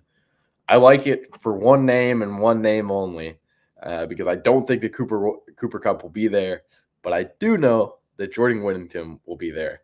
And for Quinn Ewers to have that guy who he used as kind of an insurance clause at Texas, man, I think it'd be sweet. I also think it would be sweet if he could get back with A.D. Mitchell because personally, I think that's the best connection he ever had with a wide receiver, at least in the college days. I think you and I saw what he did with Brock Boyd, who's now at Texas Tech. Man, they just make things look effortless. But he was incredible with A.D. Mitchell. We saw that all throughout the 23 season. I think it'd be great to see him reunite at some point, but reuniting with Jordan Whittington when he's not your first option, you already know what that is. You've already done that before. And having a guy like Puka Nacua in front of him, that would be a dream for Quinn Ewers. And that's a place where I don't think he's too upset about waiting a year or two. So if they keep Matt Stafford and then have Quinn behind him, I think that's a hell of a spot. But I hadn't heard about Seattle up until Rob said that earlier, and I really like that for him too. Let's talk about where the wide receivers could end up, because that is way more open. Because as the NFL draft will tell us, if you could use a wide receiver and the guys that you like are available late in the first, you're going to take them. And we're likely getting every single year we say, the line is 3.5 or 4.5 or 5.5 for receivers, and always ends up going over by one. There's always a guy that maybe shouldn't get drafted in the first at receiver that does. Ricky Pearsall was one last year. Thanks for reminding me. I can't think of the other ones in years past because they usually don't end up doing much because they didn't have first round grades for a reason. But let's start with Matthew Golden. He was who I picked for whose stock could rise the most at the combine, and that is kind of a surprise to people because, his PR over the last month and a half has been incredible. I mean, out of nowhere, we're talking about a guy that was considered to be returning just from the public eye. And maybe had a solid day 2 grade on him. But there were still a lot more things that needed to be answered about his game and about his physicality for the most part. And all of a sudden, he's wide receiver 2, wide receiver 3 in this draft. And a lot of people have him going before Mecca Buka. And that's it. I mean, the only one in front of him is Tator McMillan. I don't think he can jump T-Mac at all through combine in the pro day. I just think, he's 6'5", 225, whatever he is. He is just the prototypical and guys that don't really come in the draft too often. Let's put it back on Tankathon, put it back on the draft order, and go to that last, probably I would say from 20 until the end of the draft, until the end of the first round. Where do you think is the best spot for Matthew Golden? I don't think he'll end up going to what the best spot is, just because there are some teams high in that list that need wide receivers. And the main one is Pittsburgh. But I think Pittsburgh could take any of the 3 Texas players in the first round. They could take Jahdae Barron. Kelvin Banks won't be there, but I have seen a lot where he falls all the way down to the late teens and early 20s. That won't happen. He's going to prove himself at the combine. He's going to prove himself at pro day. And so that Pittsburgh's there. I think Green Bay's there, but Green Bay just does not draft wide receivers in the first round. Minnesota doesn't need anyone. The Houston Texans. I would absolutely love it if Matthew Golden was a Houston Texan. Stephon Diggs will be gone for all intents and purposes. I don't really think he's a part of the team anymore. And once free agency opens, he'll find another spot to go. And I don't want to say good riddance, but, he looked great before the injury, so I shouldn't be hating. But Tank Dell coming off a pretty disturbing injury. A second huge, major, really a third major leg injury if you include him getting shot. Forgot about that. Man, Tank Dell is what scares me about Xavier Worthy's future. Similar builds, play styles, body types, but Worthy hasn't, quite had the injury history that Tank Dell has. Tank Dell has also played more football games. A lot of people don't know this. Tank Dell went JUCO, then went to Alabama A&M, and then Houston. He was a 4 or 5 year college player. Worthy was a 3-year guy. And if I remember correctly, Worthy also didn't have a junior or senior year because of COVID. So I guess less mileage on the tires or whatnot. But no, a lot of interesting options for Golden or Bond. Isaiah Bond, I don't think it matters how fast he runs. I don't think he can put himself in the first round, to be honest with you. Because at least with Worthy, it's like, wow, he ran 4.21, and he also set the all-time freshman receiving record at Texas and had all these other records. Bond never had more than, I think, 500 yards in college. So Rob asked if Bond hurt his stock with his lackluster play after he was injured. Yes, he did. Going into the season, there was a first-round grade by a lot of different people on Isaiah Bond. And I think even early in the season, we thought, that seems pretty fair. After that injury and just the effort in which he played with, I think that turned off a whole lot of teams. As an NFL scout, personally, it would turn me off. And I don't even know if he's in that second tier, once you get to Tiger Beck and Elika Ayamanor out of Stanford. I'm taking those guys over Isaiah Bond, and I think that's kind of what the consensus has become over the last couple of weeks. But yeah, he did seem more concerned about not re-injuring himself than he did about playing in football games. I hate to just be a complete hater right here. But I just don't think – I think when you show that kind of effort level in big games at the college level, the Peach Bowl and the SEC Championship and so many other games, the games against Florida and A&M and ones that, where he was in spots that didn't really matter, he did not look good. And I think that will hurt him a lot. Yeah, I also think it's worth bringing up.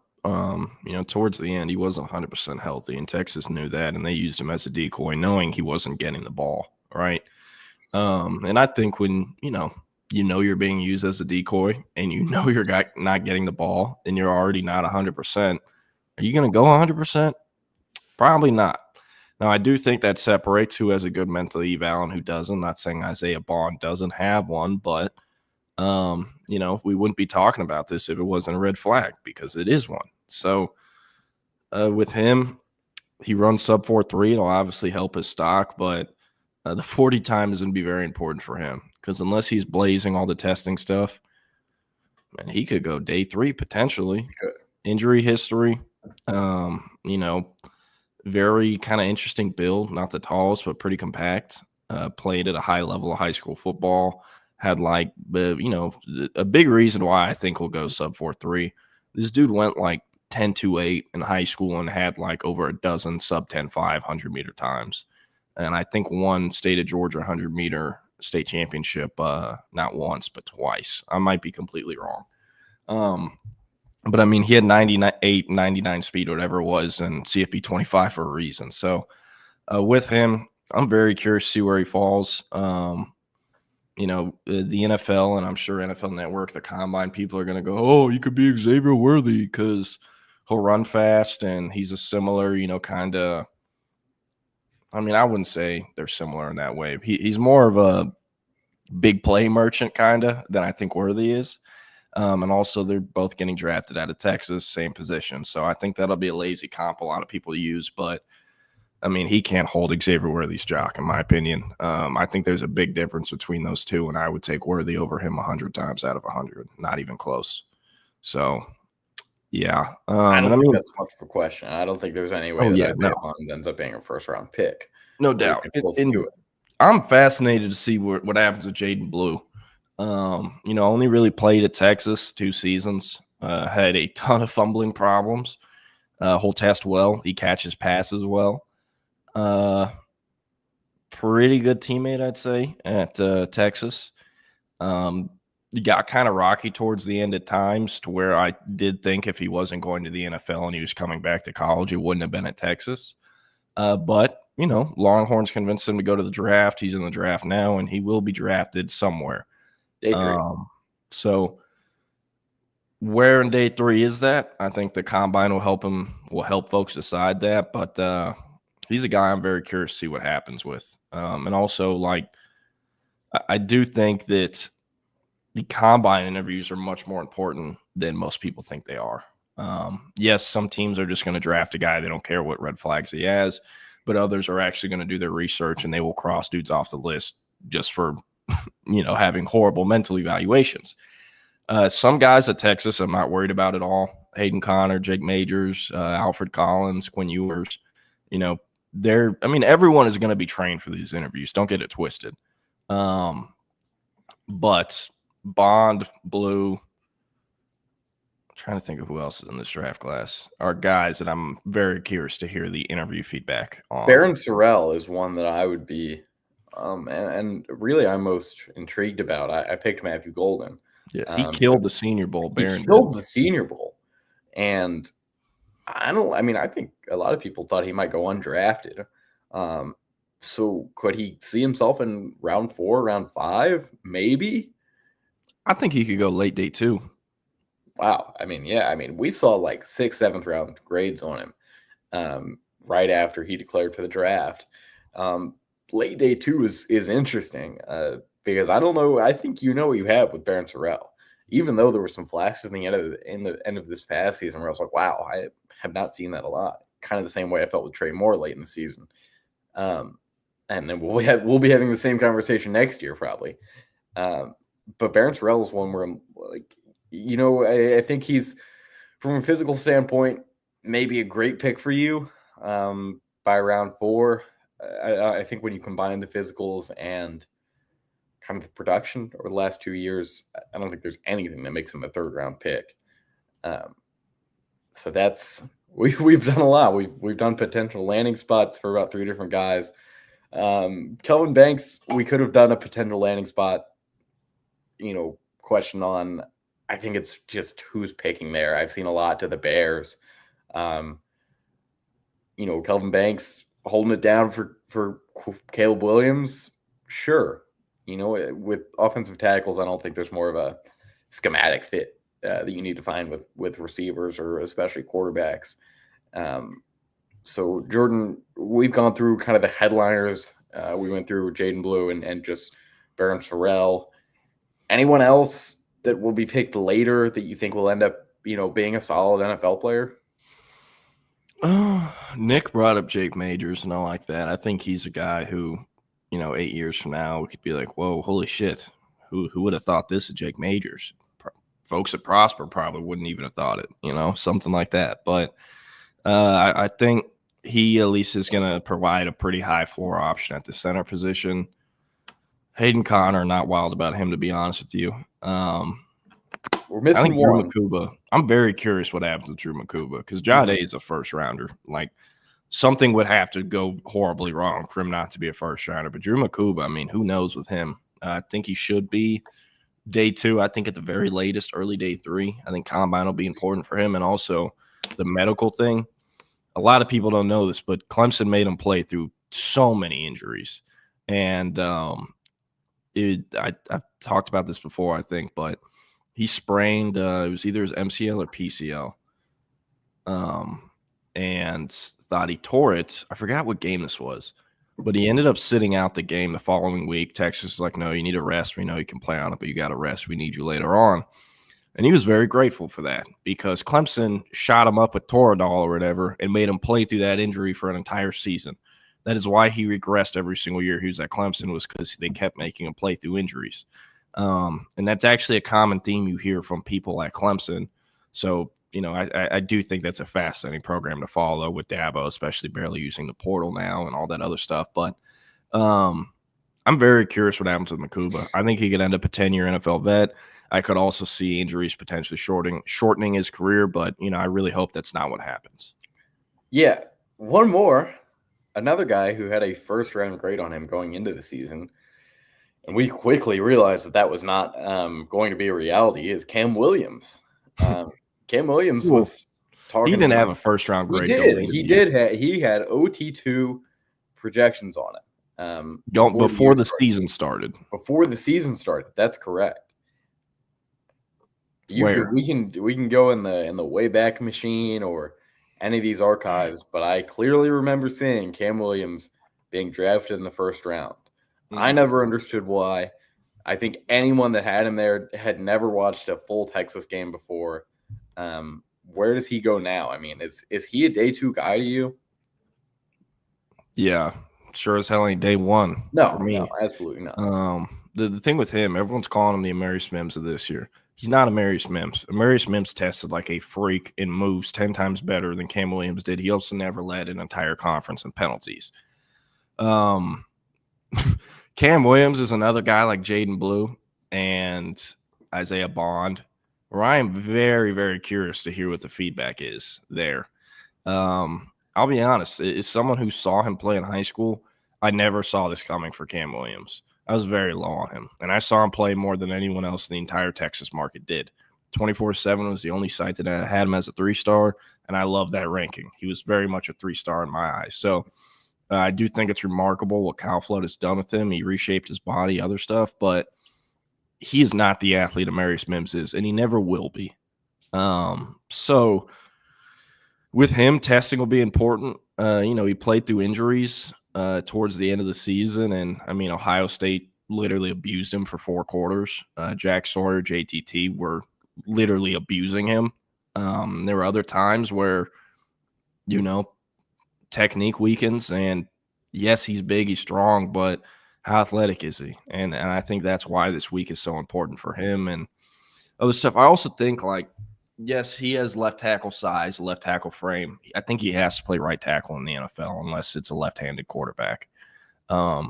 Just because I don't think he has – in the NFL, man, the edge rushers you face are the top athletes in the world. They are. And I know he played in the SEC, but it's a whole nother ball game. So I'm very curious what happens with him. I think something that could also happen with him, and I think Mekhi Becton is who has inspired a lot of the stuff, what the Eagles did with Mekhi Becton.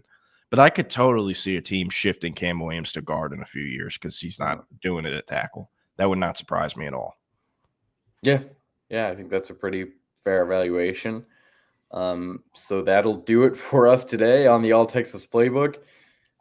Jordan, we have some news about Thursday's show. I think you want to hold off. Are you ready to go ahead and tell? No, we'll talk about it. So, all right. Texas announced they haven't announced it yet, but Texas hired Duane Akina yesterday, obviously. We'll try to talk more about that tomorrow.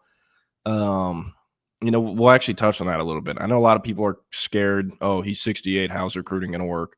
He has a Texas One fund in his pocket, 3 Thorpe Award winners. He's had over 20-plus draft picks he's coached, including 6 or 7 first-rounders, with 5 or 6 of those being from the Texas stint he had those 12 years. Yes, he's 68. It's unfair to expect him to be around 12 years.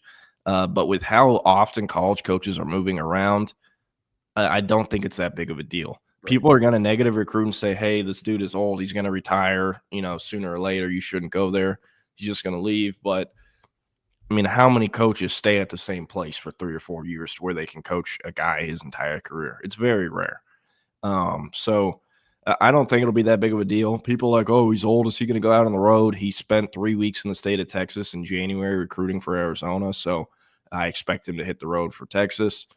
Also, probably going to have a faster transition than most. He never sold his house in Austin, so he doesn't have to go house hunting. He also will have the dead period up until it ends February 3rd. So we'll have plenty of times to make calls before going on and making the rounds in April, May during the evaluation period. But we will be having Longhorn legend Michael Griffin. He's been on the show before, but first time in a while, and he will be joining us Thursday for 30 minutes from 10:15 to 10:45. Going to talk all things Duane Akina, also a little bit of the combine. Griff has given me some pretty funny combine stories before, so curious what he'll talk about on record. But excited for it. And yeah, I don't know, anything else you got for today? That's all I've got for today. I think that's pretty exciting, to look ahead for Thursday, and we'll have a lot more combine intel by then as things kind of heat up down in Indy and the preparation. So looking forward to that. Looking forward to a little bit more recruiting centric tomorrow. We talked about kind of the fallout of the hire of Mark Scott on Thursday, but it was still super early on then. And we have a whole lot, 1 week, 6 days later. So looking forward to that. But that will do it for the All Texas Playbook here on Tuesday. We'll see you tomorrow. Yes, sir. We'll see y'all. Encourage y'all to get over to the Texas Sports Unfiltered app. From 11 to 2, the midday mashup will be rocking and rolling. It's actually going to be the bullpen today. Recap of the Texas baseball weekend and a preview of tonight's game. And then back at 2 p.m., the live stream will be back. Chip and Zay, wherever you get your live stream, YouTube, Twitter, Facebook, and we'll see you there. Let's get out of here.